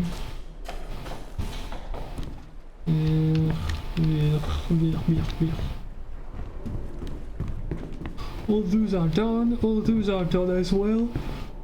For sure, because it's light up. So now done. Up here. There's no door here. This just opens this, so we don't really care about this, because I already used it to try to finish this puzzle. So yay. All those things are done. Yeet.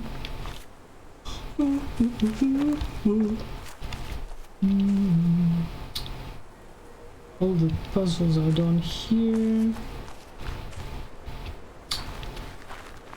Like everything that requires, like, everything that triggers a laser is already done, so I'm not gonna check every single puzzle, because I know they're done.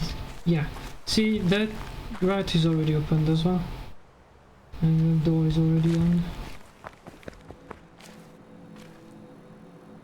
Those guys are already done. I've already done multiple solutions for those guys, so I don't think there's more solutions to do.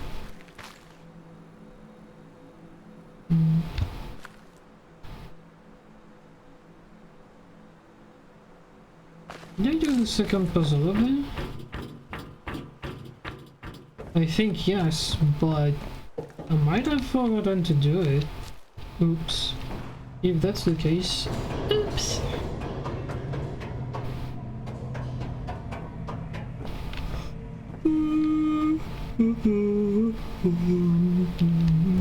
No, this one is done. And this one is done. Yes. Oh, interesting.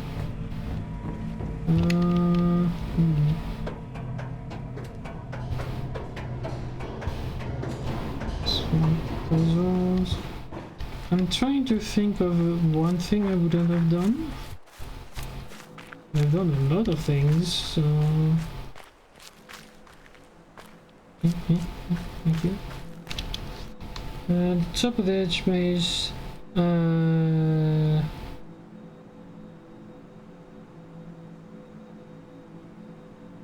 The two panels I just checked, yes, the both are done. And if you're meaning to... Okay. If you mean the hidden puzzles, yes, but because I'm already done with them, so...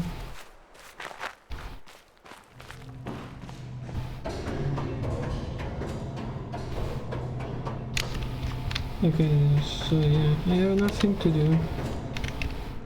Left, left, left. Straight, right, down, up, down.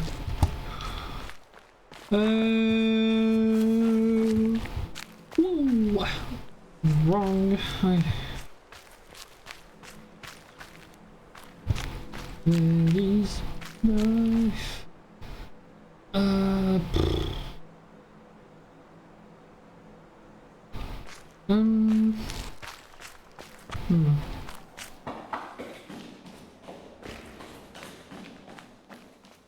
What could I be missing? That is interesting. Right. I did use both, right? Yeah, I did use both. Here. Otherwise I couldn't solve anything.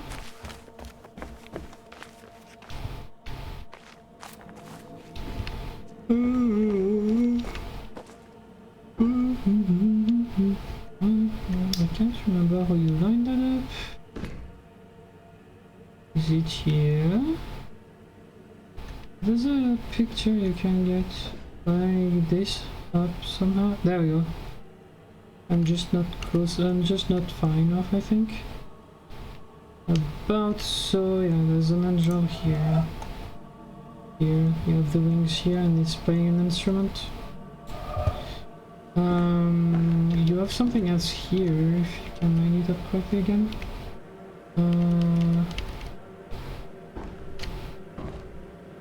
It's nothing to do with the puzzles, lol.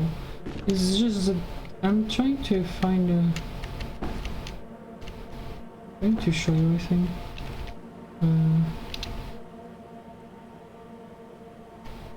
This one is not clear to me, I don't remember it on the video, but there's another one here. Oh, I think I know. I think I know why I'm getting trouble. There you go, it's there. The head, and an arm with the hand, body, the other arm, leg, leg. You have another silhouette here. I think there's a third one here, but not entirely positive on this one.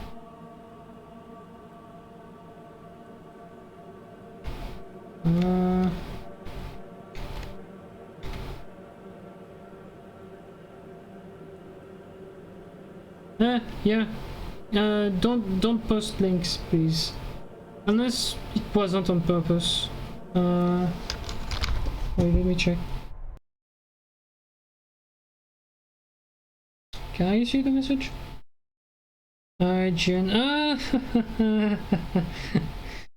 That's what I was looking at for the recordings. That's the exact website I was using for the recordings. And I think I'm lined up with the thing, basically. Yeah, it could be one. You have another head here with yet another silhouette here, which is very, very nice. Yes, I know I've used... Yeah, I've used both. So I know this, it's not this, basically. Unless... Huh. Unless there's a way to open it from... Open it for the one behind me, basically.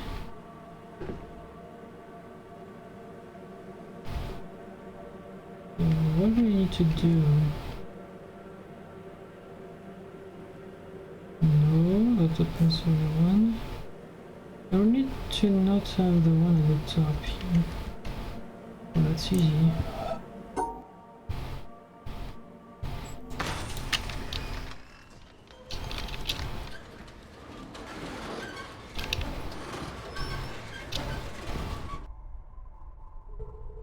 Nope, still nothing. Uh-huh.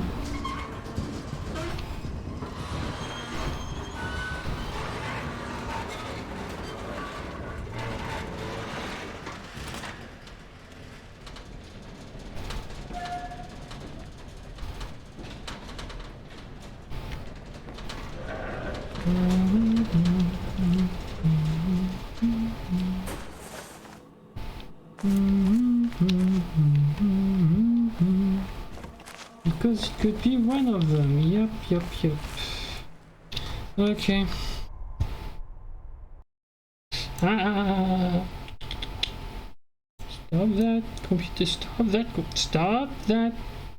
Computer, please? No, thank you. Yeah, for you the message, dude. The thing with the link. I had to cut the links because people were sending ads to get viewers and all that fun stuff. I had to cut everything, basically.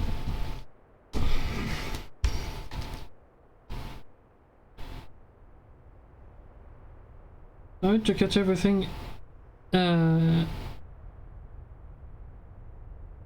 in terms of links, which means even with spaces, like you would trigger MooBot, it would just delete the message. The good thing is MooBot, compared to Stream Elements, MooBot, yes, erases the message. Yes, it's because of the .com. Yes, it's because of everything basically. Be careful. Don't even try everything. But yeah, it's because it's basically the structure of a link, and MooBot is just like nah.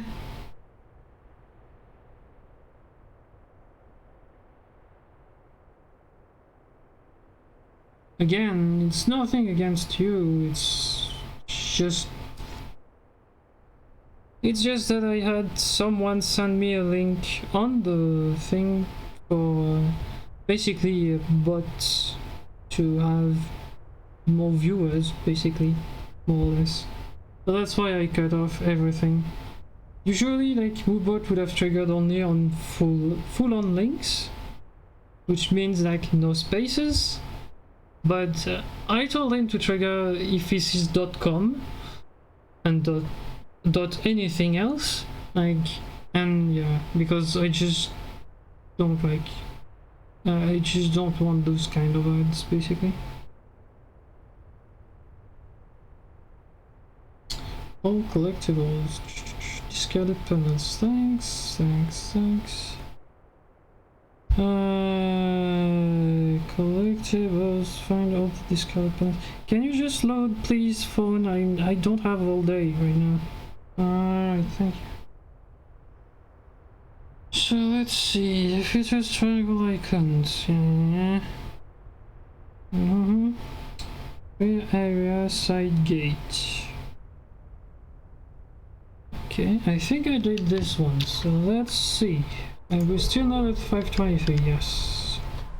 So we're gonna go do those discarded panels and see if I got all of them. What a trick. Started the stream expecting to be done by 3 hours. It's been 5 and we're not done yet. Ugh, all that for one puzzle. Just one.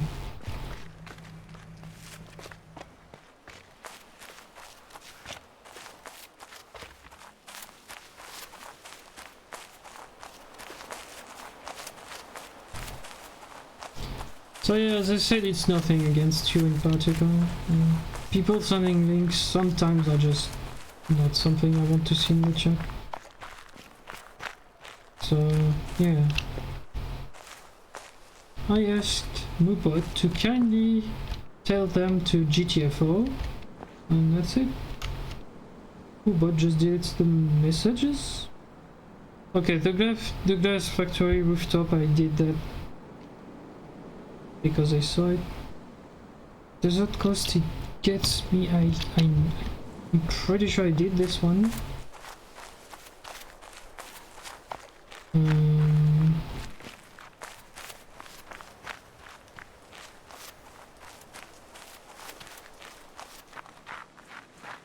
Okay, we can. I will. Okay, I will verify them anyways.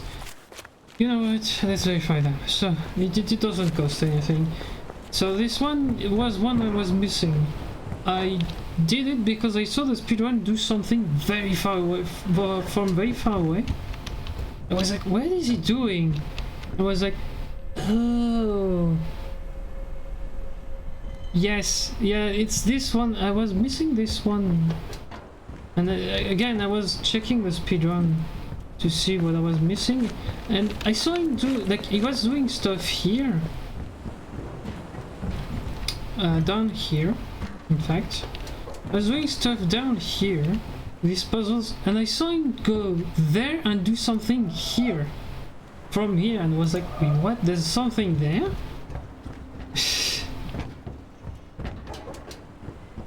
And yeah, I checked, and in fact, yeah, that was something. Okay. Desert Coast. Let's see if I did this one. But I'm pretty sure I've done this one, because it's on the way to a bunker, and I think I did the bunker, and I did the puzzle with it, so... Well, it might not be on the way to the bunker, it's after it, but I know for a fact I did this one. If I didn't do this one, that's why? Because I was right there, but I'm pretty sure I did it.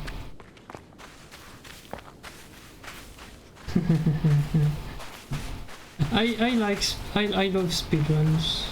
I do speedrun myself, not that game though, but I do speedrun a bit myself on the side sometimes. And yeah, I do like it.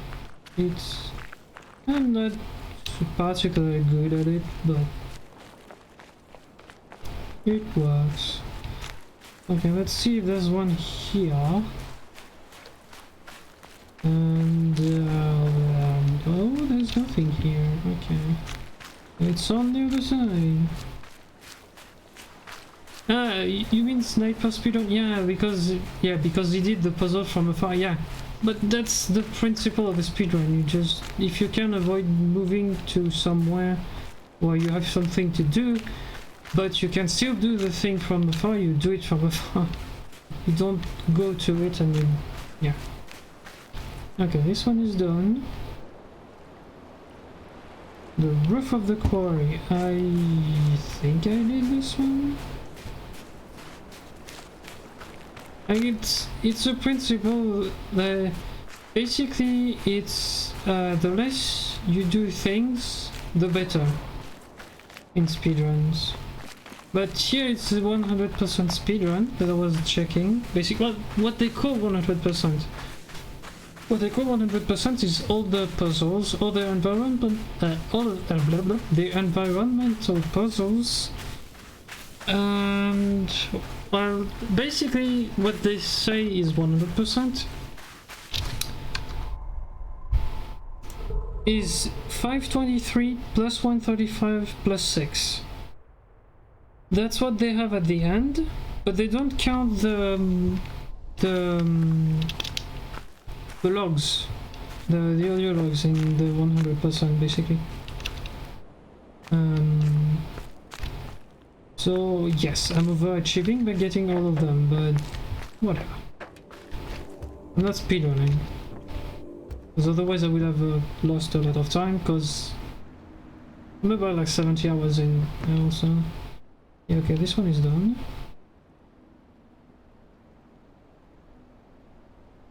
Oh, wait, have I forgotten one there? Huh, interesting. Maybe or maybe I just didn't find the solution, and maybe I saw it and it just was like, yeah, but I can't find the solution for this one. So I skip and I come back later? If that's this, that's lame. Well, it's lame from me, not from the game. It's not the game's fault, but yeah. And again, I did, but no, I just want to just go. I just want to go to the keep, the castle, basically. Might be one of them that's on the pillars in the castle. I forgot. Yes, yes, yes, yes. That's what they call 100%. Again, they don't do their jobs, so... It's basically all the puzzles and their alternate solutions. By the way, this one, they do it through the door. Like, they don't even open the door. They don't care. Well, technically they open the door, but basically they come from the quarry. And they just solve this, then solve the other puzzles. Like, it's just... what? Okay. But yeah, like, they do everything, and... yeah. Might be one of them there, I guess, that I missed. If that's the case, then yeah, I was tired. We'll say I'm tired. That's why I forgot about it. Right? That works? Okay, this one is done. The jungle log bridge. Alright, let's go to the jungle then. Because we need to go to the jungle. Jungle? Jungle. Okay, if I see the one for the boat, I know I have the one for the boat, so I don't care. Jungle. I need to go literally at the other side of the suit.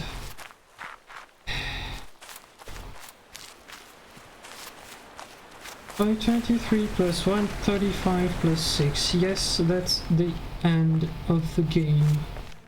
And I'm at 522. I'm missing one. Again, super lame, but what else? Okay, I need to find a log bridge inside of there. That's open, so that's not this.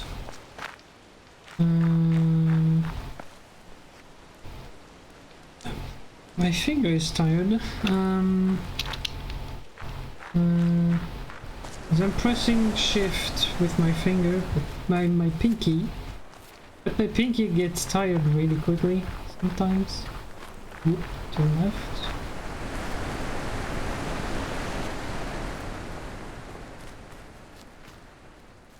Alright, just so happens my pinky is starting to get tired right now. After all, I've been pressing sprint for 5 hours, so yeah. Maybe I would just not press sprint for a bit. It would take a bit more to go everywhere, but... Stop that game. You surprised me again. I don't like that. Okay, it's this thing. I need to go to the log bridge. The log. What's the base of the log? I have no idea. A tree? No, I don't have sticky keys. The sticky keys are annoying in other games, so I don't have them. Yeah, but no, the sticky keys are just dumb. Like some games you have to double, triple click, shift, and if you do it too much it just triggers the sticky keys, which just stops the game and might make you stop winning. So yeah, no, the sticky keys are lame.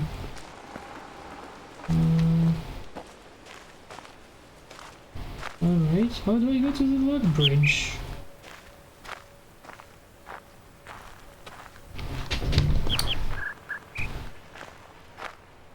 By finding where E to the X leads. That's how you go to the log bridge. Math, because yes, it's always fun. Hey! Stop playing music when I'm trying to play a game.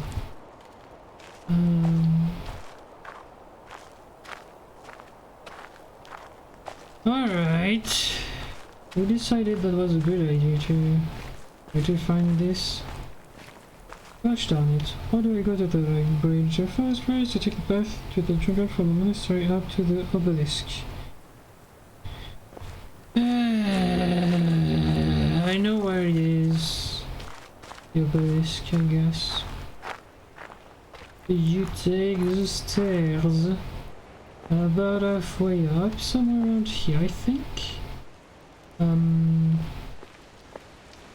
You need to turn left to go to the obelisk.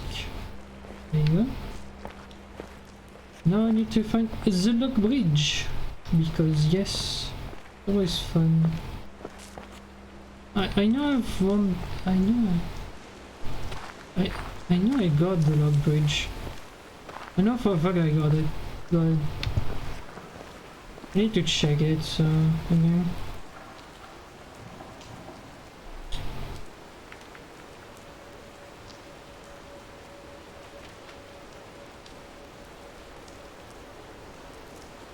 Oh, okay.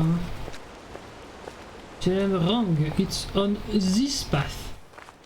And then this, there's a ramp with black rocks. Yes. Yes indeed. There we go. It's done. This one is done. Alright. By the waterfall on in the mountain. Okay. Let's cross the log bridge.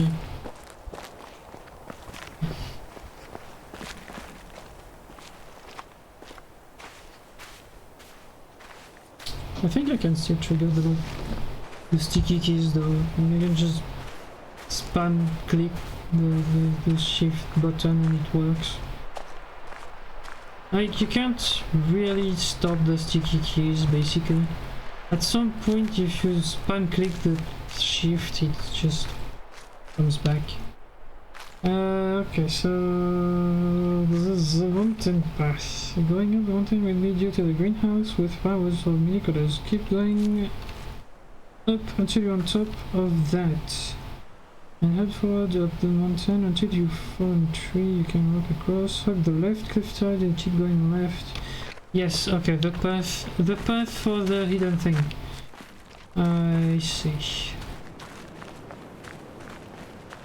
Yes, oh, you did it then, you lad. You deleted the sticky keys. Now, I think you can disable them. Definitively, sorry, but yeah, okay, it's done.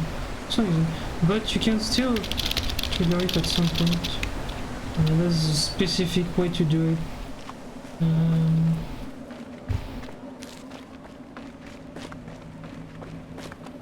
Burnt out house in the tree house. Okay. Let's go in the trees then. Because it's always fun. Always fun until it's not. Because you're lost and you don't know what to do.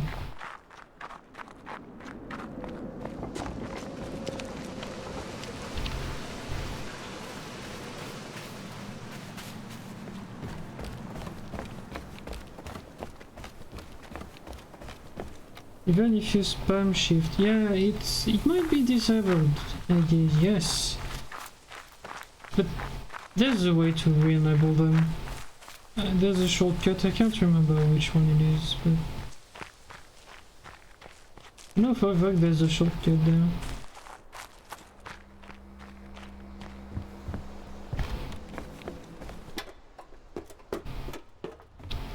Because I did disable them, and I know one time I re-triggered them by mistake, so I know it's not completely closed. I need to go on the burnt thing. Okay, so I need to go there. Okay, well this one is done. Oh, thanks.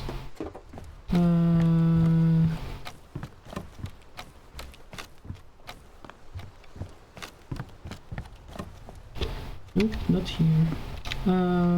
Yeah, no, wait, what? How do I go? Yes, I go purple. Alright. Alright. There's a quick way of doing them again. Unless you completely disabled them really quickly. There's a shortcut, I think it's with control. I think if you spam control it deactivates the sticky keys. So yeah, yeah. Alright, so it's the exact same. How does he solve that? What?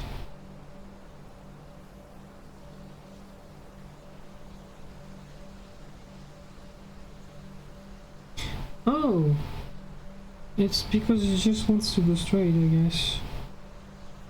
Okay, he just wants to go. Great. So what he did, the solution on the thing does this.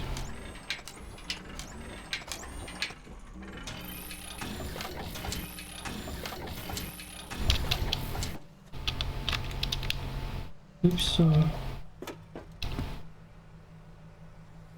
Yes, if you trigger 5 times, you know. Okay, this one is done as well. If you click it 3 times. Oh!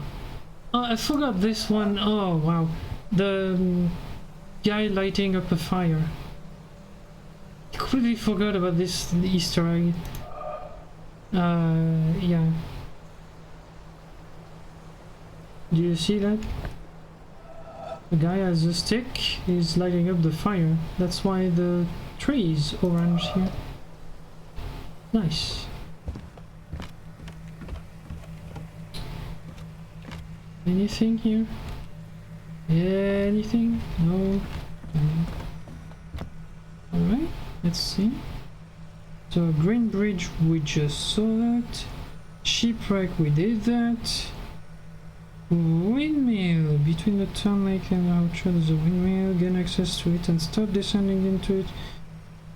Flow with an hexagon-shaped highway. Walk around this hallway until you find the discarded ground. Oh! Yeah, it's the video thing. Yeah, no, it's done. Shipping container, I think I have this. Yes, he's burning down the house. What a jerk.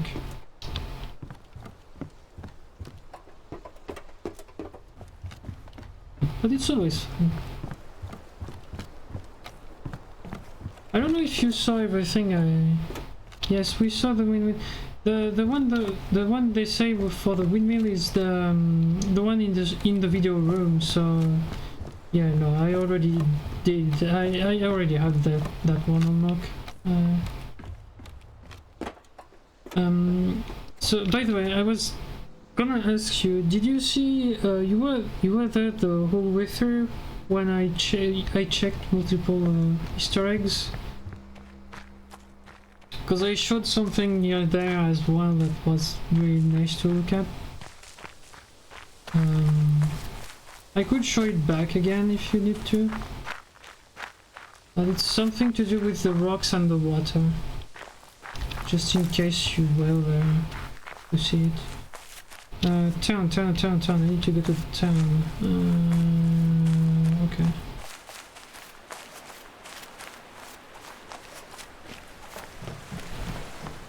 You saw the first part, so so you saw the woman in the window, like the lineup with the rock in near the yellow trees, right? You saw that the shadow thing with the rock. You saw that because you told me it was nice. Yes, you saw that. You saw the juggler there? Here? That I showed here? This guy? Which, if you look at him, just doesn't do anything, but if you look down at the ground, he's juggling balls. I showed that as well. Pretty much at the same time. There's another one.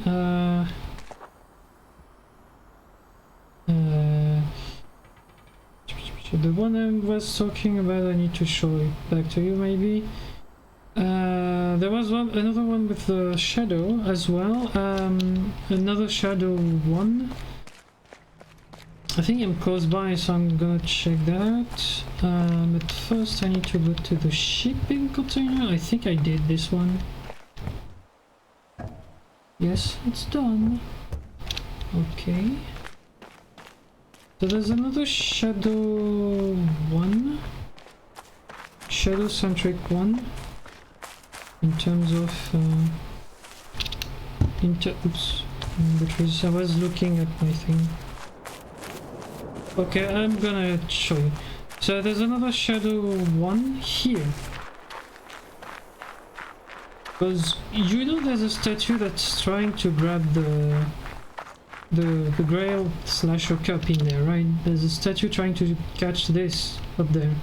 Like, he is trying his best, but he's too far away. Now, if you look the shadow, yeah, he already has the cup in the sun, basically. Right, he's there and he's already holding the cup in the sun on the shadow.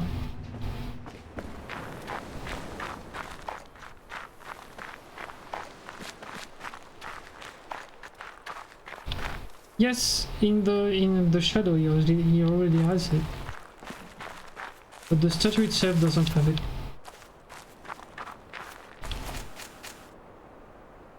Yes, if he just looked behind, he would be fine.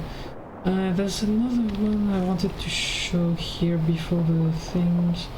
No, it's in the swamp, but I think the one in the swamp I showed it like 75 times already, so... But it's my favorite. It's a really nice looking one.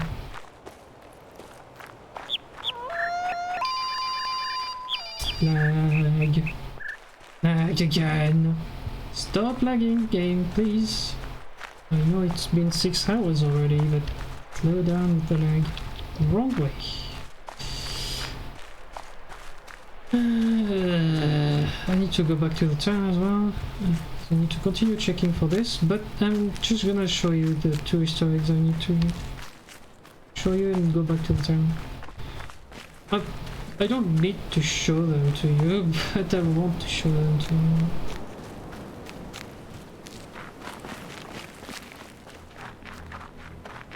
Especially the one with the rocks. If you say you don't know it, then yeah, I'm gonna show it to you. But this one is my favorite. I don't know if I'm in the right spot. Yeah, but well, it's the only spot I have, so this one is my favorite of the whole game. I have nothing to say. Yeah, it's just a very nice looking one. Okay, so now I just need to find the right spot and show it back to you, this one in particular. Because alright, it's doesn't seem to be well known.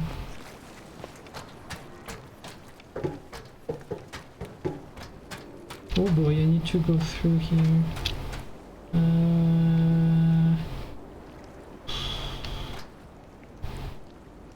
Do I though? Yeah, because I need to go to the treehouse. It will take 2 hours again.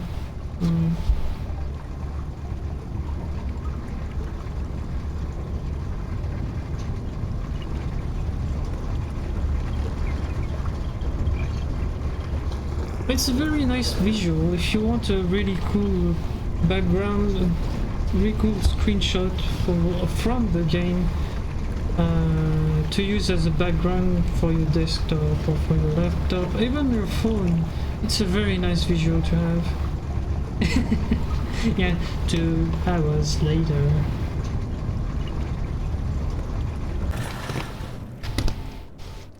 It's so much fun. And look, I have to redo the exact same solution because I need to go the other way around. Yo, isn't that fun? And now we take 2 more hours to go to the other side. So much fun!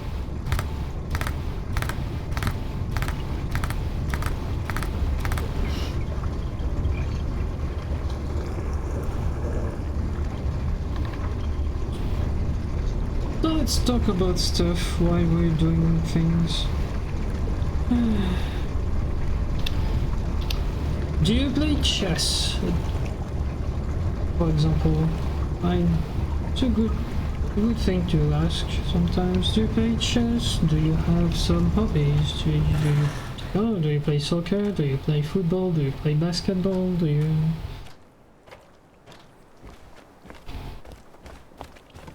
Did you get things?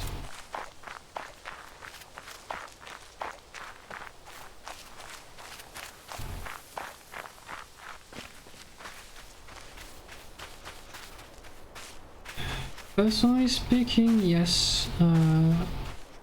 So I did play soccer for a while. until COVID hits.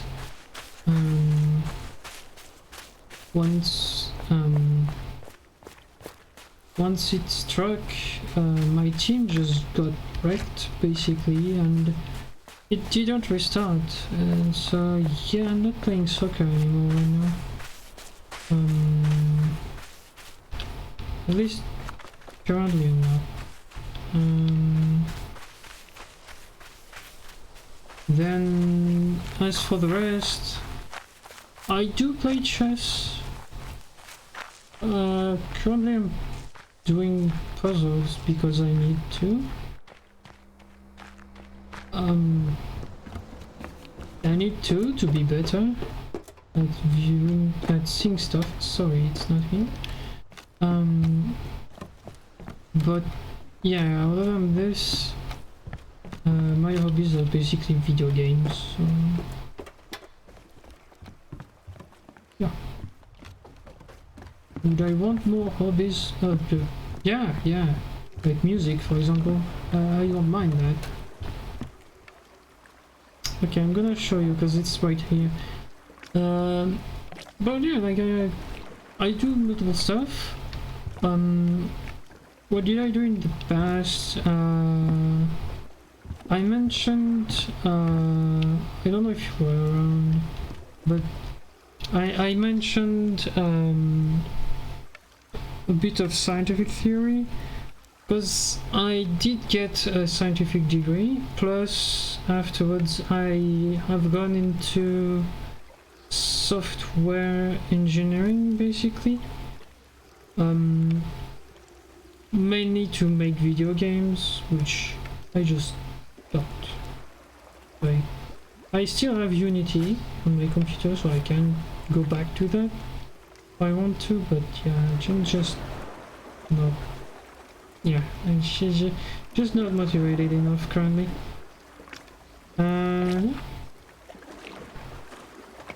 That's about it. That's why I was asking, like, you reposted the formula that was in the audio log earlier today, and you said you agreed with it. Did you know the formula, or did you have heard about it? Do you know what it was? That's what I want to know. By the way, the Easter egg is on the screen right now if you can see it. I can't tell you what to look for, but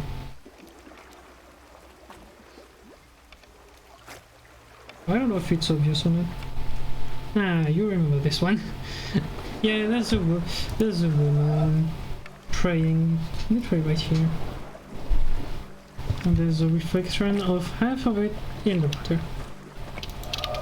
Yep. I think it's the biggest one of the whole island, if I'm not mistaken. She might be bigger than the statue up there.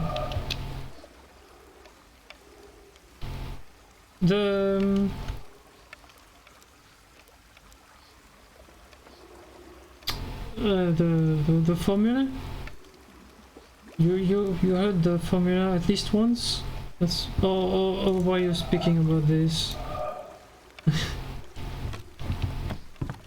Okay, back to the town because I need to go do this one and then to go check this one.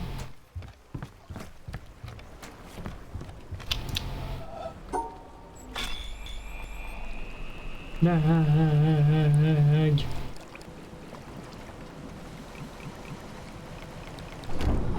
Oh boy. You're just lagging. My computer is as tired as I am, so that's fun. Yeah, it's starting to lag a bit. Oops. Okay, so I'm gonna do something real quick. Go back down, thank you.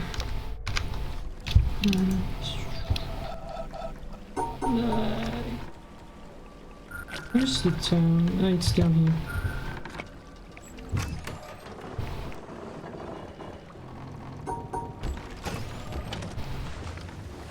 Because, again, I said I did a scientific degree, so I didn't see this in particular, but I've mentioned it earlier as well, but the day I... Oh, the game is really chugging right now, wow. Can you just not lag, please? So yeah, I mentioned it earlier in the stream. I will mention it again, because I don't know if you heard me mention it, but the day I had to pass the practice exam for my degree, basically, on the physics part of thing, I had to compute something. I think it was with vibrations or waves or something like this. And let's say I did forget my calculator, so I couldn't give an answer, like an effective answer basically. I had the whole thing written down and I simplified it as much as I could, but I couldn't go far, per se. Like when you have some stuff like pi, square roots, cube roots, cosines, there's a very little chance you may be able to do anything by hand. At least I gave my best, and apparently it just worked because I got my degree, so it's fine, I got it.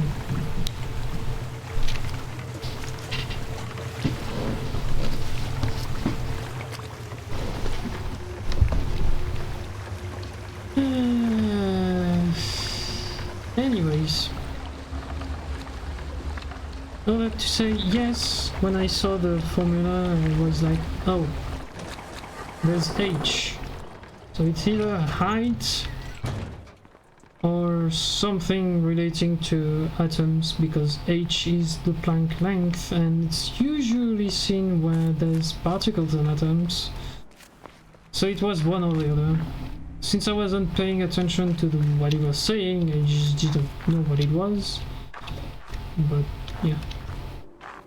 Okay, I need to find the chimney, but I'm pretty sure I did it.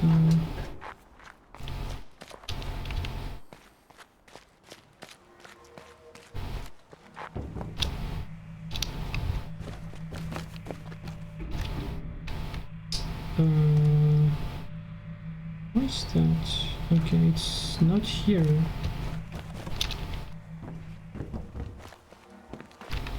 It's behind the thing. It's behind this, yeah. So here and across the thing here. It's inside there, yeah, it's done already. Yeah, the end, Mountain Elevator, yes, I know, I saw this one.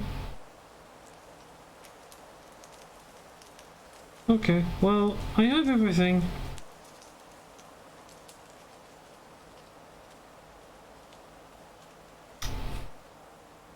I have all of them.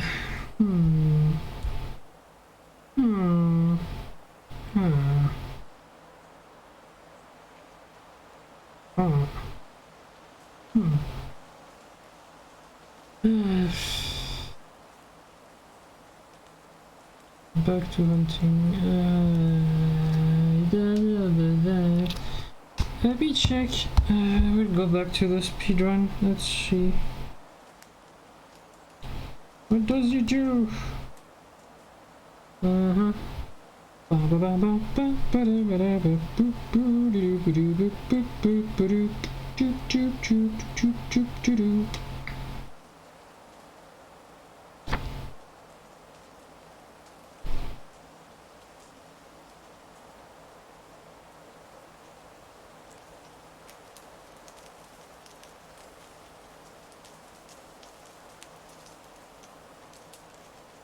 So yeah, by the way,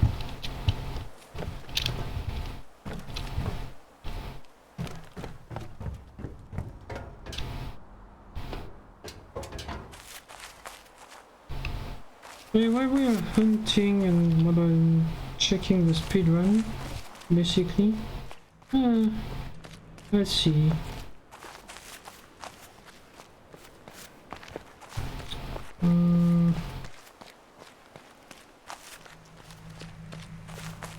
What do you like to do when you're not doing anything? Other than checking streams, I guess.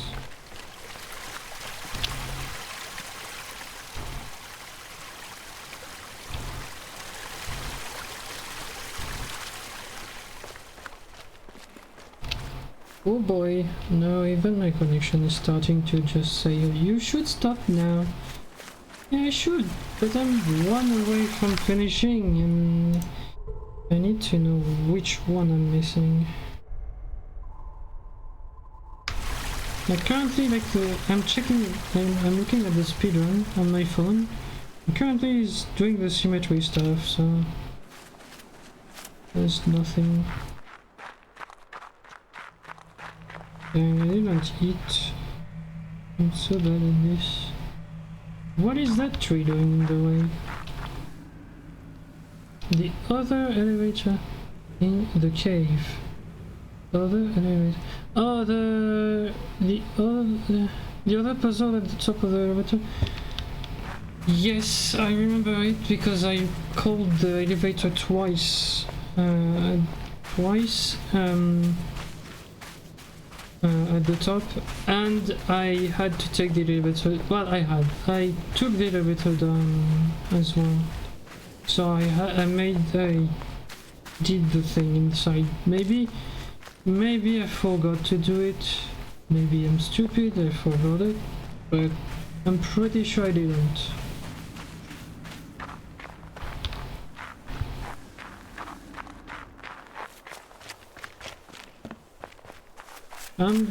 We're gonna check. You gotta check. But yes, I'm pretty sure I did it. So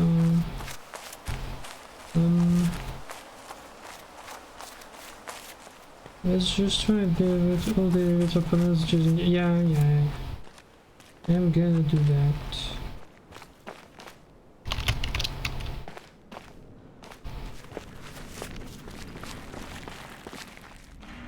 The speedrun is still going, by the way. On my phone, currently. He's starting the desert, so we have time.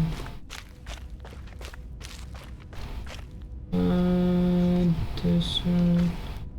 What was it? Caves. Elevator, yeah. I need to find the entrance to the cave. That's the desert, so I don't need to go here.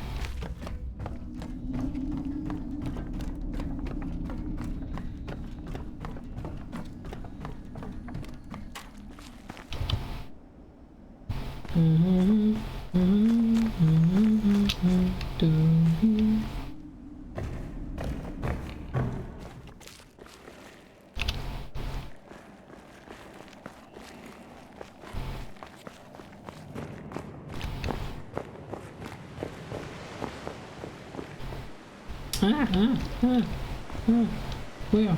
Okay. No panic, no panic, no panic, nope, nope, nope, nope, nope, no, no.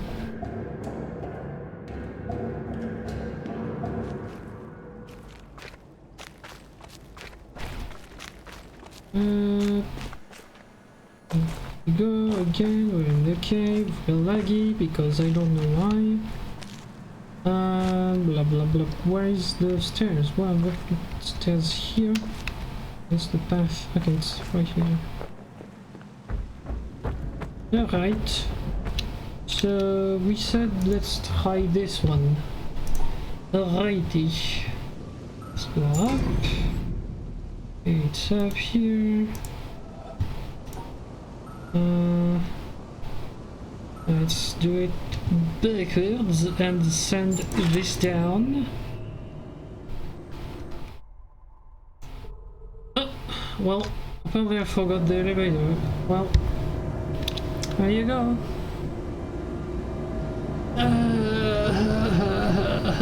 I knew I was forgetting something here. stupid elevator. It's always the same thing. Always. Always.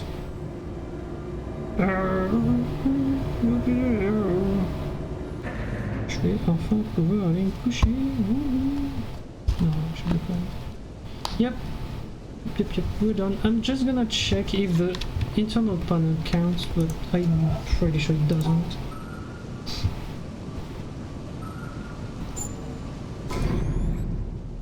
Yes, there is one to call the elevator outside. And there's one inside to tell him to go up or down, but I think what I guess what I did is I used this twice. And I just never called the elevator from either side. So that would explain why I'm not getting in.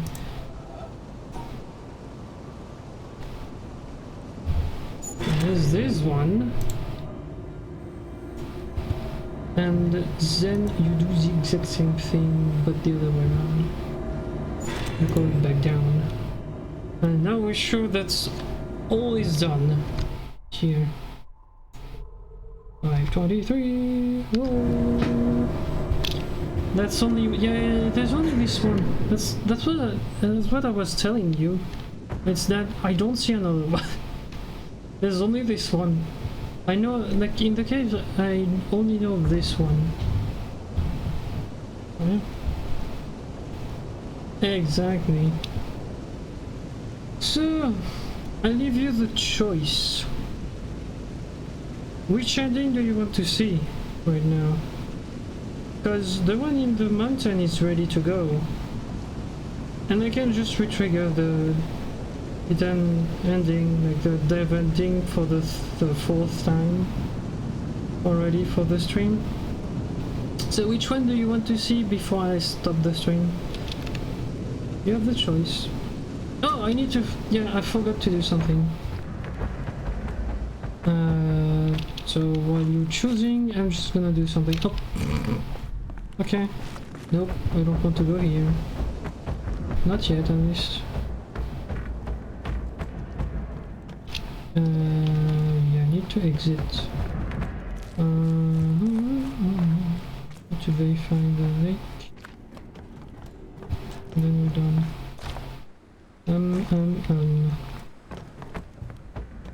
Slide through the elevator. Cool. Okay. We'll do that. Let's blast through with sonic speed. Sorry.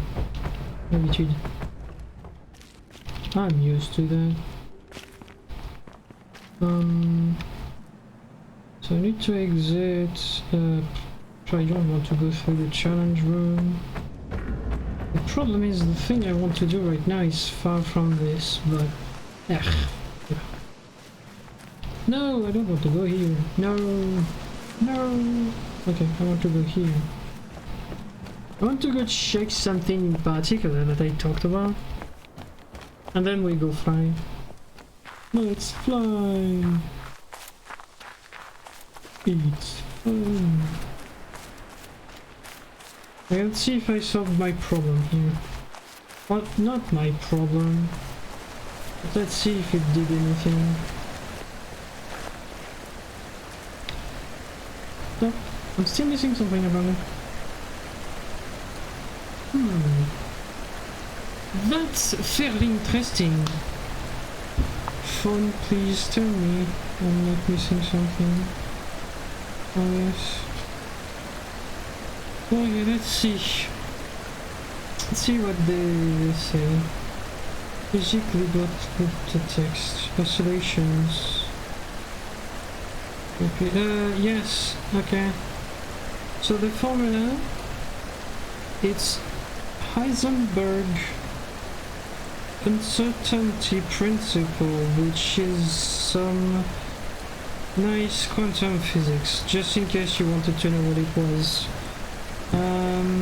So it's like statute again, thank you, statute. View witness.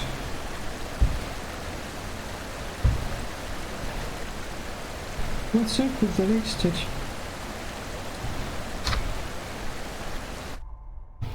Sorry, you said something. Okay, yeah. Just okay, just in case you wanted to know. Continue.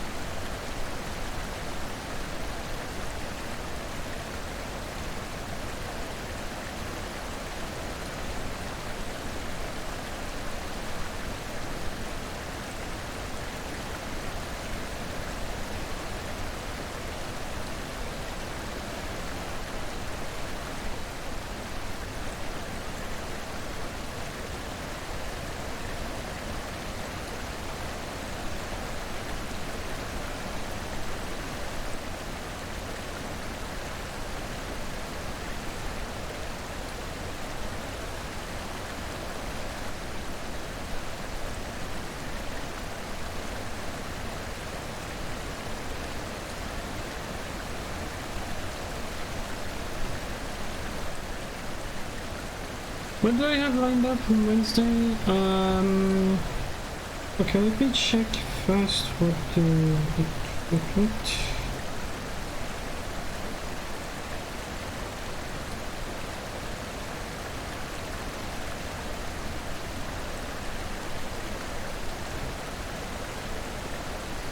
let me check what I found on Reddit. But what do I have lined up? Another puzzle game. Yeah, she looks different.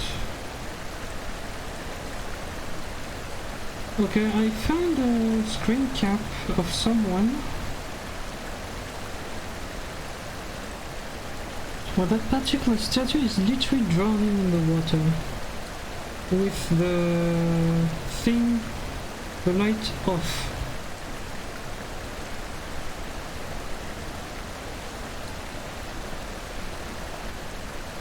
That's odd. And no one knows what's triggering this.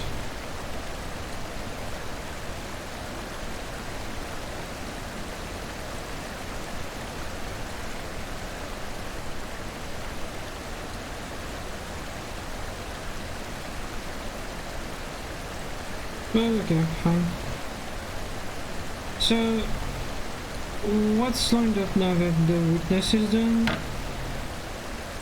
I can give you a sneak peek, maybe.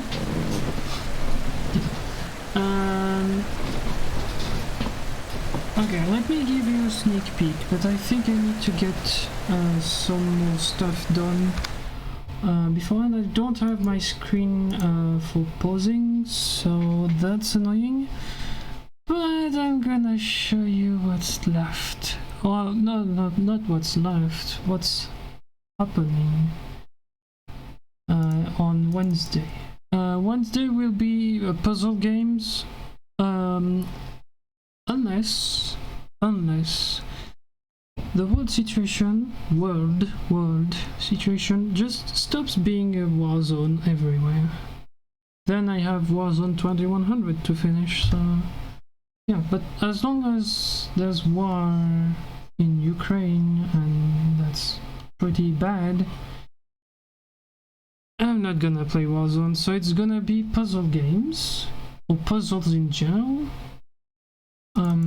So the next one, maybe you will recognize the music straight away if you have played it. I don't think you will have the preview right now.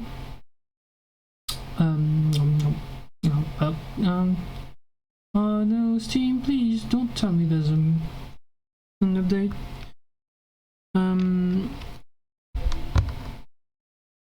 And yeah, oh, I need the preview though. That's gonna make the computer like crazy. No, okay. That is fine. Okay, let's go. Thank you, Steam, for cooperating. So yeah, it will still be puzzle and chill. If you want to see something else, okay, I don't know if I will modify Monday and Tuesday for now. We'll see. So Wednesday, puzzle and chill. Thursday, for sure, city skylines. We're building a city. Friday, for sure, it's football manager. We're trying to get up the divisions in Sweden. So if you're interested in this, you can come see me around that time. And on Sunday, usually it's Skyrim. When I'm not occupied at something else, it's a Skyrim. And Steam is just playing tricks on me right now. I clicked on the button, but it just doesn't want to start the game.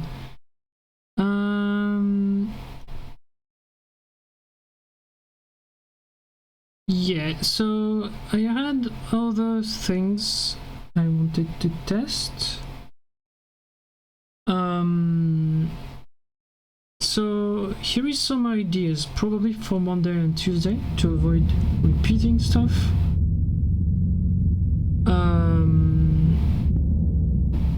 Just tell me if you like what I'm gonna say. So currently, I need to click on something here. Okay, I need to pick it up. Currently, on Monday, it's a repeat. It's City Skylines again. But we're doing 2 City Skylines a week to go fast, I guess. And Tuesday is also a repeat. It's Football Manager. But I had some ideas. I have bought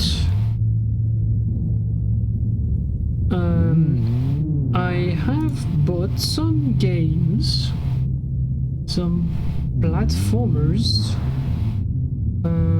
Speaking of games, where are the things? Okay, I need to add some stuff. Add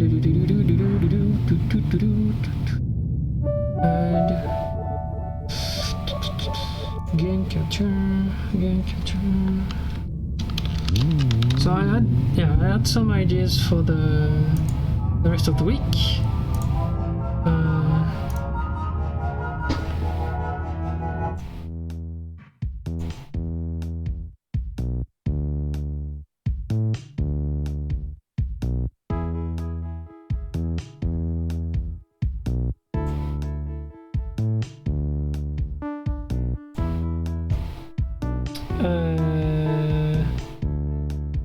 What is this?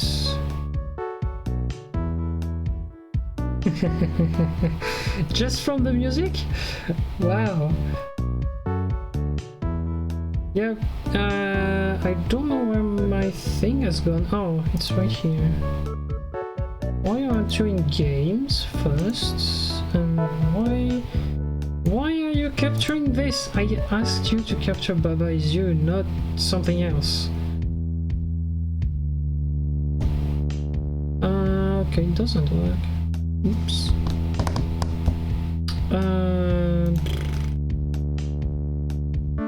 Yeah, he's on Baba, but he doesn't display.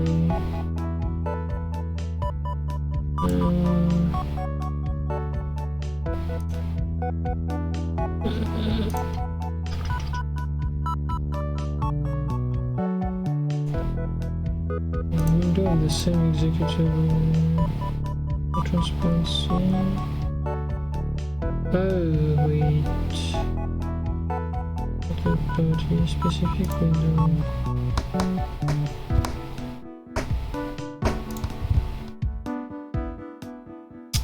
I'm annoyed right now.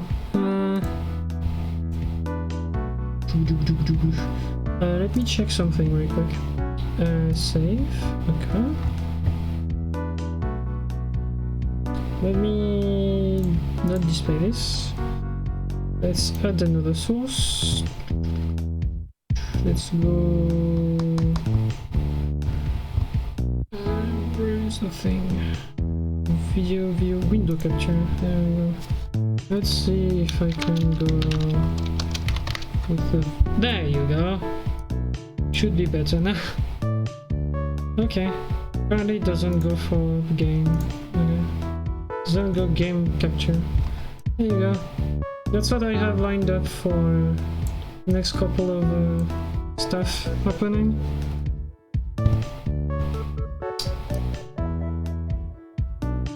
That's what's gonna happen for a long while on Wednesday. So plans, right? As long as I was in plans, that would have been nice to continue saying this. So I said Monday and Tuesday I was thinking about changing a bit of stuff. Here are my ideas. Either Monday or Tuesday, I have both Ori games, the Ori and the Blind Forest and the other one. I got them on Steam almost for free. Like, if I had to give you a price, basically, like I got both of them for the price of one,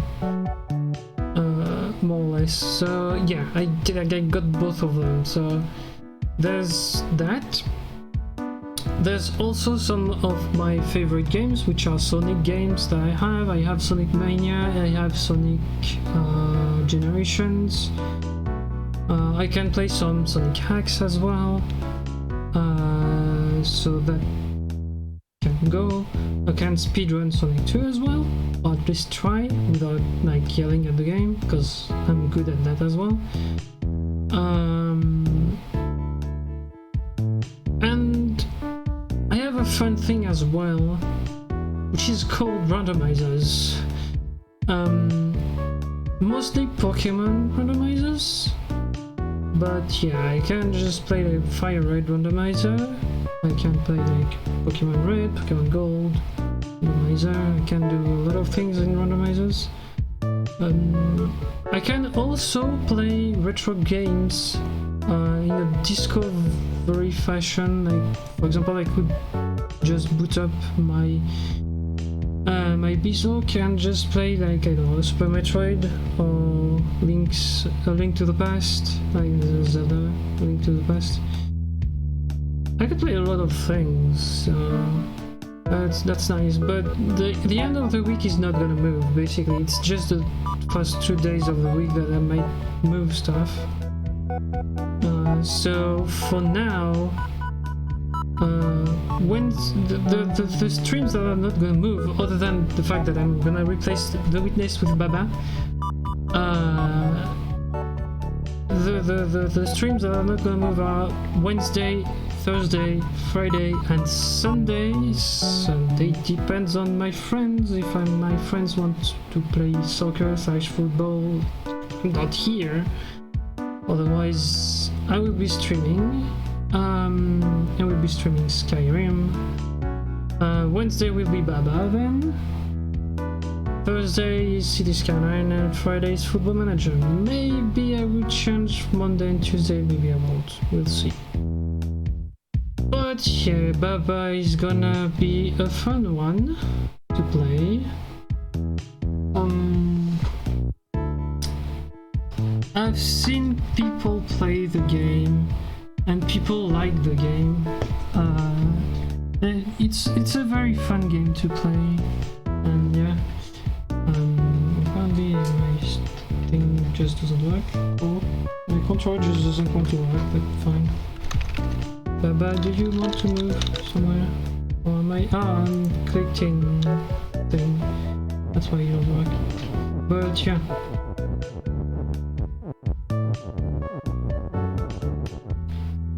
So yeah, Otter, good night. Have a nice sleep. I'm just gonna stop the stream because I'm not gonna start Baba right now. So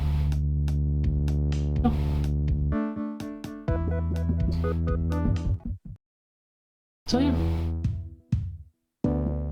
for people that just joined the stream, next time you see me on puzzles, it will be Baba is you. So there you go. That is the announcement of the next puzzle game I'm playing. If you have any puzzle games you like, feel free to leave a suggestion under the video on YouTube. And if you're in the chat in the stream, free to leave an idea in the stream, in the chat. So after 6 hours, I just threw in the towel for the witness. I'm done. I have everything done on the witness that I wanted to do, so yeah. I'll see ya tomorrow. Or City Skyline if you want to. And don't forget, Baba is now on Wednesday. On that note, good night. Good day, good night, whatever you want. Have fun. And I'll see you tomorrow.